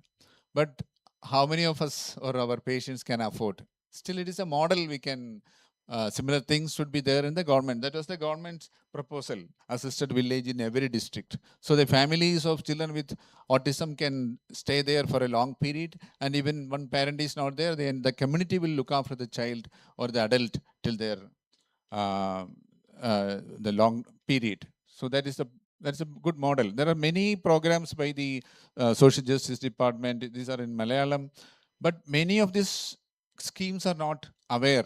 Our family, those in need are not available that, and they are not aware about that. Ashwasa Kiranam is the pension scheme for the caregivers of the autistic. So these are the legal aspects. Again, we discuss rights of person with. Recently, yesterday I got a call. One of my patient was there for last 20 years. Now got a job in High Court through the disability certificate. Now they are asking for the fitness certificate, where the functionality certificate, whether he will be able to do. So we are in a dilemma, how to give a functionality certificate. There are no clear guidelines. So he has written the exam, he has got the job. Now we have to give a functionality certificate, whether he will be able to perform that job. So we are not very sure how to assess that and all. But we are happy that people are getting that 1% job reservation for autism intellectual disability. So it's a positive thing. This should also be communicated. That will give hope for the family members. Okay. Benefit. And these are some brochures we print and distributed through these are from NIMANS. What are the benefits of disability and even that transfer of other benefits and also. National level NIMANS, CMC, still we refer to cases for CMC for residential care, for better assessment, NIMANS, Chennai. They're doing, Tamil Nadu is I think far advanced with a lot of programs and initiatives. Many centers, this list is incomplete. Some of them are, okay, 10, I just listed 10. Any person from this attached to this centers must be there. Unmeet, madam is there, okay. So they are doing a lot of work. I think we have to take best practices from these models and translate it into which are possible in our government system, universally implement, possible and all. And Action for Autism is doing a Barua, madam, no? She's doing a lot of work from our own PG days. There's an inspiration. There is a newsletter. Still, I am getting that newsletter. AFA handbooks are there. So finally, a transdisciplinary service should be there in the system. From the medical model, it should be a social model. Rather than focusing on the disability of the child, we have to empower the system to change. So to summary, this is a summary slide. What are the challenges and what are the solutions? So service delivery fragmented, workforce shortage, So we have to integrate in the primary pediatric practice. So finally, these children are attending the primary pediatric service, and if needed, they can be referred to psychiatrist or other specialist.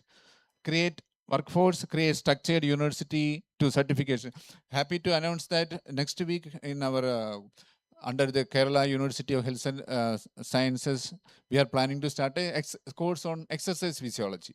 We got a faculty from Australia. He's an exercise physiology. We have been collaborating for 10 years in research. Lancet Commission recently published a module on physical activity and mental health, because most of our patients, including developmental disorder, neurodevelopment, they get all metabolic syndrome because obesity, our own drugs, anti-epileptic drugs. So the physical activity is very important, and nutrition. So we have been conducting many workshops also on the physical activity. Then information system, then other challenges like finance. So there should be insurance for all this speech therapy, occupational therapy. These are not, I think, covered under. Is it covered, madam? This occupational therapy, speech, they're very costly, and the insurance people may not cover. So to summarize, so we have to focus on the outcome. What the child should where should he reach? He should be autonomic, should be their independence, community participation, and well-being, happiness of the patient and family. Should be there, even without all the limitation, distress. We have to consider that, and the policy, the legal framework, RPWD Act, National Trust Act, that should translate, and awareness should be there. What are their right? RPWD Act means rights of the person with a disability. It is not a charity. It is their right. That family should also feel proud, or that self-esteem should be there. They are not begging for any service from the government. It is their right to get benefit of the disabled person through the that certificate.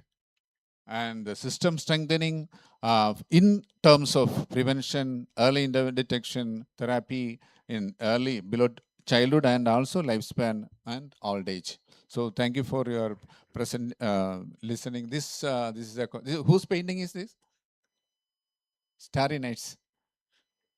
Eh? This is by Van Gogh. Van Gogh. So the quote is, when it is dark, so look for the small star. There are hope. There are positive things. This is a solution-focused approach. Even though a lot of problems are there, there are good initiatives. Positive things are there. So capitalize on that. Try to expand that. Look for resources, good things, how to move forward. This is copied by me. Okay, thank you. So thank you for your presence. Thank you so much, sir. Thank you so much.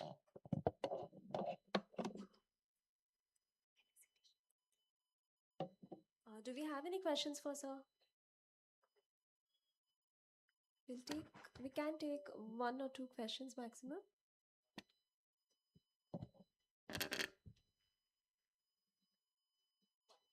We can take one more question if anybody's interested. Thank you, sir. We'll conclude the session here. And we'll thank our audience for their patience listening. And we are really sorry that we are keeping you awaited with an empty stomach. But we'll continue with one very brief session after this, and then we'll break to lunch.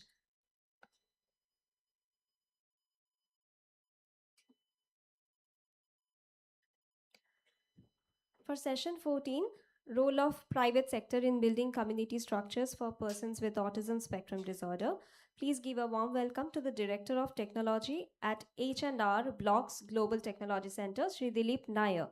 Mr. Nair is a technology and business leader with nearly 3 decades of global experience in information technology, digital transformation, and organizational leadership. Throughout his career, he has worked across multiple geographies, fostering cultures of inclusion, collaboration, and continuous growth for global organizations. Welcome, sir.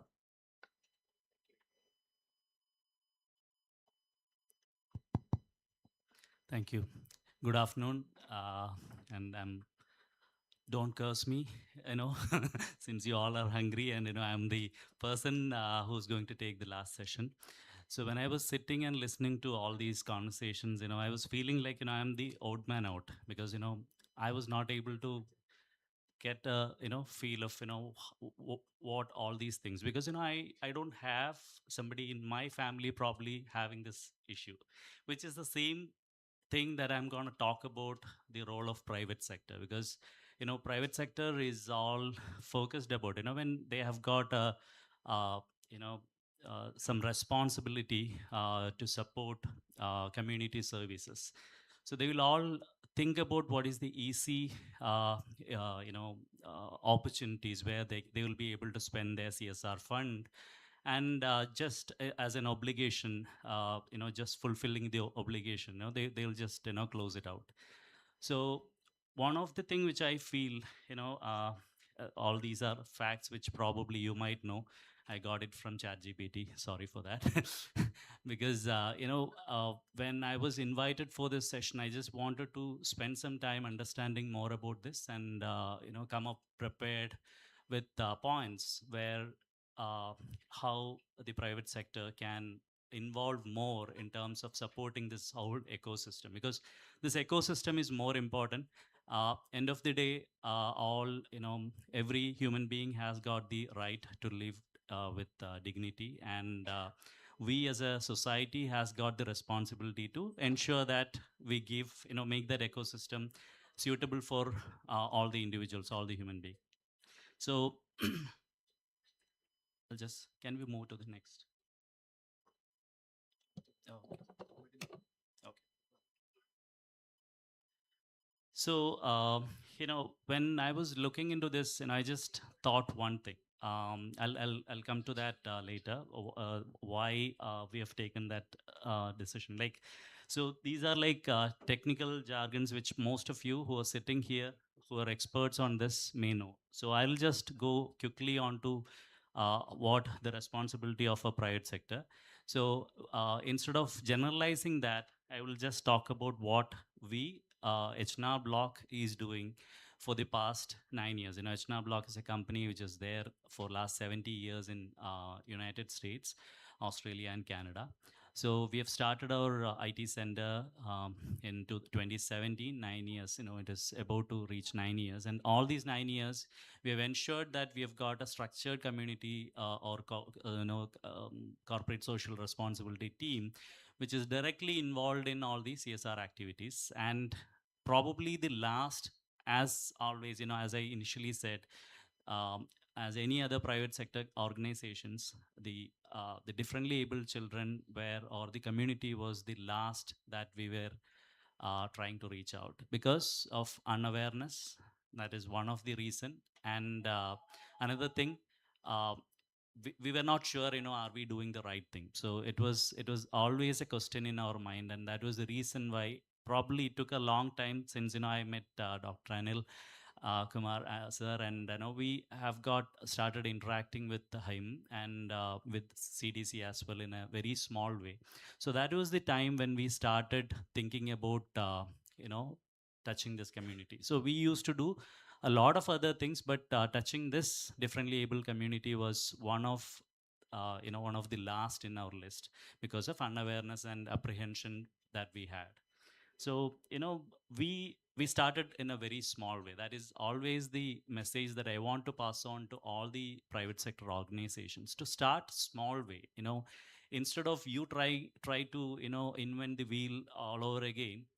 You need to work with the organizations who are experts in doing this, and support them in doing what they can do the best possible way. So that is exactly what we were trying to do.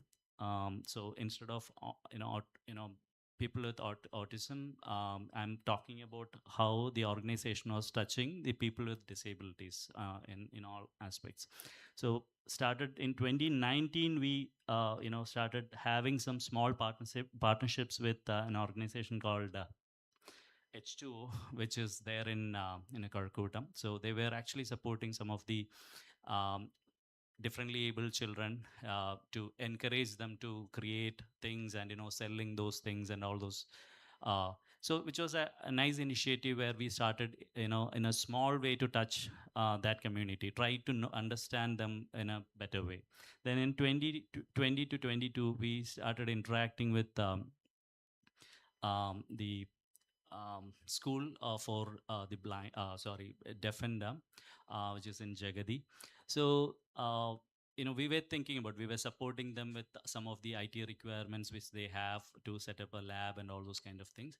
But rather than that, we thought, what will happen to those children who are coming out of +2 from that school? So we asked the teacher, and she said, I mean, most of them will become a burden for the parents. So that is exactly what is going to happen. So we started in interacting with them and try to understand what we can do. We are from IT, so we started giving them some vocational training to them, the desktop support, which is one of the thing which they can do easily with easy some training which we are if we are able to give it to them, then it is possible. So our desktop team went ahead and every uh, twice a week we used to go there. Our team will go there and sit with those kids, and we identified some of the kids and started giving them training. So that worked out really well, honestly speaking. The way that they started interacting initially was really tough for us, because we need to have interpreters to help us in interacting with the kids. But eventually they started understanding the team much better, and we had a great success in turning them from normal +2 students to a much better individual, having some extraordinary skills, which was actually working out really well. Then we started supporting the URCs, the South and North URCs, for the last 3 years. Ever since we have got something like the Pravesh Nolsavam, like supporting them with the school kids when start of the school. So out of the 1,000 kits that we provide, we used to provide like 75 percentage of them to the URCs, because we thought that that was the area where they need more help. Then we provided them with the iCamp, which was very difficult for most of the government institutions to handle that. So we had a tie-up with the Ahilya Foundation. We brought Ahilya Foundation. We did one in CDC as well, and we did multiple times in the URCs, the eye testing, and giving them the spectacles, or probably some of them would need a surgery, and all those kind of things were supported by us. And the last year, what we did is one of our experience going to Chinnama Memorial School, which was there in Pujapura. So they have got a lot of differently able children with all sort of disabilities. So when we visited there for a small event, one of the teacher came and said, and our one of our children, or some of our children, has got a dream that they need to travel in a flight. So we thought, that is, that's interesting. So we asked, how many of you? Everybody raised their hands. We said, how, I don't know, how we'll be able to do that. Initially, we thought, it's just the money that matters for us to take them or give them an experience. But it was not just the money. We had a lot of hurdles that we had, as earlier speakers said, a lot of formalities had to be completed with the government officials to get them permissions. Take, for 2 kids we had to take one caretaker as well along with, and it was like a very nice experience for all our teams. So we had a, we gave a very nice first time flight experience to 22 children from that school. That was like for us it was a very fulfilling one. And we are going to continue that with identifying such children and giving them such experiences, which probably many people will think that it is like you know it is not needed, that is not a basic need. But think about the happiness which we saw in their eyes. It was absolutely amazing, and we are going to take it like a pride moment in our whole life, and we are going to do that more. So, and I just wanted to touch some of the other organizations, larger organizations like Tata is doing in a very big way, supporting the people with autism and differently abled. And also Cognizant is doing some of the activities. They have got virtual screening, remote consultation and therapy called e-sanithya. So there are so many other private organizations which are doing it.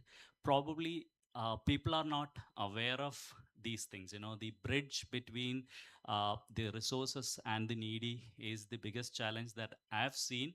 And another one, I would definitely say that organizations like CDC, probably we need to play a bigger role in reaching out to the right teams. Like GTech is a group of technology companies in Kerala, so they have got a bigger role to play. All the IT companies in Technopark, Infopark, and Calicut Infopark. So they all the leaders are part of that consortium. So you know presenting our cases, like these are the needs which the society needs, this society needs. We need to let them know, because unless I met Anil sir, we were not aware of something like this was a need. We were all going to the palliative care center, going to the children's home, playing with them, giving them some food or dress and all those kind of things were our CSR. So it was not enough. There are other communities which need support, is what we were not aware of. And those kind of awareness sessions, and probably going around and having a conversation with them, involving private sector in a way that they feel like, okay, oh, there is such a community which needs more support, and probably by giving a support, we are actually empowering the community to do better. So in a I just want to uh, as a closure note, I just want to say that this ecosystem is what we need to probably build by giving more awareness in people who has probably resources and people who are in need of resources. So these organizations may probably play the role of that bridge between these two, the resource as well as the needy. And we will definitely, HNA bloggers as an organization will definitely play our role in probably reaching out to, or probably taking CDC to such forums as well. So just before I was coming here, I had a conversation with somebody who was heading the Infosys Foundation operations here in Kerala. So he's actually on our admin manager, and when I was saying, he said, the need is what we need to know about. And then they will also be able to involve in these, empowering these communities. Okay. So thank you all, and I'm open for questions. If there is anything within my knowledge, I will be able to.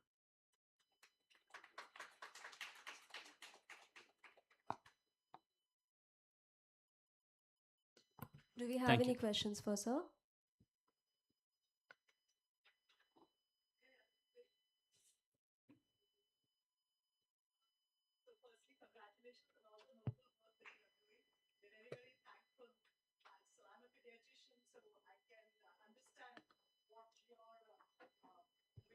Went on the flight and the smiles on their face, I can just imagine that. Yeah. So thank you very much.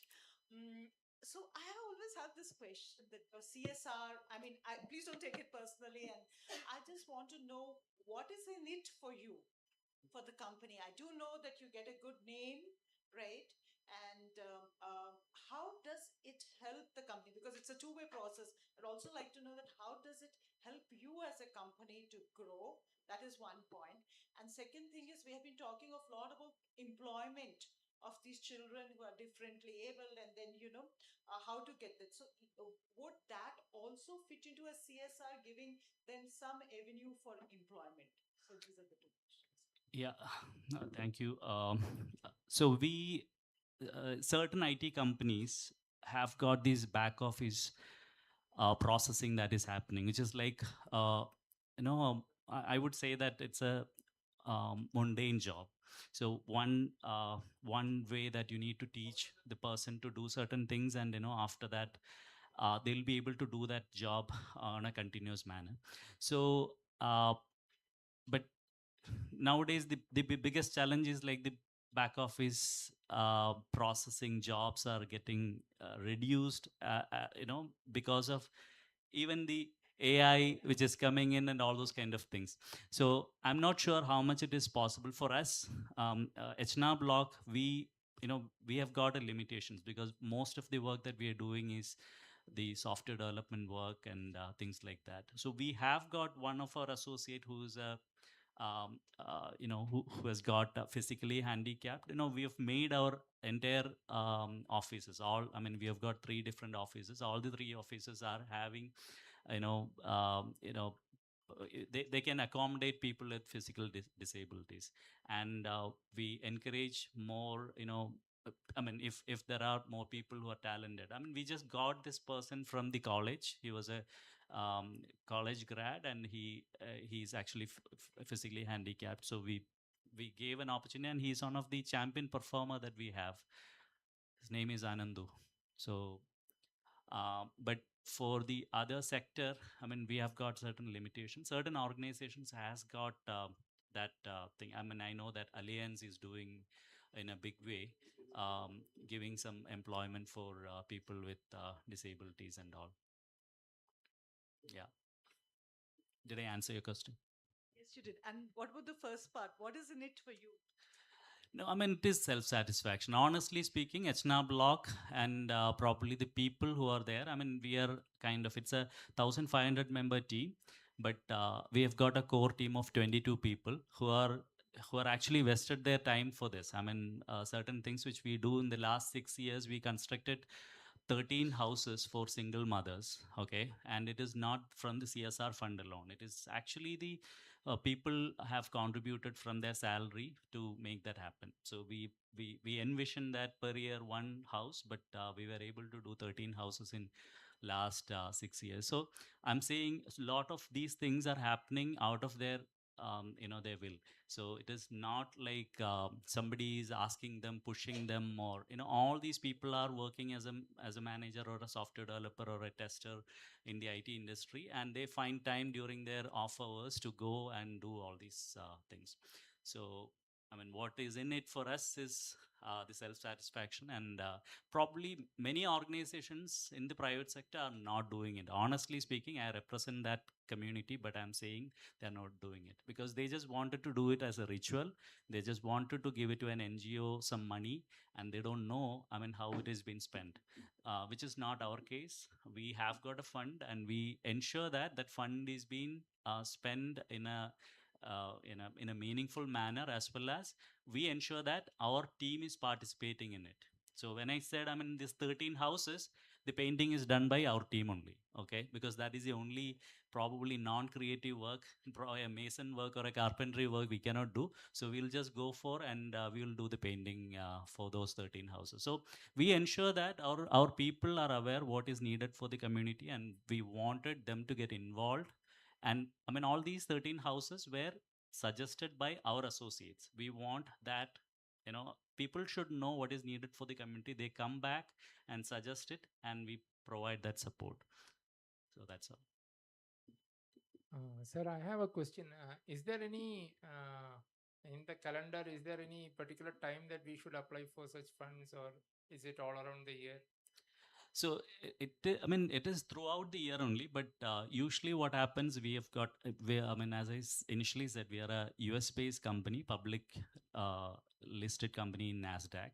So we have got certain audits and all mechanisms. So we, what we do is like, our year starts, I mean, our financial year starts from July to June. So that is the time.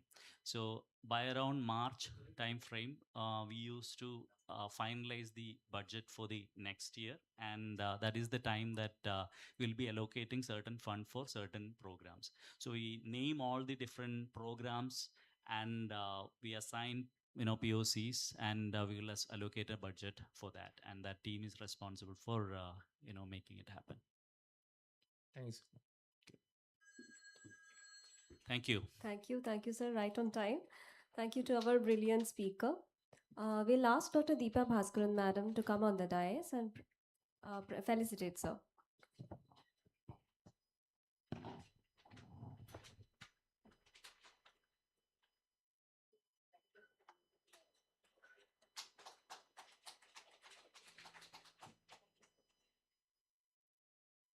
Ladies and gentlemen, we now break for lunch. A meal has been arranged for all of the delegates. Kindly utilize this time to make connections and return back to your seat by 2:15 possibly, because we still have a panel discussion left. Thank you so much.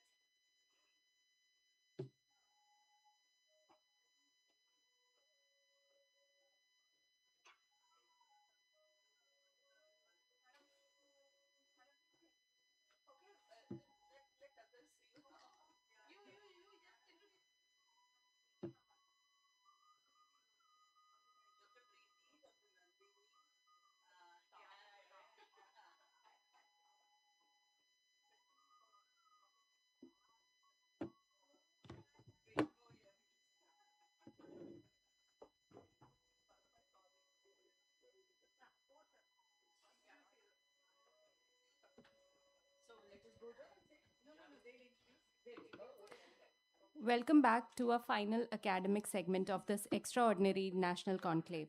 We are closing our proceedings with a deeply profound, sensitive, and vital dialogue. This is the panel discussion 4 on gender identity, dysphoria, and transitions in ASD. To moderate this essential final panel, please welcome one of India's premier mental health communicators and professor of psychiatry at GMC Thiruvananthapuram, Dr. Arun B. Nair sir. He's a professor of psychiatry at Government Medical College Trivandrum and an honorary consultant psychiatrist at the prestigious Sri Chitra Tirunal Institute. A prolific intellectual, Dr. Nair has authored 29 definitive books, contributed to 5 medical textbooks, and published extensive research on adolescent suicide, child abuse, and substance use disorders. His impact on public health communication is unmatched, having anchored over 3,000 television episodes, including Memory Mantra, the longest running live mental health talk show in Malayalam, and delivered over 500 talks on All India Radio. His monumental contributions have been honored with the P. Keshavadev Award, the IMA Media Award, and the certified entry in the Asia Book of Records for conducting the largest national suicide prevention radio program. Ladies and gentlemen, please join me in welcoming a true master of psychiatric medicine and public advocacy, Dr. Arun B. Nair, sir. I request a final group of eminent panelists to join him on stage to share their wisdom. First is Dr. Sushma Pankaj Desai, ma'am, National Chairperson of the IAP Adolescent Health Academy 2026, an MD, DCH, and postgraduate diploma holder in adolescent pediatrics. Dr. Desai serves as the director of Gopi Children Hospital and the Tarun Adolescent Healthcare Center in Surat, Gujarat. At the national leadership level, she shapes healthcare policy as the chairperson of the Indian Academy of Pediatrics Adolescent Health Academy for 2026. Her remarkable administrative legacy includes serving as the founder chairperson of AHA Gujarat State and the honorary secretary general of AHA IAP. A phenomenal academic force, Dr. Desai is the course director for Pre-Teen Comprehensive Care 2026. She has contributed extensively as a scientific reviewer for vital national programs like Empower Yuva and Mission Kishore Uday. She has also served as an editor and co-author for the definitive AHA IAP textbook and contributes as a manuscript reviewer for prestigious medical journals. Ladies and gentlemen, join me in welcoming a true champion of adolescent wellness, Dr. Sushma Pankaj Desai, ma'am. Next on the panel is Dr. Murugan C. Nair, sir. He is the director of ICONS, Shornur, Kerala. Dr. Nair serves as a consultant neurologist and the director in charge of the Premier Institute for Communicative and Cognitive Neurosciences. He brings more than a decade of rich clinical, academic, and research experience to the complex field of neurology. A stellar alumnus of our own medical fraternity, he graduated from Government TD Medical College, Alapura, completed his MD in General Medicine from JJM Medical College, Karnataka, and subsequently earned his DM in Neurology from the Government Medical College, Trivandrum. Today, his outstanding medical leadership plays a pivotal role in guiding comprehensive diagnosis and neurorehabilitation for neurodevelopmental conditions. Ladies and gentlemen, please welcome Dr. Murugan C. Nair, sir. Next, I welcome Dr. Nandita D'Souza, ma'am, the Visionary Director of the Setu Center for Child Development and Family Guidance, Goa. It is my exceptional privilege to introduce her, specializing exclusively in developmental and behavioral pediatrics since 1993. Dr. D'Souza holds an MD in Pediatrics, a DNB, and a Diploma in Developmental Neurology. She is the visionary founder and director of the Setu Center for Child Development and Family Guidance, which is Goa's premier multidisciplinary hub, which has transformed the lives of over 12,000 children and families over the last 2 decades. At the state policy level, Dr. D'Souza is an invaluable advisor. She serves on the advisory board and research committee under the Rights of Persons with Disabilities Act and has actively shaped the state's juvenile justice board. Dr. Nandita D'Souza, ma'am.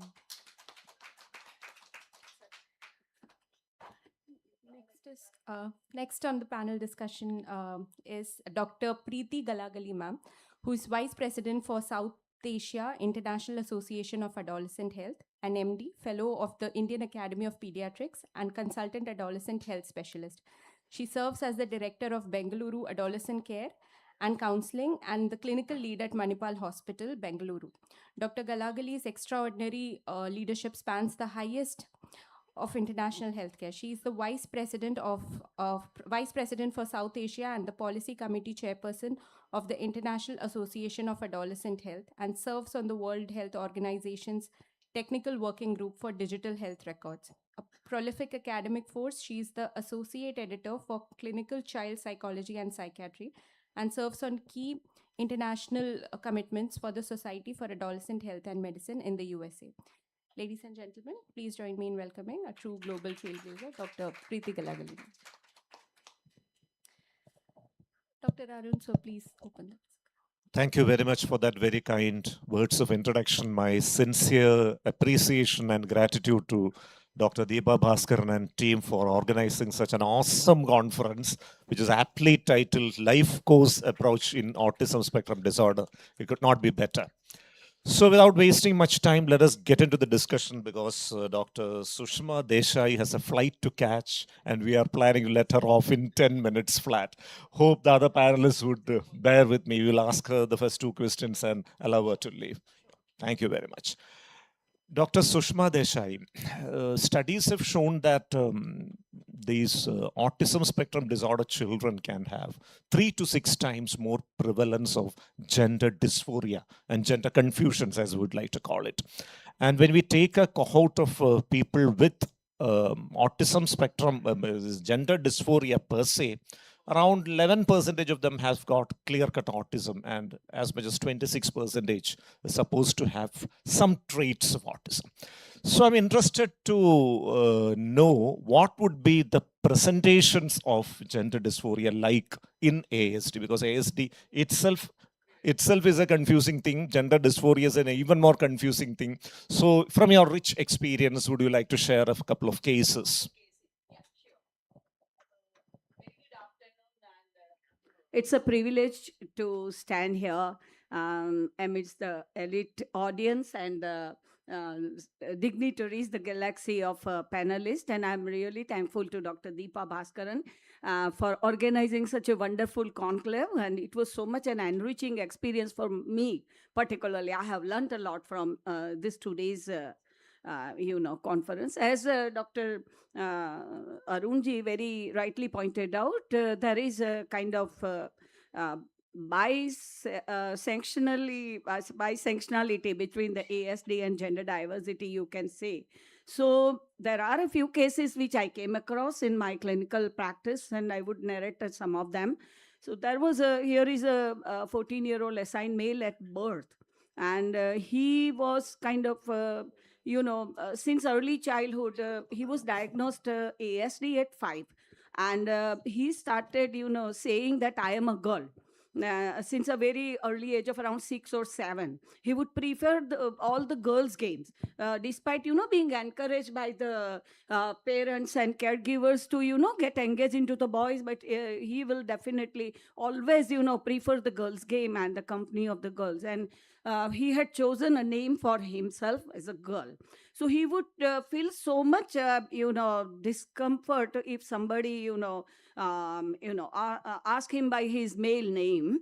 And this boy, the parents presented with a complete withdrawal and too much of a distress, irritability, anger outburst, and tantrum. Once he started those pubertal changes, particularly the facial hair and other stuff, and he refused going to school, and the withdrawal was so remarkable and the distress was really so bad.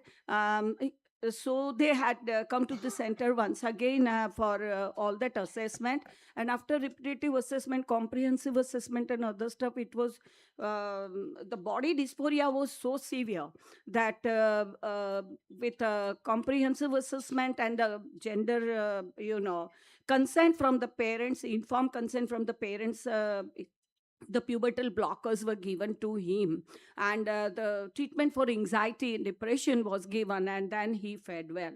So that was one case. Another was similar case of a girl assigned female at birth, and she would, she was diagnosed at around 3.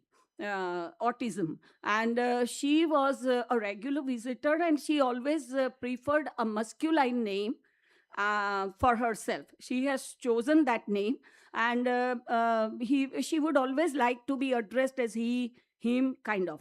And the pubertal onset, created a havoc in this child.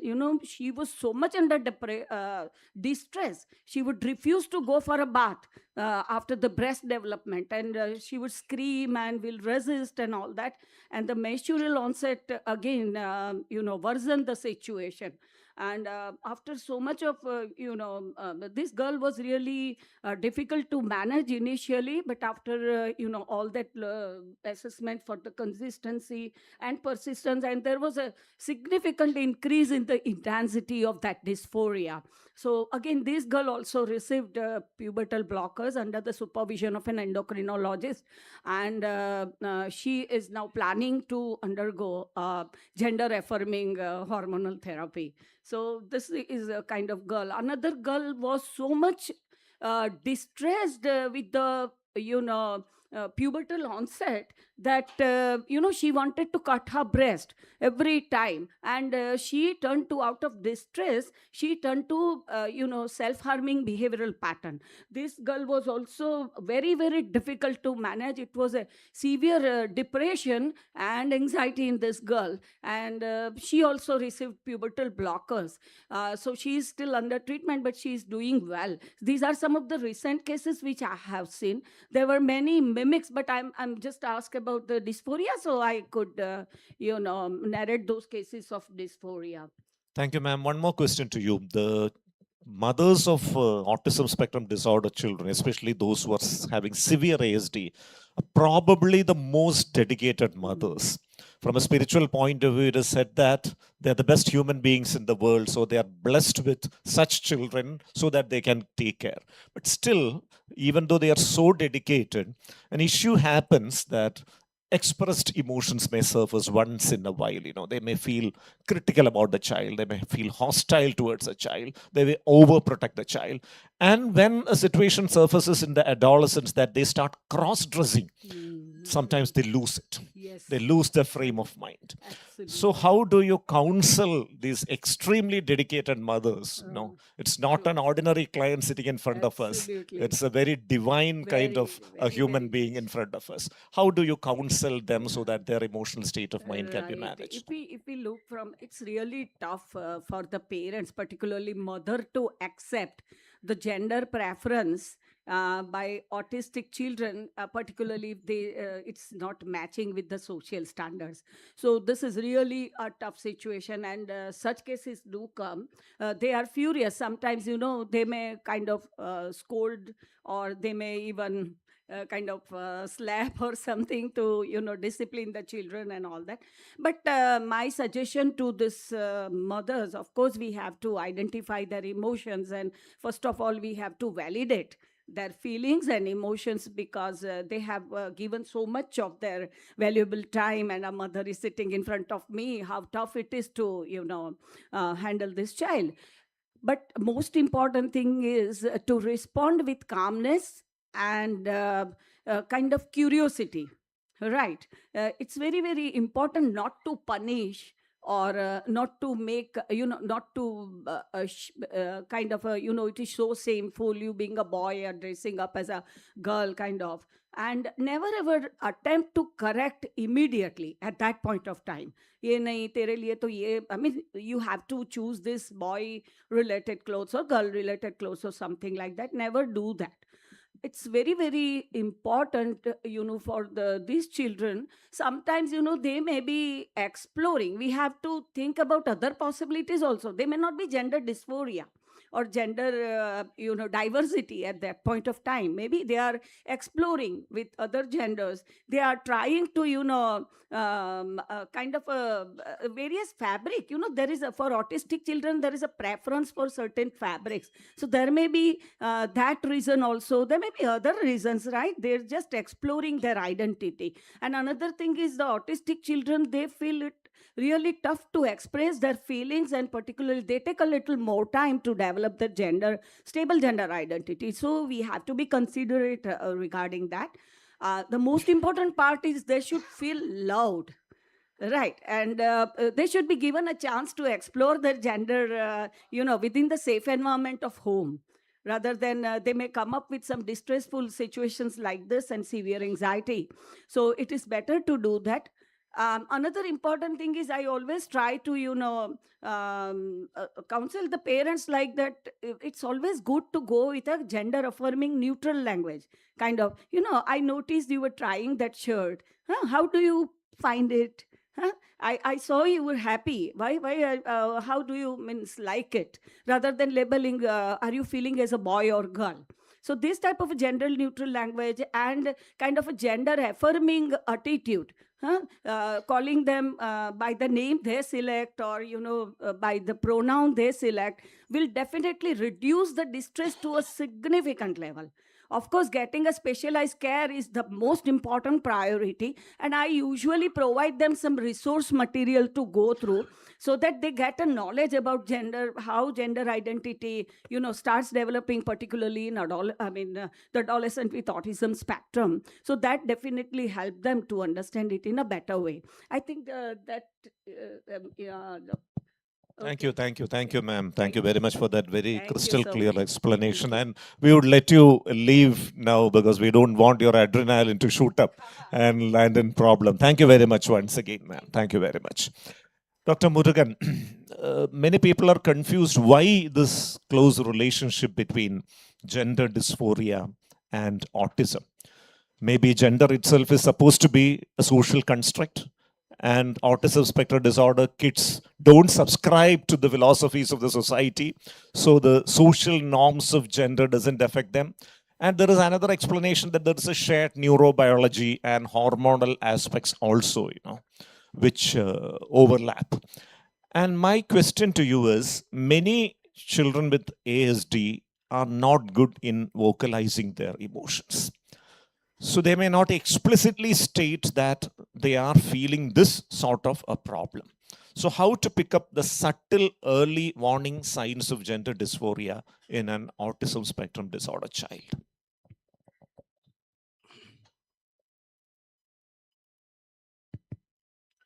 It's already mentioned.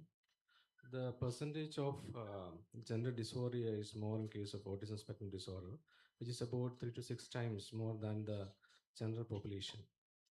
And as you know, there are different types of presentations.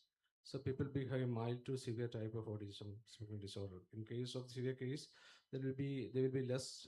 They will not be able to express freely. In such circumstances, we have to get clues from the caregiver, from the parents, and also from the teachers, if possible. One thing, the child will prefer to play with the opposite sex. Basically, children would like to play with the same sex, but they would like to play with the opposite sex in this type of children. And the second thing will be the crossed dressing pattern. Child prefer to, sometimes they may get irritated by wearing the dress of the same gender, but they are comfortable in other dress. Sometimes this will be mistaken for the sensory abnormalities of autism. And next thing will be they will be imitating when they get a chance to imitate. They will imitate the activities of the other gender. So in addition to that, some people may show strong dislike to the toys that is designed to the same gender. For example, a boy would like to play with a doll rather than playing with a car and all.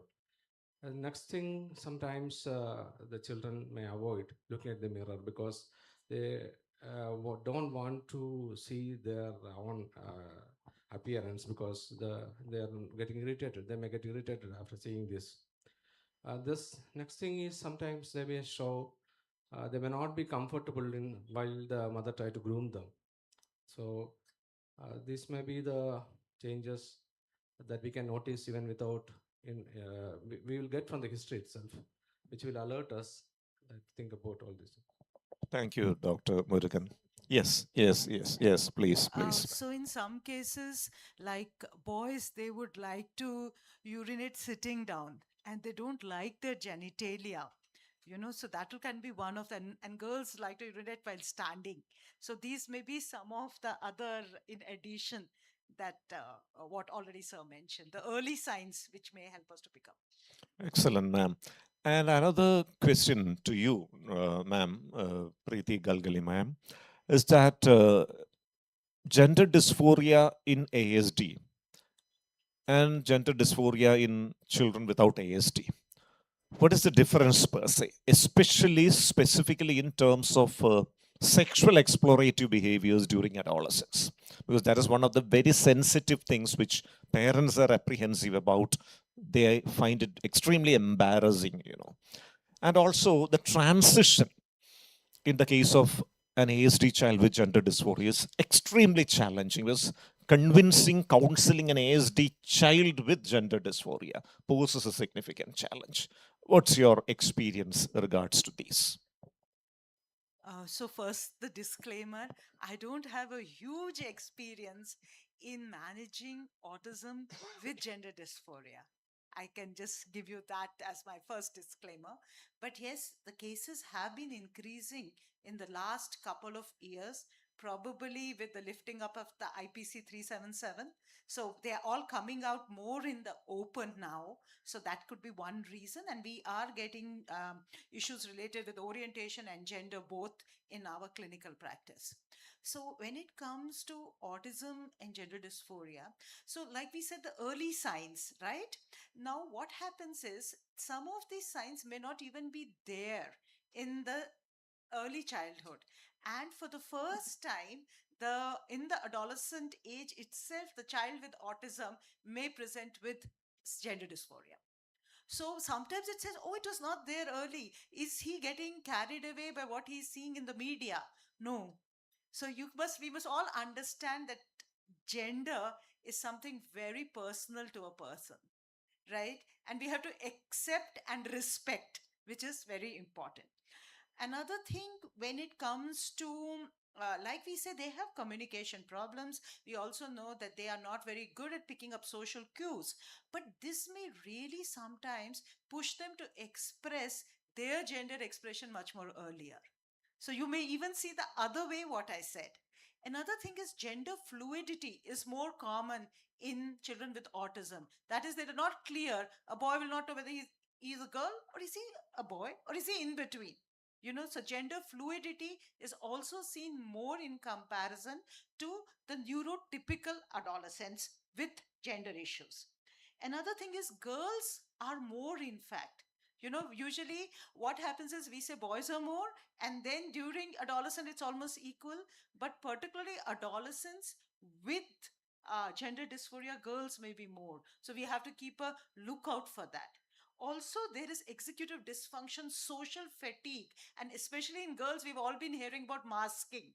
And when there's this gender dysphoria, this makes it even worse. Now, when it becomes worse, then obviously there's depression, anxiety, social self harm, eating disorders. All these are supposed to be associated with gender dysphoria. And this makes the counseling all the more complicated. So I had this young boy coming to me who felt that he was a girl. I hate the texture of my hair. So sensory issues. And they might have a preference to more velvety things rather than coarse things. So these are some of the main differences which are there. Thank you, ma'am. It was extremely enlightening. Coming to Nandita D'Souza, ma'am, the concept of gender still, I feel most of the parents have not understood it. When a child with gender dysphoria or distress regarding one's gender is coming out, they do all sorts of things to criticize the child, scold the child, do all sorts of spiritual interventions to see whether there's some black magic has been cast on it. So, as a pediatrician or as a counselor or as a clinician, how can you counsel the parents about the concept of gender identity and gender dysphoria in simple terms?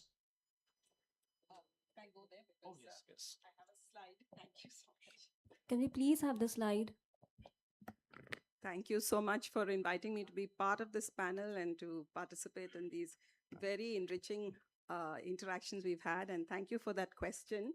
So you said parents are confused.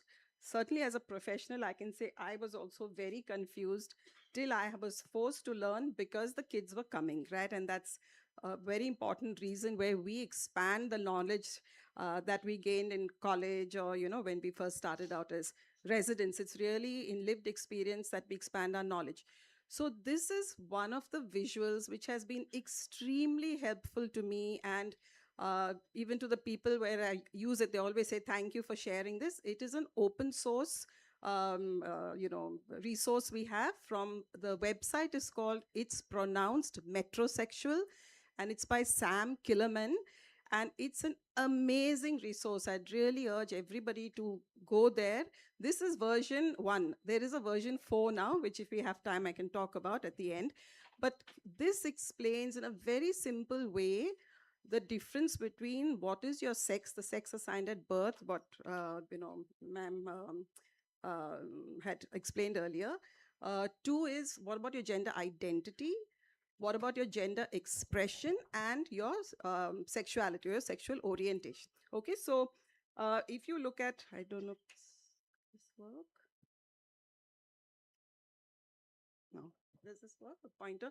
Anyway, so this is the genderbread person. You must be aware of the genderbread man, right? The story.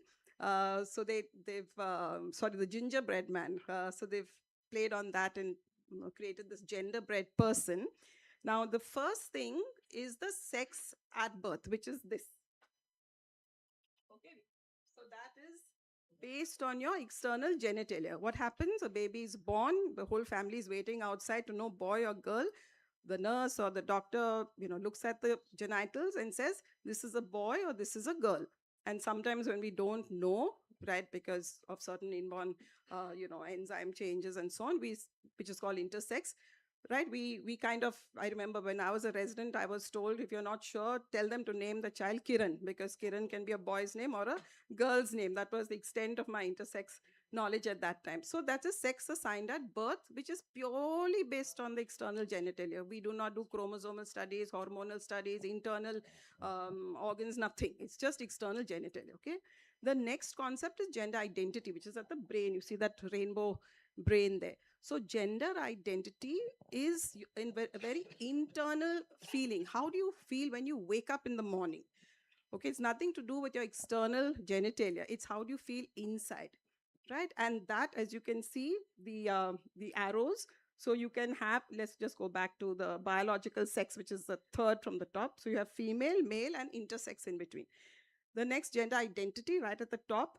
So your identity may be a woman, or it may be a man, or it may be gender queer. You're somewhere in between. Very often these are the they, them people, right? Now your gender identity, no one can tell you what your identity is based on how you look on the outside or what your external genitalia are, okay? It's a completely personal kind of internal experience. Then the third concept is the gender expression. Expression is how you show the world your identity. Okay, so that gender expression, which is the dotted line all along the genderbread person's body, okay, that depends on first your pronouns. He, him, she, her, they, them, and now even the z, zir, the new pronouns, right?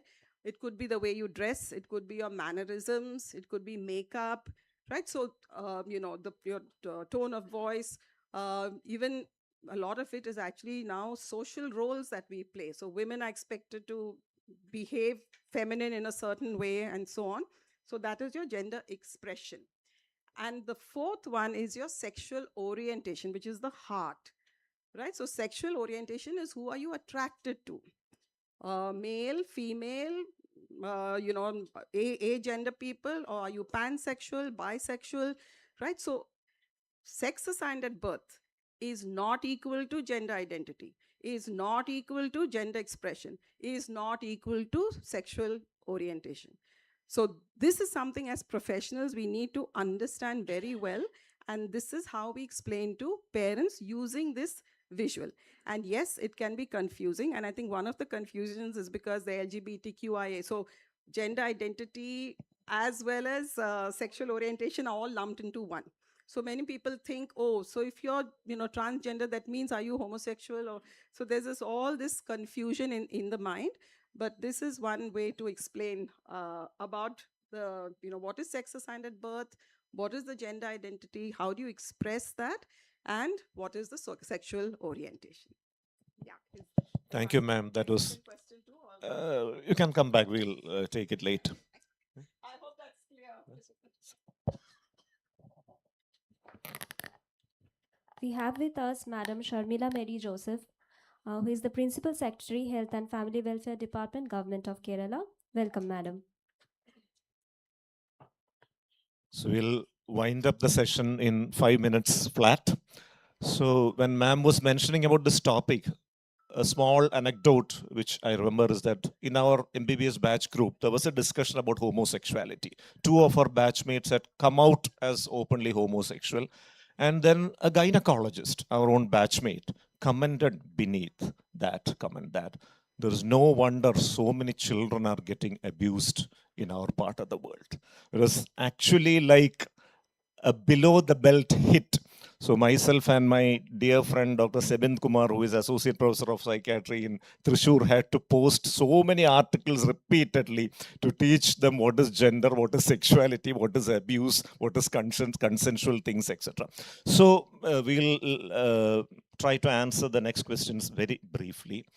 Dr. Murugan, my question to you is, gender dysphoria in ASD with intellectual disability and without intellectual disability, because intellectual disability with ASD becomes even more complex thing. Any difference in the manifestations and management approaches? About 40 to 50% of cases of ASD will be having some sort of intellectual disability. And the manifestation vary depending upon the severity of intellectual disability. If it's a mild or borderline intelligence, it will not make much difference. But in case of severe and profound cases, they cannot express. In such cases, cues to be obtained from, as we have already mentioned, from the caregivers, and all the indirect evidence we have to solve. Thank you, sir, for that very crisp answer. Coming back to Dr. Preeti Galgali, what should be the support system like? The family, friends, peers, etc. What should they do to support the smooth transition of an ASD child with gender dysphoria in practical terms? So it's often said it takes a village to raise up a child, isn't it? So all of us have a role to play in that. So the immediate family, of course, has a very important role. And just to explain this, I'll quickly brush on 3 cases which I saw in clinical practice, gender dysphoria with autism. So this was this 14-year-old brought to the clinic by her mother. I call her 14-year-old boy her mother, because we have to respect what the child wants. It's difficult for us as clinicians sometimes to follow the pronouns, especially when we are not seeing a large number of cases. But yes, we need to accept that. And the mother said, my son, she considered him my son, has inappropriately touched a girl in the class. This child was on the spectrum, was receiving therapy itself. So this was one child which needed a lot of support, and you all know about the POXO Act also, and this kind of complicates the whole issue. So we, as I said, we need a village to support the child.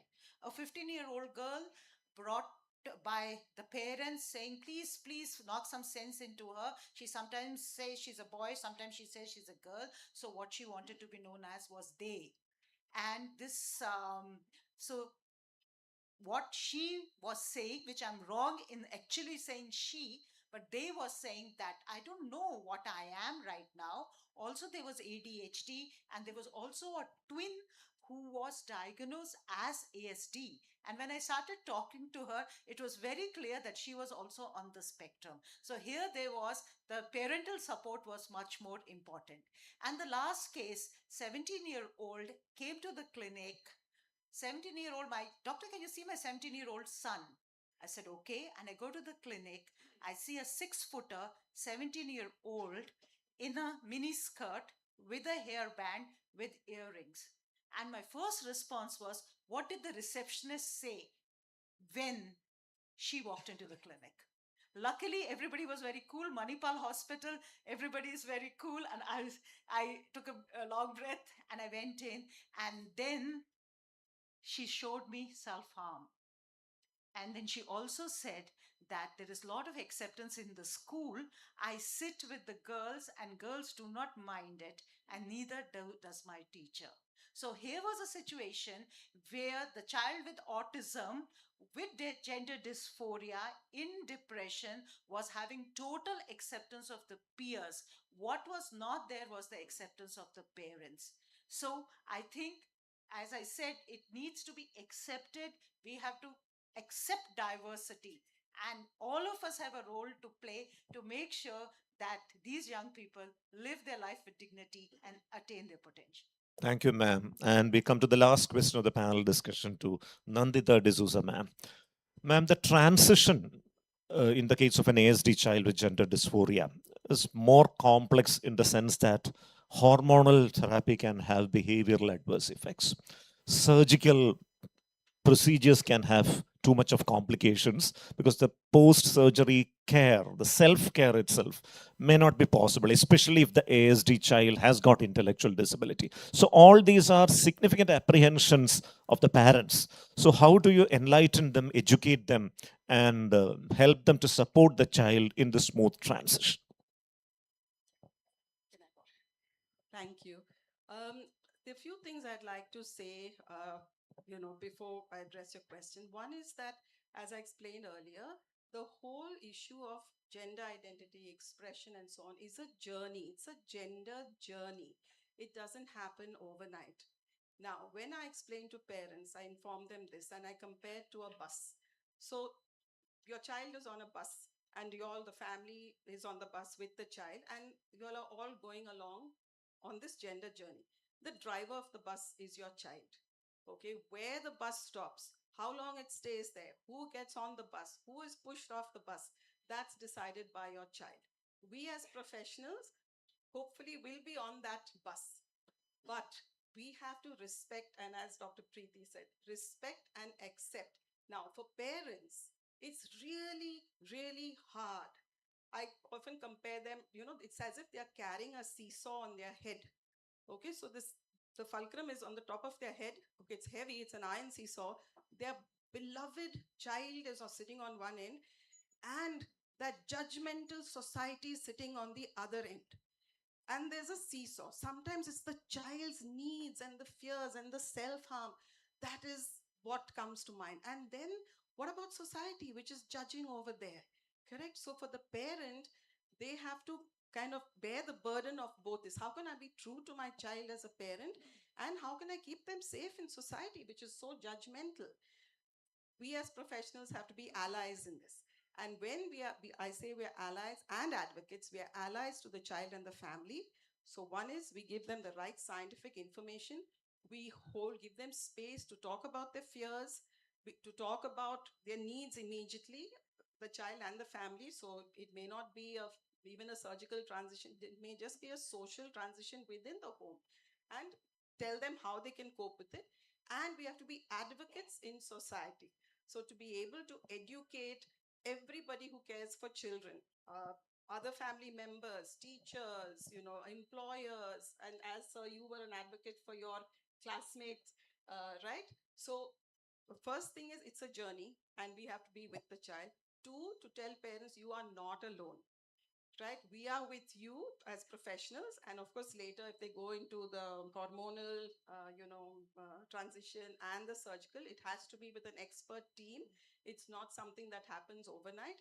And the third thing which every parent needs to hear, because of the guilt and the blame, is that, and these are the exact words that I use, you are exactly what your child needs. Every parent needs to hear that, because as parents, yes, we love our children and we have made mistakes. Every parent has made mistakes, right? But that's part of our learning journey. But at the end of the day, if we made a mistake, we can always go back and have that conversation with our child. When you did this at 12 years, I think I didn't handle it very well. I was worried, I was angry, and that's what I did. I'm sorry about that. I've learned more since then. So letting parents know that they are not alone and that they are exactly what their child needs, because nobody has more love than that parent. So, if you just permit me to add, as pediatricians, important to know that you have to send them to a hospital where there's a multidisciplinary team, and there has to be a psychiatrist, a endocrinologist, and a plastic surgeon who should be a part of the team. And just carrying on from what I said, the 17-year-old, I referred them to St. John's Medical College. He received apt treatment. He's still not on puberty blockers, neither is he on cross. So the three types of therapy: puberty blockers, the cross-sex hormones, and finally the sex reassignment surgery, which is only done after 18 years of age, not before that. While the others can be done before that with the consent of the parents. And just a couple of days ago, I got a call, Doctor, my daughter has got admission into IIT. How was that for acceptance? Thank you. Thank you very much, ma'am. So we are reaching the end of the panel discussion. It was a very educative, enlightening discussion. I would like to wind it up with just two statements. We need to accept the concept of neurodiversity. Especially our part of the world, the society, need to become mature to accept neurodiversity, to be more inclusive in our mindset and attitude, and to support them to the maximum, because there are a lot of autistic children with splinter skills and maybe a handful of them with savant skills. We have seen them singing reality shows, becoming designers in advertising firms, writing poems. Anil Kumar sir's one of the very famous clients of Anil Kumar sir has written a very strong poem in which she has expressed her internal anguish and angst in very certain terms. Don't judge us by seeing what we are from outside. You cannot even fathom what we have inside our mind. So that kind of very brilliant, very Khalil Gibran-esque kind of lyrics. So there are people like that. So we need to identify their talent, support them, and support the parents also, so that they don't feel ostracized, isolated in the society. So thank you very much for participating in this panel discussion. My sincere gratitude to Dr. Sushama Desai, Dr. Murugan C. Nair, Dr. Preeti Galgali, and Dr. Nandita D'Souza. And once again, our gratitude to Dr. Deepa Bhaskaran and team for giving us this great opportunity. Thank you very much. Thank you. A big round of applause for our esteemed panelists for hosting such a wonderful discussion on such a delicate topic. We are open to questions.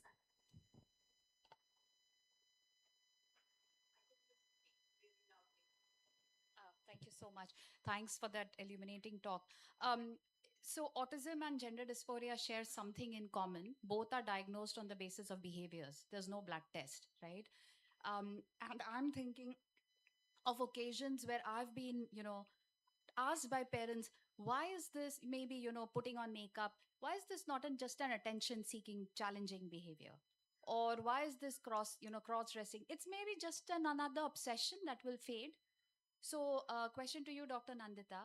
As a clinician who works with both gender dysphoria and autism, how do you balance this between your own clinical intuition about this being gender dysphoria as a co occurring condition and holding the space for parents' fears and hopes and worries?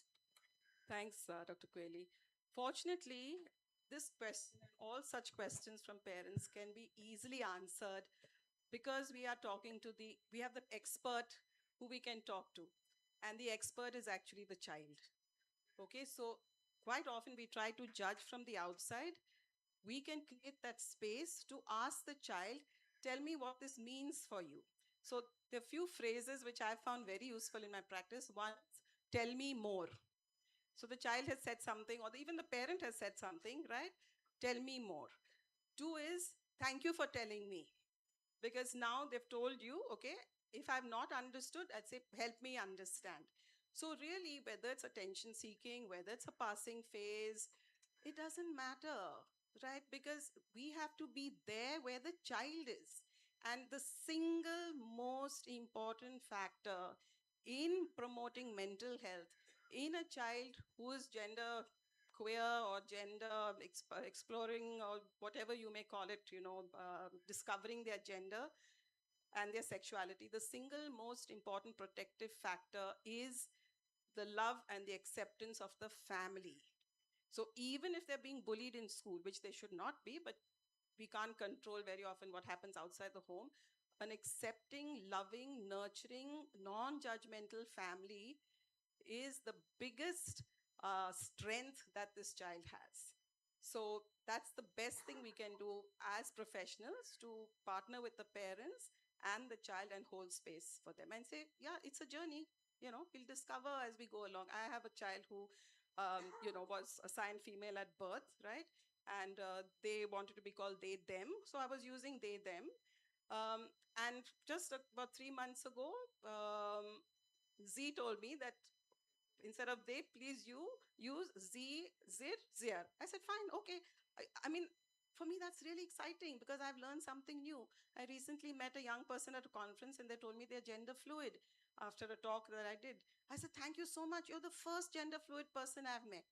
What are your pronouns? He, she, they. Great. Why do we have a problem with they and them? Suppose we were in the staff room and somebody left a book there. We don't know whose book is it. What do we say? Whose book is this? Someone has left their book here. We do it so easily without thinking. We don't know whether it's who that person is. We use they and them. Correct? So it's nothing very new. It's just that fear of, oh my goodness, what is society going to say, and so on. So I think if we are comfortable, we can be that source of support to parents. And parent to parent, there are lots of parent organizations now. Wonderful. There's, I think it's called the Rainbow Group, which is on Facebook. There's so many now. I always have senior moments. Squirrely, do you know from Bombay? They're quite. Yeah, that's a very well-known one, but there are many, and they are queer affirming psychologists also. So if you check like for psychologists who are kind of trained in, handling people with queer affirmative counseling practice, their courses. So yeah, fortunately our country is.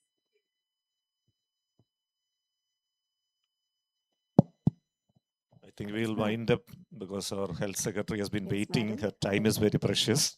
We'll ask Dr. Deepa Bhaskaran, madam, to come up to the stage for felicitation of the panelists.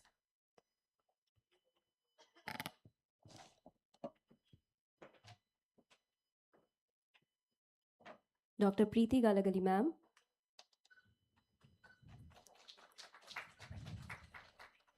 Dr. Arun B. Nair, sir.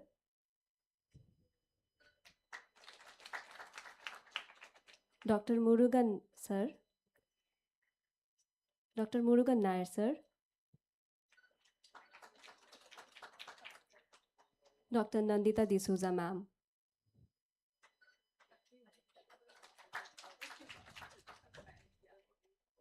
We thank our panelists exclusively.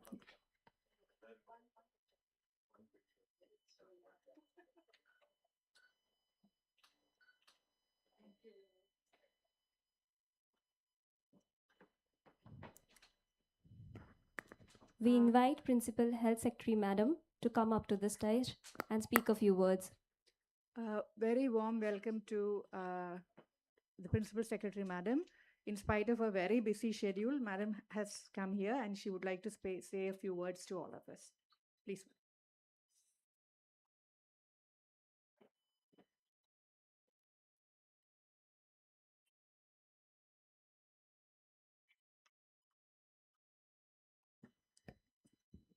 Dr. Deepa Bhaskar, Director in charge, CDC Trivandrum. Senior doctors, specialists, officers and doctors and staff of CDC, and specialists, pediatricians and other specialists who have come from across the country for this national conclave on the life course approach for managing autism spectrum disorders. Young students, ladies and gentlemen. At the very outset, let me thank Dr. Deepa Bhaskar, Director in charge CDC, and the CDC team for having invited me over here to speak to you, and also for having given me an opportunity to understand a little bit, the varied manifestations of autism spectrum disorder, and the way clinicians, the way psychologists, the way psychiatrists, the way parents, the way schools, and the way society at large approaches or approach such patients and manage such patients. Well, when I start with what CDC is, I still remember CDC as a one-room setup in SAT when we were medical students. I also did my MBBS from Trivandrum Medical College, and Dr. MKC Nair used to be the head of CDC, the Child Development Center. And it is a matter of great happiness and satisfaction to see that CDC has grown big, and that CDC is catering to the requirements of not just delayed development in children, but varied manifestations in child development, varied manifestations in the journey of the growth of a child. Doctor was mentioning about the journey of a child. So the journey of a child, which begins at conception of that child, has so many issues, factors which determine how that that cell which was formed by the fusion of the parents' gametes, how that cell grows, how that cell develops, what are the diverse factors which can affect the normal growth of that cell. How does a cell develop into a full-fledged human being? How does that cell develop into a human being which is perfect? All the systems are perfect. You take any system, all the systems are perfect, and you get a well-formed baby, a well-formed child, a well-formed human being whose systems are super perfect. But in this journey, the journey of that single cell developing into a human being, what we had all studied in I believe most of the participants are doctors or people who are from the medical field or working in fields related to a medical field. So this journey of that cell, or the growth of that cell to a human being, we have studied in embryology, we have studied in evolution. So there can be phases where that journey can meet with hurdles, where that journey can meet with some block somewhere, so that there are minor aberrations or sometimes major aberrations. And some of these aberrations, be they minor, be they major, some of these may manifest as some kind of disorders, some kind of development delays, some kind of behavioral anomalies, some kind of attention-seeking behaviors that some children may manifest.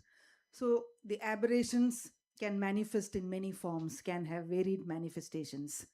And as I was listening to the previous panel, the experts in the previous panel were mentioning how the parents, as the first people who interact with a human being, with a child, are the best guides, the best therapists, the best doctors that a child with some kind of anomaly or some kind of behavioral problem has.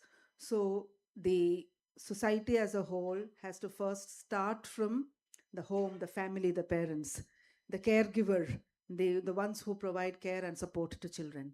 So if the parents are properly guided, properly trained, properly mentored as to how to deal with children who have some kind of deviant behavior, or children who have some kind of developmental issues or behavioral issues, that orientation to the parents, that orientation to the parents, the caregivers, would go a very long way in how the child's development, the journey, can be molded properly. Because at the end of the day, we do not want a child with a developmental issue to become or to display or to develop into someone who has a socially deviant behavior.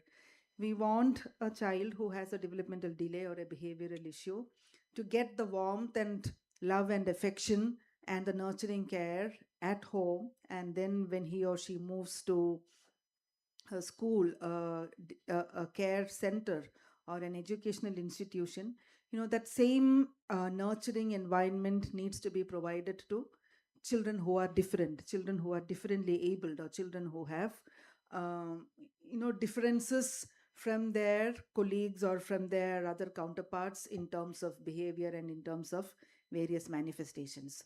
So therein comes the responsibility of governments, non-governmental organizations, autonomous organizations, support groups, and society as a whole. So governments, yes, have realized that this is an area where a lot of thought needs to go into, where a lot of investment needs to go into, where a lot of understanding needs to go into, so that programs designed by governments, be they in the health department or the social justice department or the women and child development department or the education department, different departments need to be sensitized adequately as to how to handle such deviations in the behavior and development of children. So of late, the programs that governments design, the programs that we in different departments design, we do give a thought to such matters as well, and we take inputs from experts in the medical field, from experts in the developmental field, from NGOs, etc., and see how best some of our programs can be molded better or refined better or fine-tuned better, so that we would be able to give the best to the child. Because at the end of the day, no government would like any child to be left behind. No parent would like his or her child to be left behind. No family would like his or her offspring or child to be left behind. So in that journey, a journey where the family, the society, where governmental and non-governmental institutions need to work together to extend the best possible support to every child who has some developmental issue. We need to learn more, we need to understand how good programs are run in other parts of the state or other states or other countries as well. So such kind of conclaves or workshops or learning or discussions give us food for thought, give us ideas as to how to better modulate some of our programs, and thereby ensure that we are able to do justice to the children, and we are able to do justice to the programs that we are implementing. So in this context, I would also like to mention that our state government, Kerala, has been a pioneer in handling such issues. Our departments work in close coordination to address these kind of issues, and our local governments also, the panchayats and the municipalities also earmark a fair share of their resources also for developmental aspects. So for example, any local government in its annual plan, the plan that is devolved, the plan fund that is devolved by the state government to the local government, so they are earmarking 10% of their developmental plan funds for programs related to women, 5% for children, 5% for senior citizens, and also 5% for transgenders and senior citizens and persons with disabilities. So Kerala is the only state perhaps which has also come out with a transgender budget. When the finance minister presents the budget in the assembly, along with the budget documents, we have a gender budget document, we have a child budget document, and we also have a transgender budget document. So this explains that, or this reveals, how much we how the extent to which our programs or our policies are shaped or are prepared, taking into reckoning or taking into account the needs for people or children who are different, who are differently abled, or who have difference or issues with respect to their behavior and developmental matters. So the concerted efforts of the government, the multidisciplinary approach with which the different departments approach these issues help us ensure that we have been able to make few steps forward in the right direction. And going forward, when we are strengthening the early intervention centers, with the support of the local governments, with the support of health department and social justice and WCD departments, we provide training to our Anganwadi workers and ASHA workers to help them detect early developmental delays. The Trivandrum development screening chart designed by CDC has been accepted nationally and internationally, and in the various programs or meetings of the government of India, also in the health department as well as WCD department and social justice department, we present the TDSA as a model chart, which is an easy to understand tool, an easy to understand tool for grassroots level workers like the Anganwadi workers and ASHA workers, and also for the parents to help them detect early developmental delays. So also in our Anganwadi system, I was handling women and child development department till a couple of months back.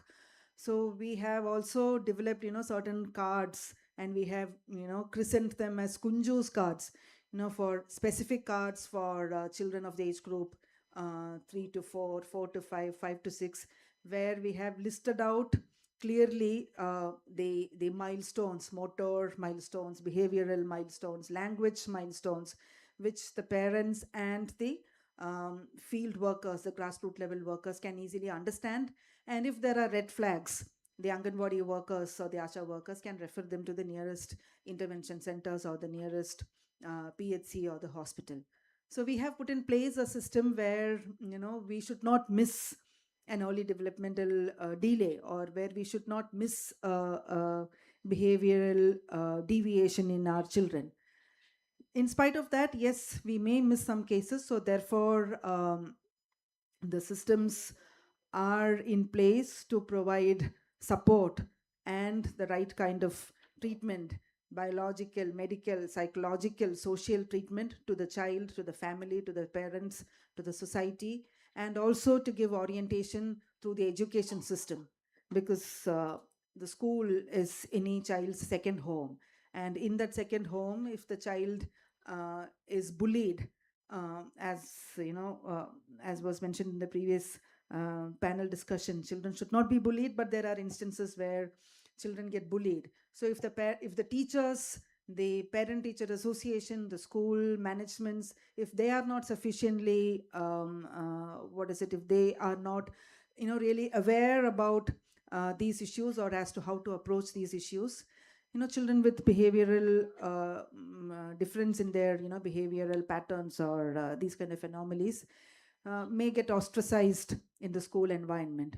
So there is a huge responsibility in our education system, also in the education department also, to take note of these issues and to extend the best possible support, scientifically proven support to these kind of children, and therefore to extend that helping hand to them as they go along their journey from school education onwards to face the big bad world.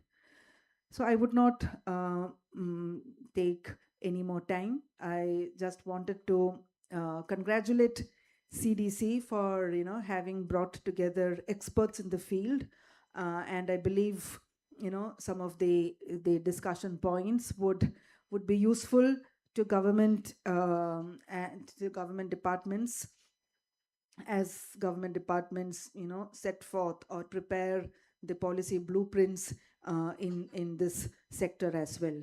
So let us all join together, work together in a coordinated fashion to address this challenge in a way which is which is correct, which is biologically, medically, psychosocially correct, so that we are able to extend the best possible help to any child who displays even a minor deviation in his or her behavior, or any child who has minor or major delay in his or her development story.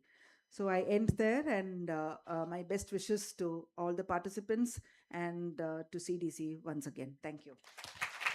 Thank you so much, madam. We extend our deepest gratitude towards madam. We invite Director in Charge Dr. Deepa Bhaskaran madam on the stage to felicitate our Principal Health Secretary madam.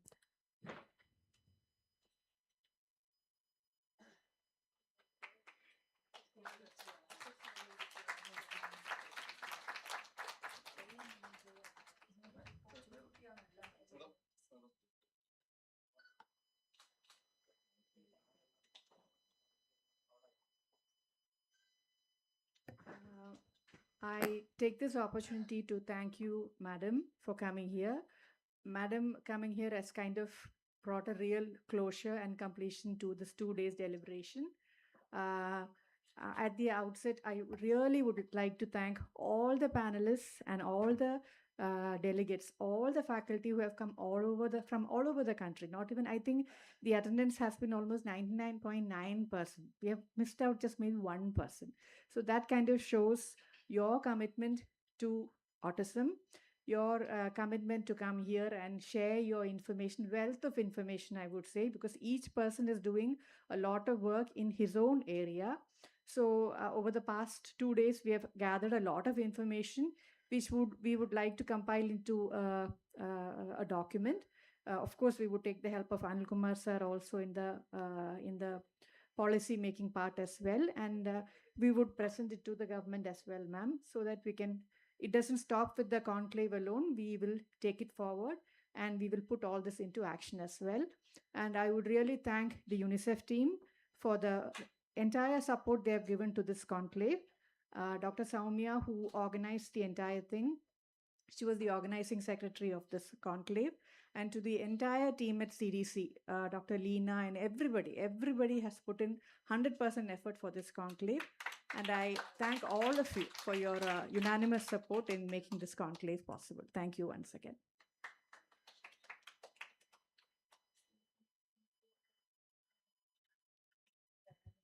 We'll invite Dr. Annapurna Kaul madam up on the stage.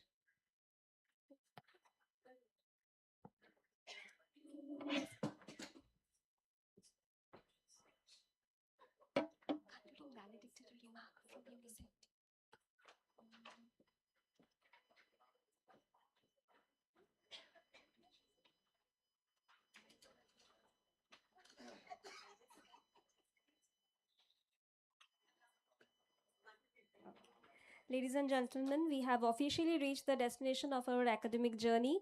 Over the last 2 days, we have traced the beautiful arc of a human life, moving from early neurogenetic indicators to inclusive classrooms, workplace skill development, and national social security networks. As we have reached the end of the journey, I hope you all take this message and put this message forward into the society as well. Thank you so much.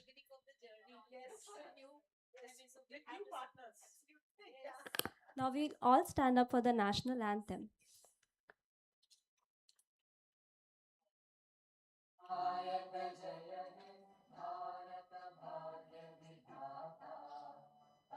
Punjab Sindh Gujarat Maratha Dravid Utkal बंगा विंध्य हिमाचल यमुना गंगा उज्जल जलधि तरंगा तव शुभ नामे जागे तव शुभ आशीष मांगे गाहे तव जय गाथा जन गण मंगल दायक जय हे भारत भाग्य विधाता जय हे जय हे जय हे जय जय जय जय हे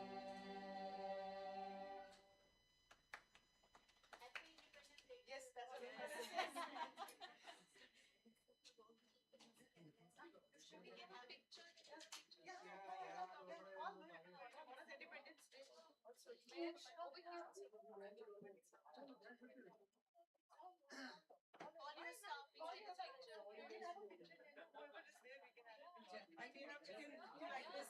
Can we all have a picture?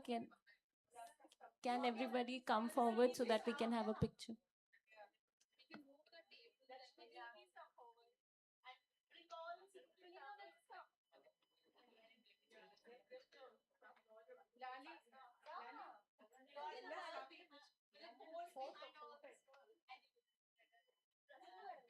I request all CDC staff to come forward so that we can have a picture.